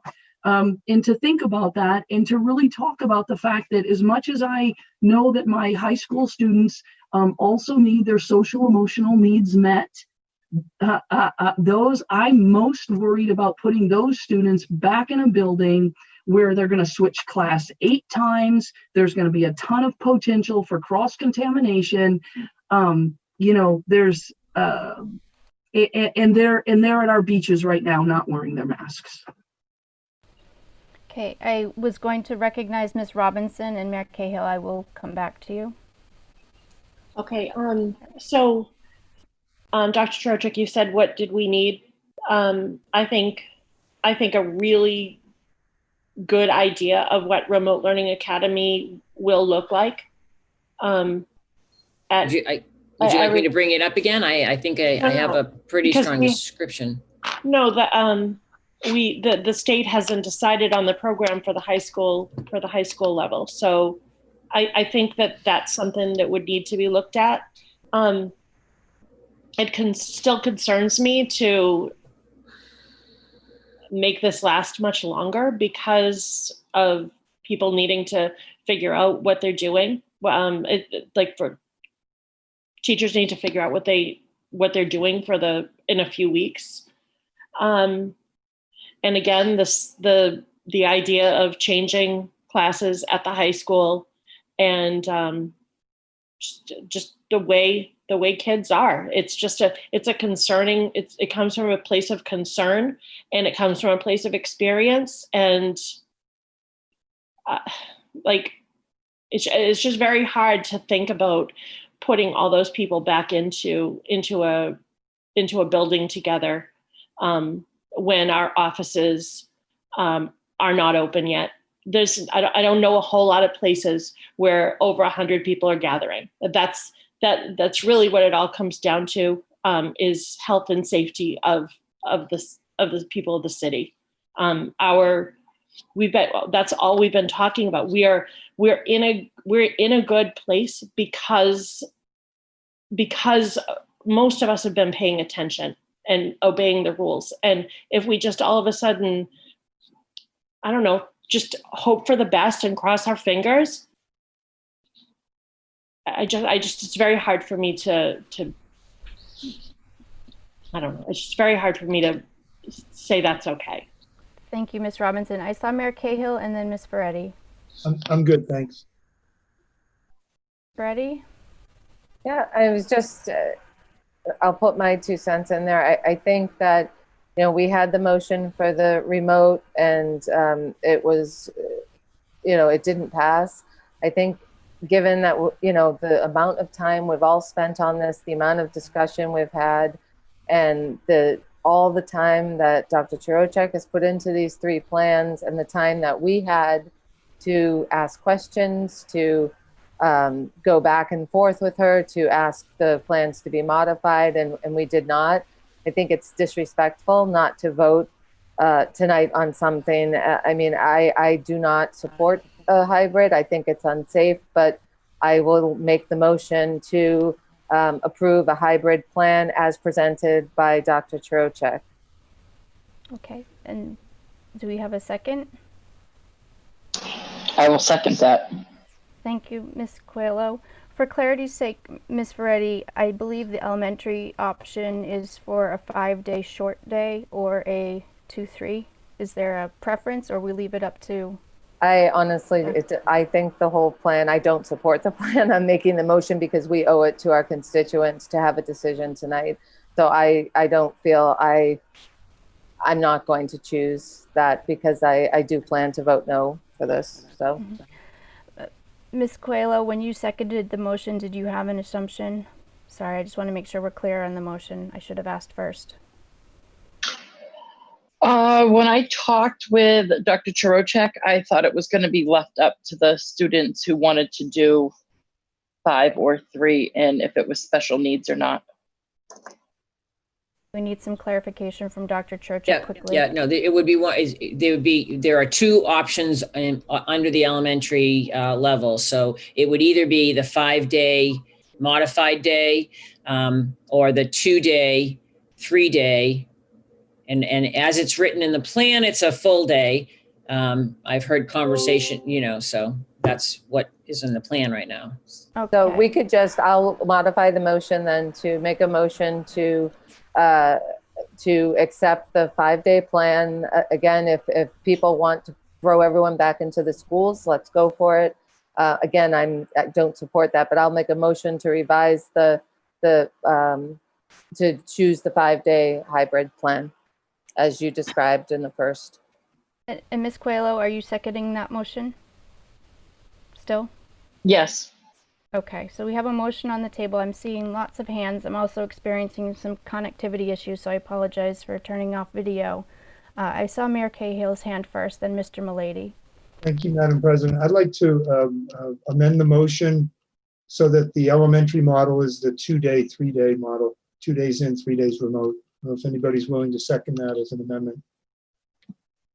I'll second it. Thank you.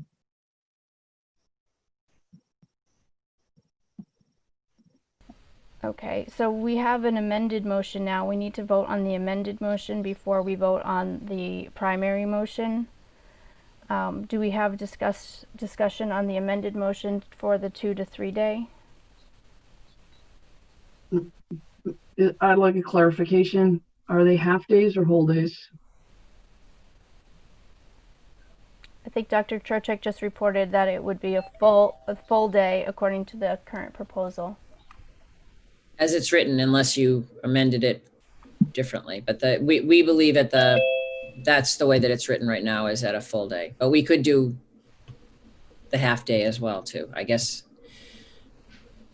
we decided if it was going to only be 2 days in, that we would work and serve lunch for that group, and they would have a full day. They would get out at 2 o'clock, but they would only be there 2 days, Monday, Thursday, or Tuesday, Friday. Mayor Cahill. Thank you, Dr. Chirocek. With the middle school model, there's the kids who are home on a Tuesday, on a Monday, get some instruction in a synchronous model from some of their teachers. In the elementary 2-3 model, is there any of that for the kids who are home? It's the same. It would be, the remote instruction would probably be coming from a teacher different from their classroom teacher, but there would be a teacher connected to the remote instruction, and it would be a combination of synchronous and asynchronous learning. So yes, there would be synchronous lessons. There would be, it would follow, but it would not be their classroom teacher, because in the 2-day, 3-day, their classroom teacher will have other students in front of them at that time. And if that elementary hybrid were 2-day, 3-day, but they didn't stay for lunch, I know it's not just lunch, but if they didn't stay through the regular school day hours, yep, would their teachers then be available to and likely do some synchronous instruction for their classmates who are home that day? Well, it would be a very short period, because dismissal is at noon, and then the teachers would need a half an hour of a lunch period. And that was their prep. So because so the guidance on the expressive arts is that's yet another whole commingling, and some of those classrooms are those special condition classrooms. And so the model that we devised with the 5-day is that they would have their classes up until noon, then they would be dismissed for lunch, and they would have their expressive arts and one of their math asynchronous or ST math lessons in the afternoon. So that would be when the teachers were having their lunch and their prep.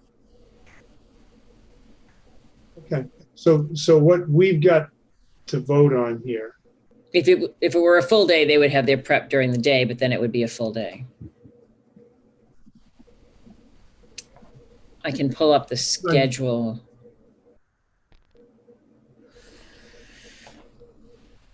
So we have an amended motion on the table, and the question is what a 2-3 day model is providing.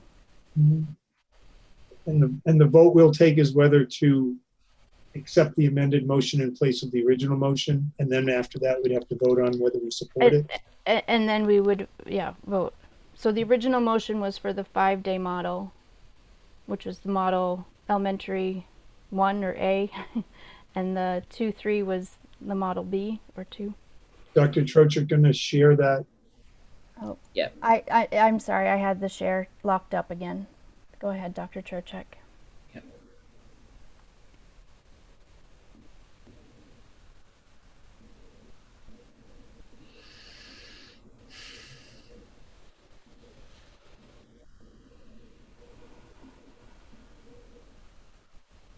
I'm very disappointed with our lurkers who are using inappropriate entry names. I'm going to remove this person. So this is the 2-day plan. I just want to remind you that this is 5 days. Teachers are in school for 5 days. It's 2 days in school and 3 days remote for students. Wednesday is a remote day for all, but it begins with a synchronous lesson with their teacher, a teacher from the teacher team that they're on in the morning. Cohort A is in school on Mondays and Thursdays. Cohort A is remote Tuesday, Wednesday, and Friday. Cohort B is remote on Mondays and Thursdays and in school on Tuesdays and Fridays and also remote. And again, to get the 6 foot of distancing, we would be looking at additional staff, a lot of additional staff at the elementary level for this model. Could you just show the model A? Mm-hmm. So model A is that students would attend school 5 days a week. They would have a modified schedule. They'd be there from 8 to 2 in person. They would have lunch at home and they would go home to remote. That remote would be their expressive arts. So it would be a remote session with the art, music, PE, STEM, and then they would have a staggered arrival and a staggered dismissal. We have a minimum of 4.5 foot social distancing on this model because there would be probably 16 kids in a classroom. And again, this would require additional teaching staff, probably 6 to 8. We've kept you up so late. I think you accidentally said 2, but clearly it would be an 8 to 12 with this staggered yes, I'm sorry. arrival and dismissal. Yeah, that's all right. And in this 5-day model, our expectation would be that our on-services after-school provider would be able to accommodate the earlier dismissal. With this model, the conversations with the Y, yes, and I've also spoken with BCLC. However, okay. We do need to take a roll call vote on the amendment before the primary motion to see if we're amending the motion. Are we prepared to take that vote now that we've seen the slides again? I'm not seeing anyone object. I'm seeing a few head nods. Okay, so the amendment. John has his hand up. Oh, sorry. Thank you. Thank you. I missed that as I was writing. Go ahead, Mr. Malady. No worries. Thank you very much. Just to help clarify, can you give us a rough estimate of what the class size would be at the elementary level under Model 2A versus Model 2B? And then I have another follow-up question, if I may. So on Model 2B,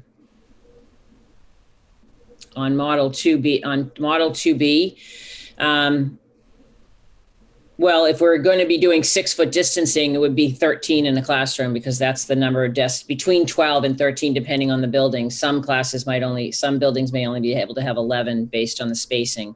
Because once you get to that 6 foot mark, it was very challenging in some of the buildings based on the footprints of the classrooms. What was your question again? I'm sorry, Mr. Malady. No worries. The class size is here. So here, but here, the challenge is when we originally had the conversation and looked at the remote models that were available at the elementary level, we were very concerned about the number of students that we might want, that we believed might need more than 2 days. And so when we balanced bringing in the high need students, this is just bringing in 50% of the students, and really there's not a lot of extra room for any of the high need students that might get more than 1 day.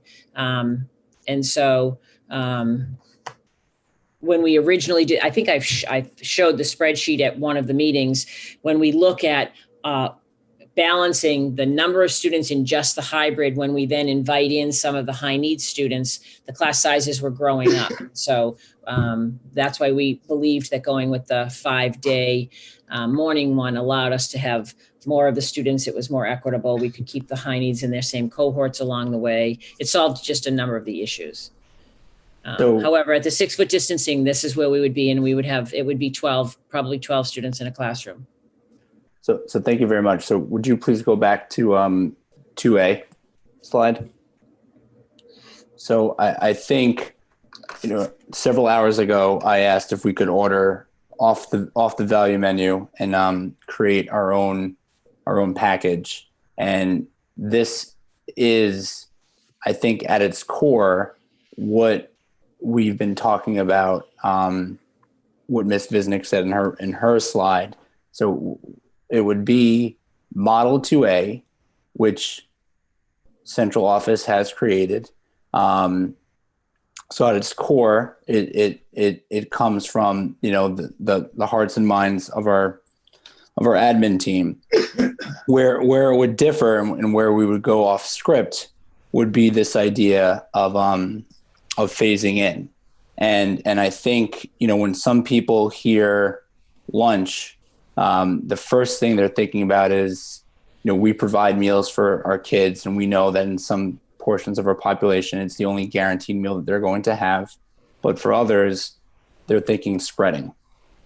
So if we were to approach a hybrid model 5-day that could mitigate spreading, I think I would be very comfortable with that. And I know, as my second grade teacher, Sister Eva, told me, it's not all about me, but it is a way of getting towards the goal of getting some of our students in. And the focusing on K through 5 would be, giving us data that, this model is working, and hopefully applying that data to our middle school and our high school down the road. And it would also give us the opportunity to use parts of our middle school if we needed to, for whatever reason, move some of our students into the middle school for space reasons. Now, I don't know, if that's the mood of the room, but just to clarify, I think it was said earlier, but just to remind everybody, if kids are leaving at 12, kids who are eligible for lunch are getting lunches. And I think it's also important that, as you pointed out, Sue, that it's 2A, and please, if I'm putting words in your mouth, correct me, but I think I interpret it as 2A is helping our most vulnerable populations by getting them in the building as frequently as we can. So I threw a lot at you, which I typically do, so I'm sorry. Thank you, Mr. Milady. I think I wanted to clarify that the primary motion on the table was for hybrids across all levels, and the amendment was to substitute the 2B for the 2A. So if we're ready to vote on the 2B, we can then return to our primary motion, which is hybrid for all levels and with a determination on which elementary model. That's probably clear as mud at this time, but. So I'd like to call the roll. This is a vote on the amended selection of 2B for the elementary model within the primary motion. I'm looking for a roll call vote. I'll start with Mayor Cahill. Yes. Kimberly Coelho. Yes. Kelly Ferretti, Yes. Karen Robinson, Yes. John Milady, No. Lorinda Bisnick, Yes. and Rachel Abel, no. The motion for the amendment of supplanting 2B into the primary motion has passed. The vote is 5-2. So now we're back to the primary motion, which was to have all levels at a hybrid model. And we have determined the hybrid model for the elementary would be the 2B in our primary motion. Do we have any more questions, or shall I call the roll?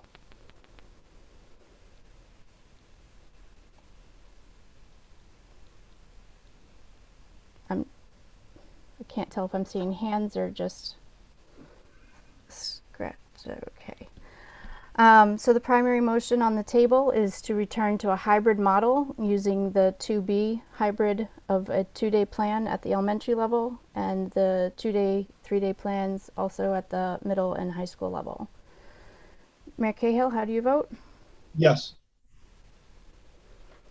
And Kimberly Coelho, how do you vote? Yes. Kelly Ferretti, how do you vote? No. Karen Robinson, how do you vote? No. John Milady, how do you vote? No. Lorinda Bisnick, how do you vote?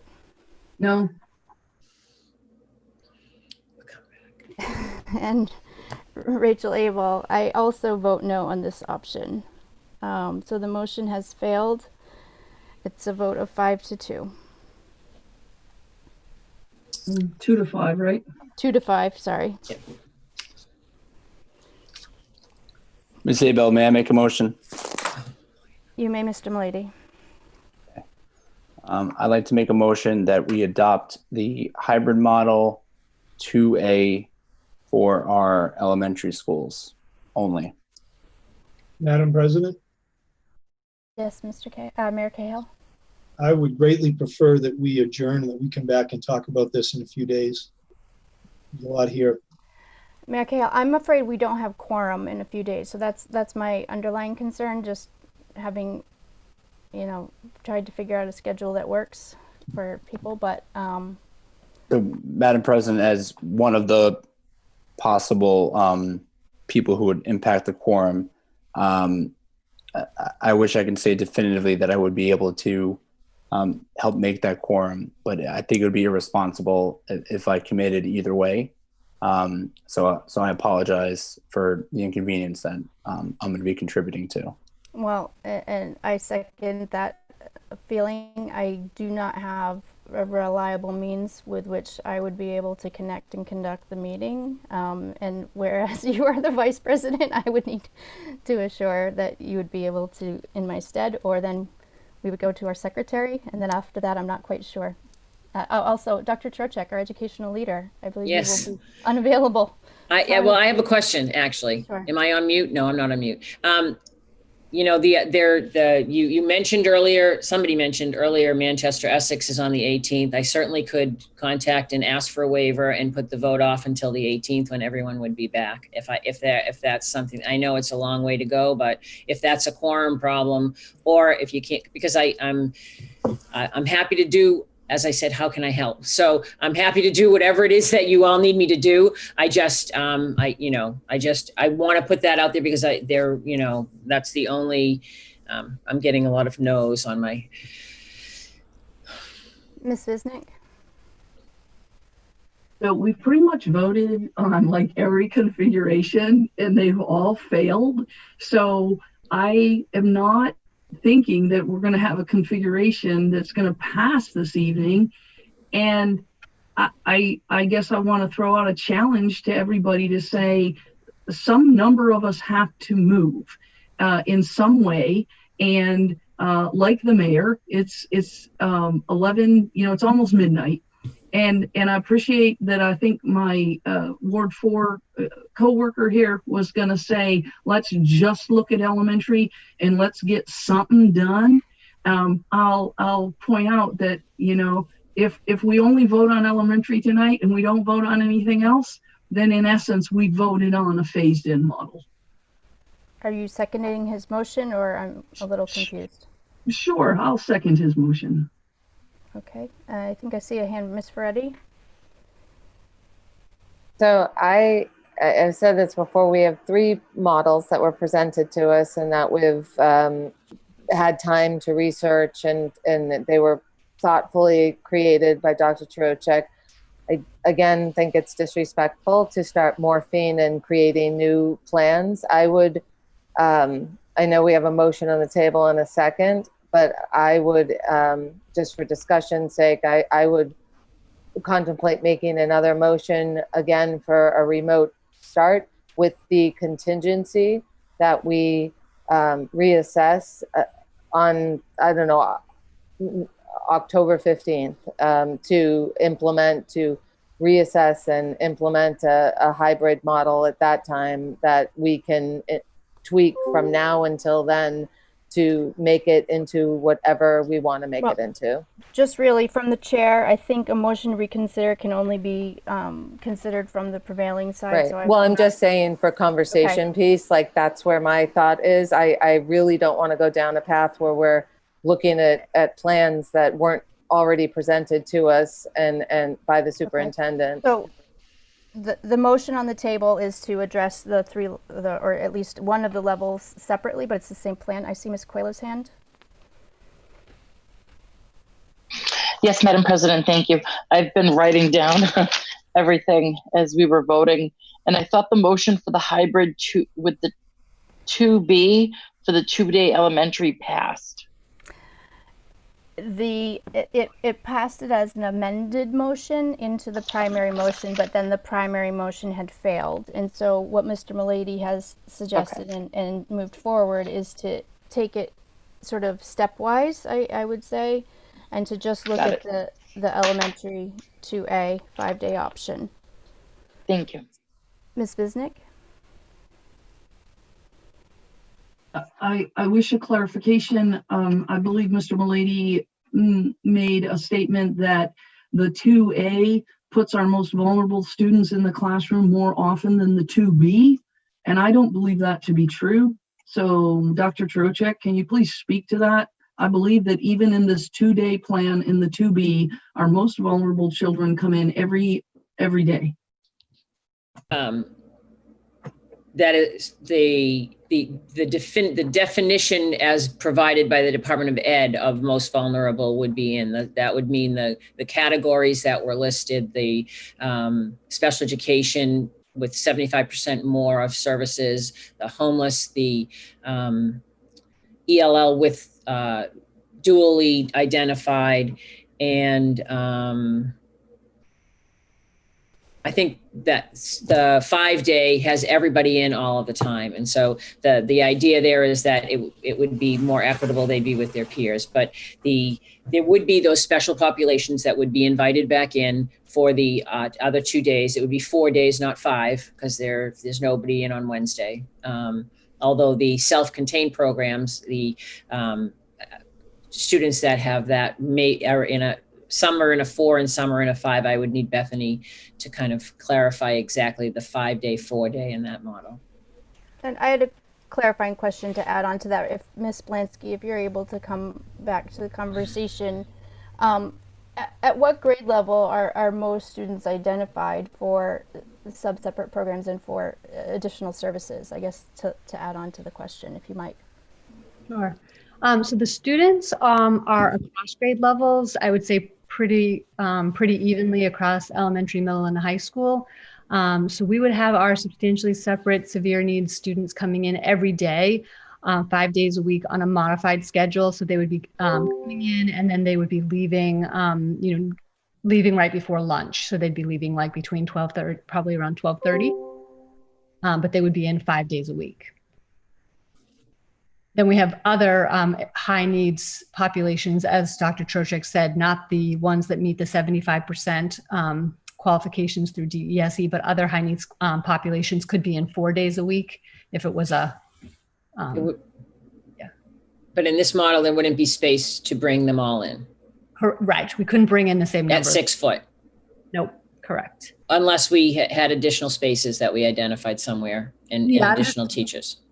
There's a small number of students who are in partial inclusion programs, who are, within the programs that they're in. We could accommodate that, but not the same number that we could accommodate within the other model.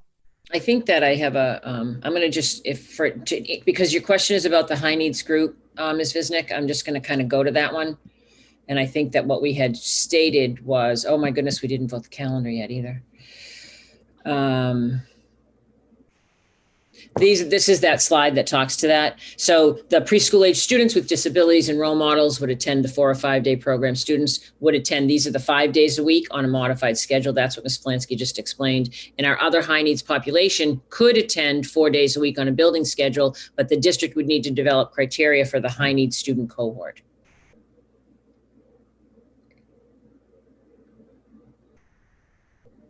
Did that help clarify, or do you have another question about that? To be really honest with you, I'm just like I just try not to fall asleep right now. So no, I don't have any. This slide doesn't help me right now. I apologize. I mean, what is this? The district will develop. How much development is there in? Well, that would mean that we would take a look after we got into school. We would look at data. We would see who would be the students that were most at risk, and then how much space do we have in that hybrid to maintain that 6 foot distancing, and then how could we bring them in? And maybe we would bring some in on 3 days and some in on 4 days. But again, there's not that much space available in the 6 foot distancing when we bring in the fit, depending on the number of students that would go into the remote learning academy. So if in fact more students went in the remote learning academy, there would be more spaces and we would be able to do that. Mayor Cahill? So, yeah, I got a few questions or thoughts. So the elementary hybrid model that Mr. Mullady made his motion to include, that's the 5 day model. Mm-hmm. Your slide on that showed it as a 4.5 foot distance. Minimum. That would be the minimum.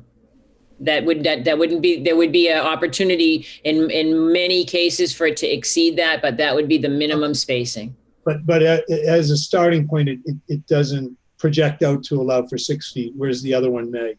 Correct. As a starting point. Just to understand that. Yep. So look, I mean, I've made abundantly clear tonight what I think, but that didn't succeed. This proposal, I want to ask Mr. Mullady, because he made the proposal, and Mrs. Visnick as well, because I'm just trying to ask the people who have been working on this, I think.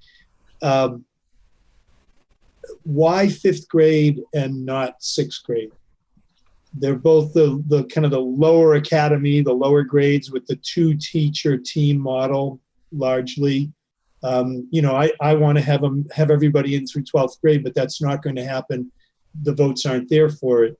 Would you people consider bringing the 6th grade in, because now there's some natural cutoff there, and that they're the lower 2 grades with the 2 teacher teams?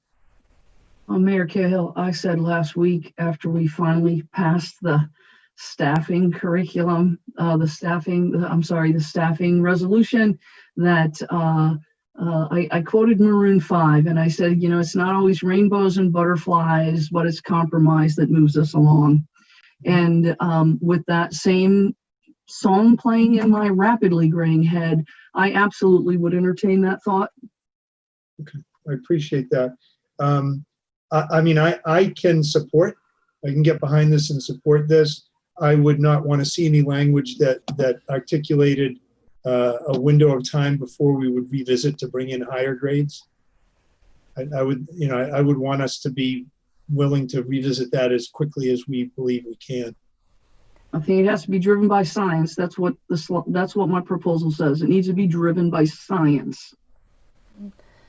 Mayor Cahill, were you suggesting an amendment to the primary motion, or I had written down this was the elementary model, which I had seen defined by the slide as K to 4, and I apologize, Mr. Mullady, if you had actually said 5. That's okay. I said K through 5. And if it's okay, Madam Chair, just to answer the mayor's question about some of the thoughts that went into it. Fifth grade, in a couple, you go a mile down the road, fifth grade would be considered to be elementary school. So I thought lumping them in on a K to 5 level, to me made a lot of sense. I can see, the push to lump them in for a sixth grade model as well. I really don't want to cop out, but I feel as though as it's getting late, and I'm just concerned that, some of our cognitive abilities have gone into a little bit of a decline as we've dragged on. I'm willing to withdraw my motion out of, respect to my colleagues, and also respect to central office, thinking that we've expressed what some of us are thinking, some of our concerns. I'm confident that we have a relationship with Dr. Troke that you're not taking it personal, that we're not going with the specific plan that you're having. So to further increase the messages in our inboxes, I'm prepared to withdraw the motion. Sue's saying no. Okay, I'm going to keep the motion. The motion stays. Well, and to clarify, your motion was through fifth grade, so I have to offer an apology to Ms. Ferretti because I believed we were looking exactly at a slide. So just to make sure we're all on the same page. Just anecdotally, I had a fifth and sixth grader this past year, and the fifth graders are still on the rubric of the elementary schools. So I think that is definitely a defining line as well. Okay, so that's the motion on the table. You were potentially going to withdraw it. I saw Ms. Robinson's hand first while you were speaking, and so we'll hear from her first. I just wanted to know if I could make a motion. We have an open motion on the table, so unless Mr. Millie is officially withdrawing it, I think I need to call the vote first before we can entertain another motion, unless it's an amendment to this motion of K to 5. Did the mayor amend that? Didn't the mayor amend that? I don't think he had a second. I'm sorry, Mayor. Was that, did he, Mr. Mayor, did you? I will second if the mayor amended. Yeah, I mean, I was asking, not making a motion. Sorry. But no, I appreciate your saying. So Mr. Milady made a motion and it was seconded. And that went through grade 5. 5. Okay. Can I clarify for the motion's sake? K to 4, he motioned for 5 days a week. 5 and 6 is a 2-day, 3-day model. Exactly. Just want to make sure that's clear, right? And we're not doing 5 days a week at 5 and 6. We're doing 2 and 3 at 5, and that's the model that's proposed. So it would be 5 days a week, K to 4, and 2 days, 3 days in 5 and 6. And therein lies some of my confusion as well. Okay. I just wanted to, I think I'm hearing, and we're going in a good direction, so I just thought I'd help. Can you repeat that, Sue? I believe that the motion, if I were going to interpret it, it's that Mr. Milady made the motion that we would consider the hybrid model, the 2A hybrid model elementary A, which was the 5-day modified schedule. And I think Mr. Mayor added an amendment to include 5 and 6 on the split week that is proposed for 5 and 6. Because that's the proposal for 5 and 6. If that's an amendment, I need a second on that. I don't know if it's an amendment. I'm just saying that's what I thought I heard. I'll make an amendment, but before I do, I just want to ask Mr. Milady, do you continue to prefer for the elementary the 5-day model, even though it's apparent that the 5-day model may provide consistently less distancing than the 2-3 model? That's a really good question, and probably one that I'm going to have to answer in emails. So I think most importantly that hearing, the fact that my original idea of a K through 5 wouldn't be feasible because you'd have to lump in the 5s with the 6. And, that's coming from this, conversation and relying on our central office team. So thank you very much. So the 6 feet distancing and the minimum 4.5 feet distancing, this is like a battle of narratives. So if, we can hear one more time from our team, the rationale, whose advice are we taking about the distancing? Because I also understand that we need to make these decisions within the confines of our economic reality. So what if we went forward with a 6-foot plan and then we found out that we couldn't afford to carry that out? So that would be incredibly concerning for me. So I just want to propose to you guys, can you explain to the public and to me one more time the rationale behind 4.5 feet? We were charged from the Department of Ed at the very beginning of this whole process at a 3-foot minimum. So that's how we got to a 4.5 even to begin with. So the guidance that was originally presented to us was to do a feasibility study at 3 feet and at 6 feet.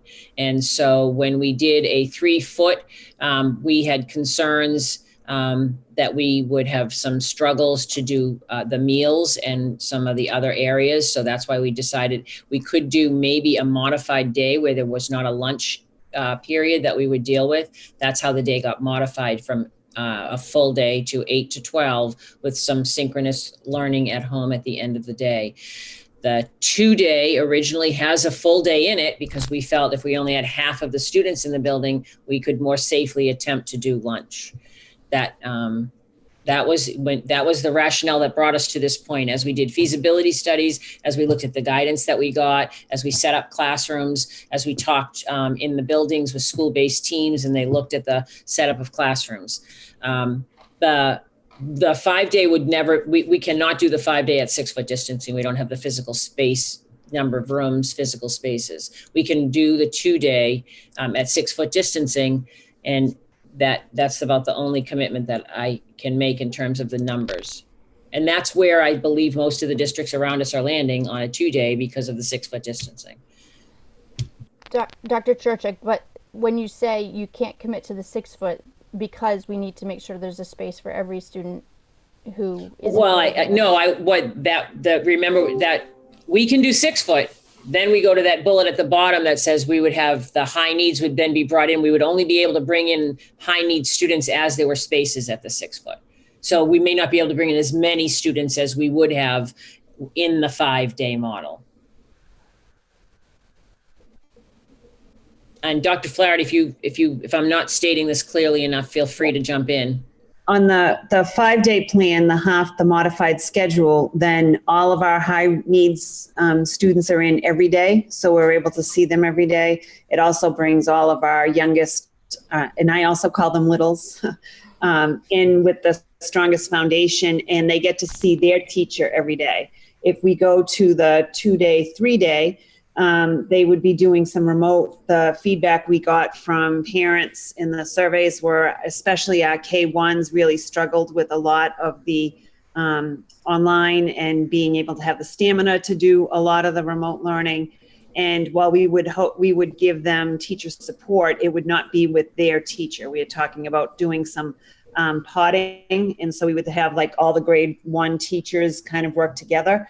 2 of them would be the in-school teachers, and then one of the third person on that team would end up helping to support kids in the remote version. So it may not be their regular classroom teacher that's supporting them in the remote. So we felt that the benefit of the 5-day was the best educational foundation for the students, because we got to see all of our students every day. Our high needs students were in every day.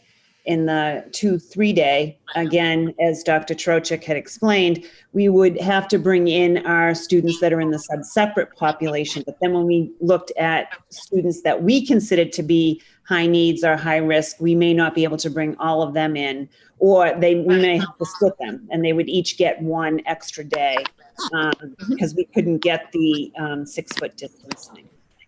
But with the 4.5, in many instances, when they're in every day, depending on how many students are in the remote academy, that may be absent on a regular, basis. You might always have one student that's out each day. You might be able to get to the 6 foot, but we know we would be no less than 4.5. Mayor's raising his hand. Sorry about that. Someone had come off mute. Mayor Cahill? Thanks. And with the 5-day model, every child in that elementary school will be in that building every day. With the exception of those that opt for a remote learning academy. That, we were balancing optimal educational programming and following guidance around the 3-foot distancing.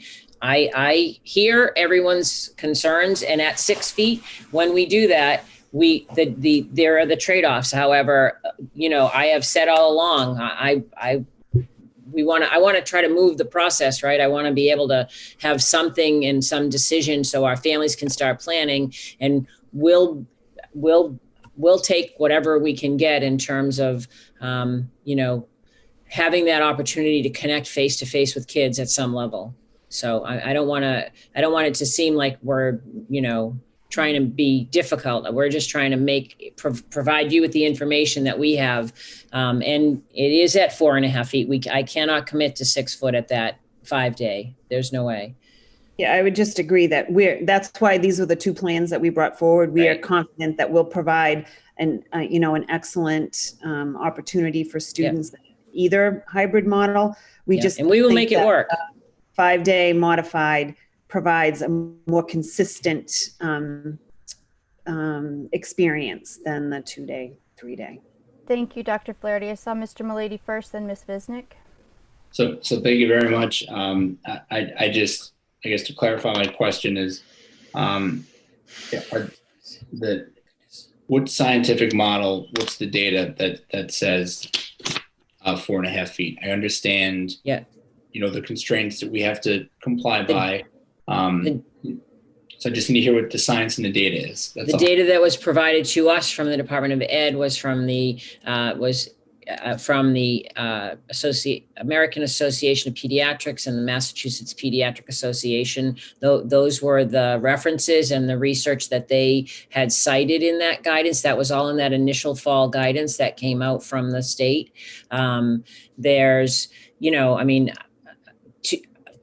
I brought that forward to the task force. We looked at it. We talked about it. I shared a video with you all the other night of some of the doctors that have supported it. I'm not a doctor. My work is education. And so, I was given a task to feasibility study at 3 feet and 6 feet. We invented 4.5 feet. We said, well, if we can't, we didn't really like the 3 feet. So we said, how far can we get? And as we started modeling classrooms, we could get 4.5, some classrooms 5, but that's where I'm just being honest. That's where we're at. So this is a kind of a follow-up, but also a comment.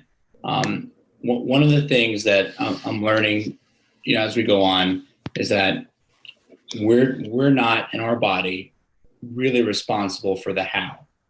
So when questions get posed to us by a very concerned and dedicated public about how will we plan for subs, how will we do this, I think the instinct that I have, and I think many other people have, is to try and brainstorm and problem solve. I think we're in the business of solving problems in addition to the other good things that we do. So I know that I'm well aware that on any given day, it's hard to find a substitute teacher, especially one, during a pandemic. We don't know what the hows are. We don't know how we will implement when it's time to scale back. We don't know how we're going to implement when it's time to bring in subs. We don't know how to implement what are teachers' responsibilities and kids' responsibilities going to do when we're in quarantine. There's so many hows out there. What we do know is some of the science provided to us tonight is going to calm down a couple of people, or hopefully quell the fears that people have. But I just want to reiterate something over and over again. Nobody is asking or expecting people to show up or send their kids into a situation that you're not comfortable with. Mm-hmm. If you're not comfortable with the hybrid model, we will respect your decision to enroll your kids in the remote start. If you're a teacher or a staff member and you don't feel comfortable coming into the building, it is going to be our responsibility as a district to try and negotiate some sort of plan in how we get there. No one individual's safety is higher value than another person's. But I think that we're showing tonight that, you know, if the hard decisions are hard for a reason, and we're definitely putting in the hours. So I appreciate the response. You know, we're getting our guidelines from DESE. You know, DESE's science is saying that, you know, this is going to be the minimum. We're going to exceed that. I think it would be almost irresponsible in some ways to say we can promise that we can get to 6. And we know, well, stop. Ms. Robinson, thank you for your patience. No problem. So are we revising a motion, or are we voting, or what are we doing? I'm sorry. I'm kind of new here. I'm lost, and I'm sure Ms. Bergeron is lost. So Mayor Cahill. Sure. I asked Mr. Mulady the question about the 2 K through 4 hybrids, right? Mm-hmm. So I wanted to make sure that he was set on the one they put forward, because I thought that the 4.5 and 6, you know, it matters. Mm-hmm. But it sounds like, Mr. Mulady, you're comfortable staying with the hybrid model you put forward initially. 5-day 2A. Yeah. Is that okay? Is that? Yeah, I guess I'm still unclear about Mr. Mulady's motion for the 5th graders, if it was his understanding that the building would only allow for the hopscotch or the 2-day, 3-day model. Thank you, Ms. Abel. So since I think it would be, you know, foolish to say that we're going to force grade 5 into that model if the model doesn't work in the building. And I apologize. Grade five. So first of all, grade 5 and grade 6 are at the middle school, and the only model we've proposed for the middle school is the 2-day, 3-day. Mm-hmm. So I think that's the only model that we have. Our feasibility study in 5 and 6, that's the only one that we support. That's the one that has students in 2 cohorts in 5th, and that's why when you made the motion K to 5, it's not the same model at both buildings. If you're doing the same model at both buildings, you're talking about a 2-day, 3-day, K to 6. If that's, I'm just trying to clarify. I'm so sorry, it's late, and I'm. So, Mr. Mulady, were you about to say that you wanted to amend your motion for K to 4 for the 5-day, back to the original proposed model, or? Yes. Okay, and I will second that amendment. So we have an amendment to the primary motion to align the motion to the represented 2A model for our elementary K to 4. I think we're ready to call the vote on. No, Ms. Ferretti? Sorry, I just want clarity. Are we voting for only K through 4, or are we voting for the entire school population right now? So we have to do 2 votes right now. We have an amendment to the original primary motion. The primary was K to 5, but the model doesn't work in a 5-day for the 5th graders. So we're actually revising it back first to do K to 4, which aligns with the administration's proposal 2A. Okay, but we're not sectioning out populations of students to send and others not to, like we're looking. No, I think we're taking it piecemeal, stepwise, each level at different. So we're not voting on the plans as a whole? We're voting on them separate? The levels, I think. Yeah, the levels, the elementary versus the secondary. Can you just repeat, I'm sorry to be, can you repeat the motion in its entirety? Madam President? Sure. So the motion on the table was for a 5-day K to 5. The amendment that's now before us for a vote first is to revise the motion to align to the district's plan 2A, which is a K to 4. So keeping it at the elementary as we have it defined here in Beverly. So is it this committee's intent at this time to vote for, albeit separate sections, but to vote for the entire population before we adjourn tonight?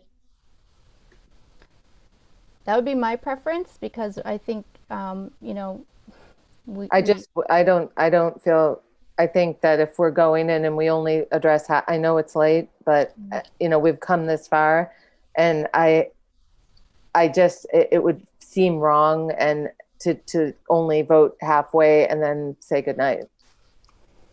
Okay, Ms. Visnick? I think that we have been unable to reach an agreement trying to vote on K through 12. And so there's a motion on the table for K to 4. And if we finish and we pass something for K to 4, then we can look at 5, 6, 7, 8. We have talked in previous meetings about the fact that we could vote different models at the different age groups. And so maybe for, and even within the middle school, we could vote 5, 6 different than 7, 8.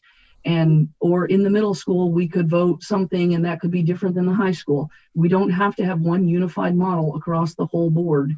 And so, yeah, we can vote on this and then see what comes next. I'm going to call the roll just to simplify our amended motion here to back to the primary. To amend the motion on the floor to K to 4, Michael Cahill?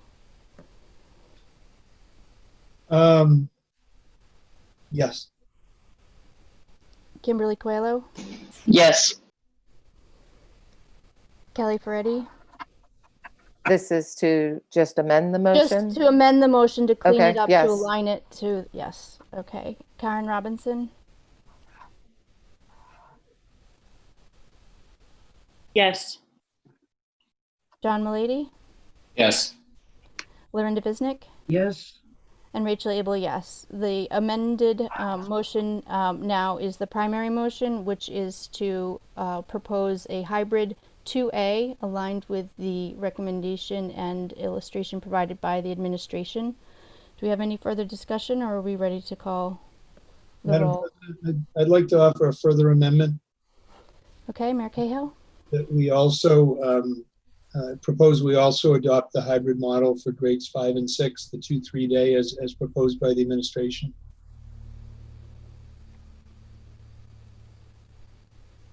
Okay, so there I would second that motion. Oh, that's a song. Sorry. I would second that motion. Okay, so Mayor Cahill has presented an amendment to adopt the presented model for just the 5th and 6th grades, and Ms. Visnick has seconded that motion. So now we need to take a roll on the amendment to see if it succeeds. Back to the primary motion. Are we prepared to call the roll? I'm seeing a lot of yes faces. Okay, so Mayor Cahill? Yes. Kimberly Coelho? Yes. Kelly Ferretti? Okay, again, we're taking a vote on amending. To amend the primary motion to include 5th and 6th grade with the 2-3 model as proposed. Okay, yes. And Karen Robinson? Yes. John Mullady? No. Lorinda Visnick? Yes. And Rachel Abel, yes. The amendment to the primary motion has passed 6-1. So now our primary motion is to adopt the hybrid 2A 5-day elementary K to 4 with the 5th and 6th graders in the 2-3 hybrid model as presented. Do we have any more discussion? We're ready to call the roll. Okay, again, Ms. Bergeron, for the record, it is the hybrid 2A 5-day elementary model with the amendment for adopting 5th and 6th grade at a 2-3 hybrid as presented. Mayor Cahill, Yes. Kimberly Coelho, Yes. Kelly Ferretti, No. Karen Robinson, No. John Malady, No, because of the 5 and 6 edition. okay, Lorinda Bisnick, Yes. and Rachel Abel, yes. Did I get everyone? 1, 2, 3, 4, 5, 6, 7.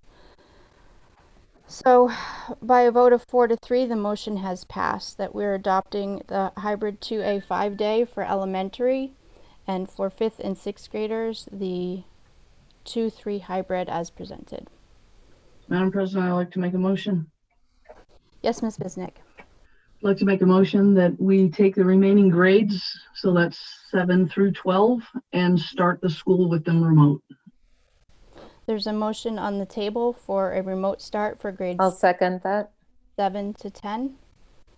So Ms. Bisnick, there's your motion with Ms. Kelly Ferretti as a second.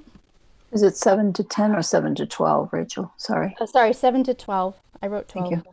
Thank you, Ms. Bergeron.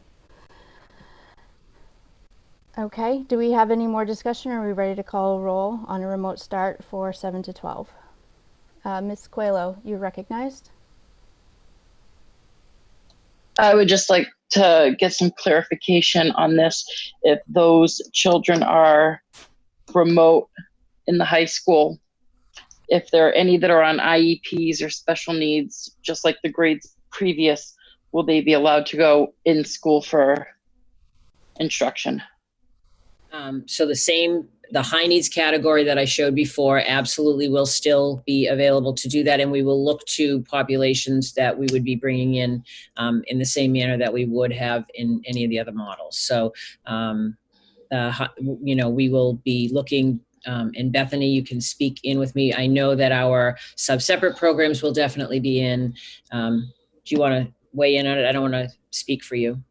Sure, yep. It would be our sub-separate programs for our severe needs students, and then also our students in our therapeutic programs that meet the 75% C-grid services on their IEP.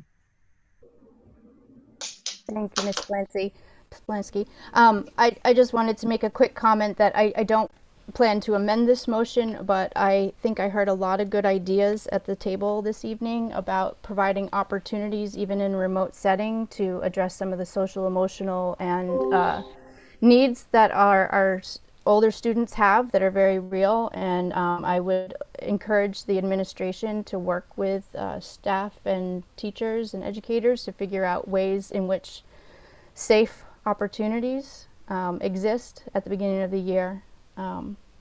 Just wanted to make that known. I guess. Are we ready to call the roll on this?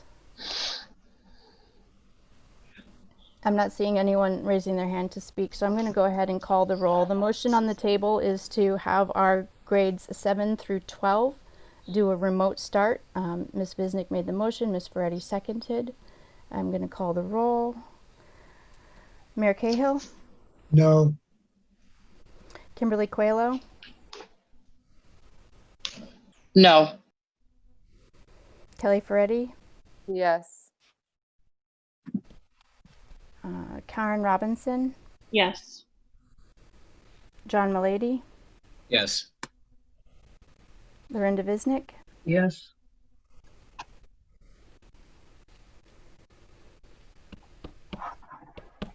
I have to call myself, don't I? Yes, ma'am. This is tough, but compromise is how things get done. So I'm going to vote yes, and recognizing that this is our starting position and that we're going to continue to evaluate. So by a vote of 5 to 2, the committee has decided to start our 7th to 12th graders in a remote start model. Madam President, I'd like to make a motion. Yes, Ms. Bisnick. I'd like to make a motion that we adjourn for the evening and push the calendar discussion to another day. I actually just had one question before we adjourn. And it should be an easy one. Okay. It's for Dr. Trocheck, but so for our hybrid model that was approved this evening, if in fact, because data has changed in the time that we took the survey, so if in fact, once you start looking at the reality of how many families are sending their kids in, if we simply don't have enough children to justify a plan, a model that you put, will that default to the remote with the caveats to accommodate the children that need to come in?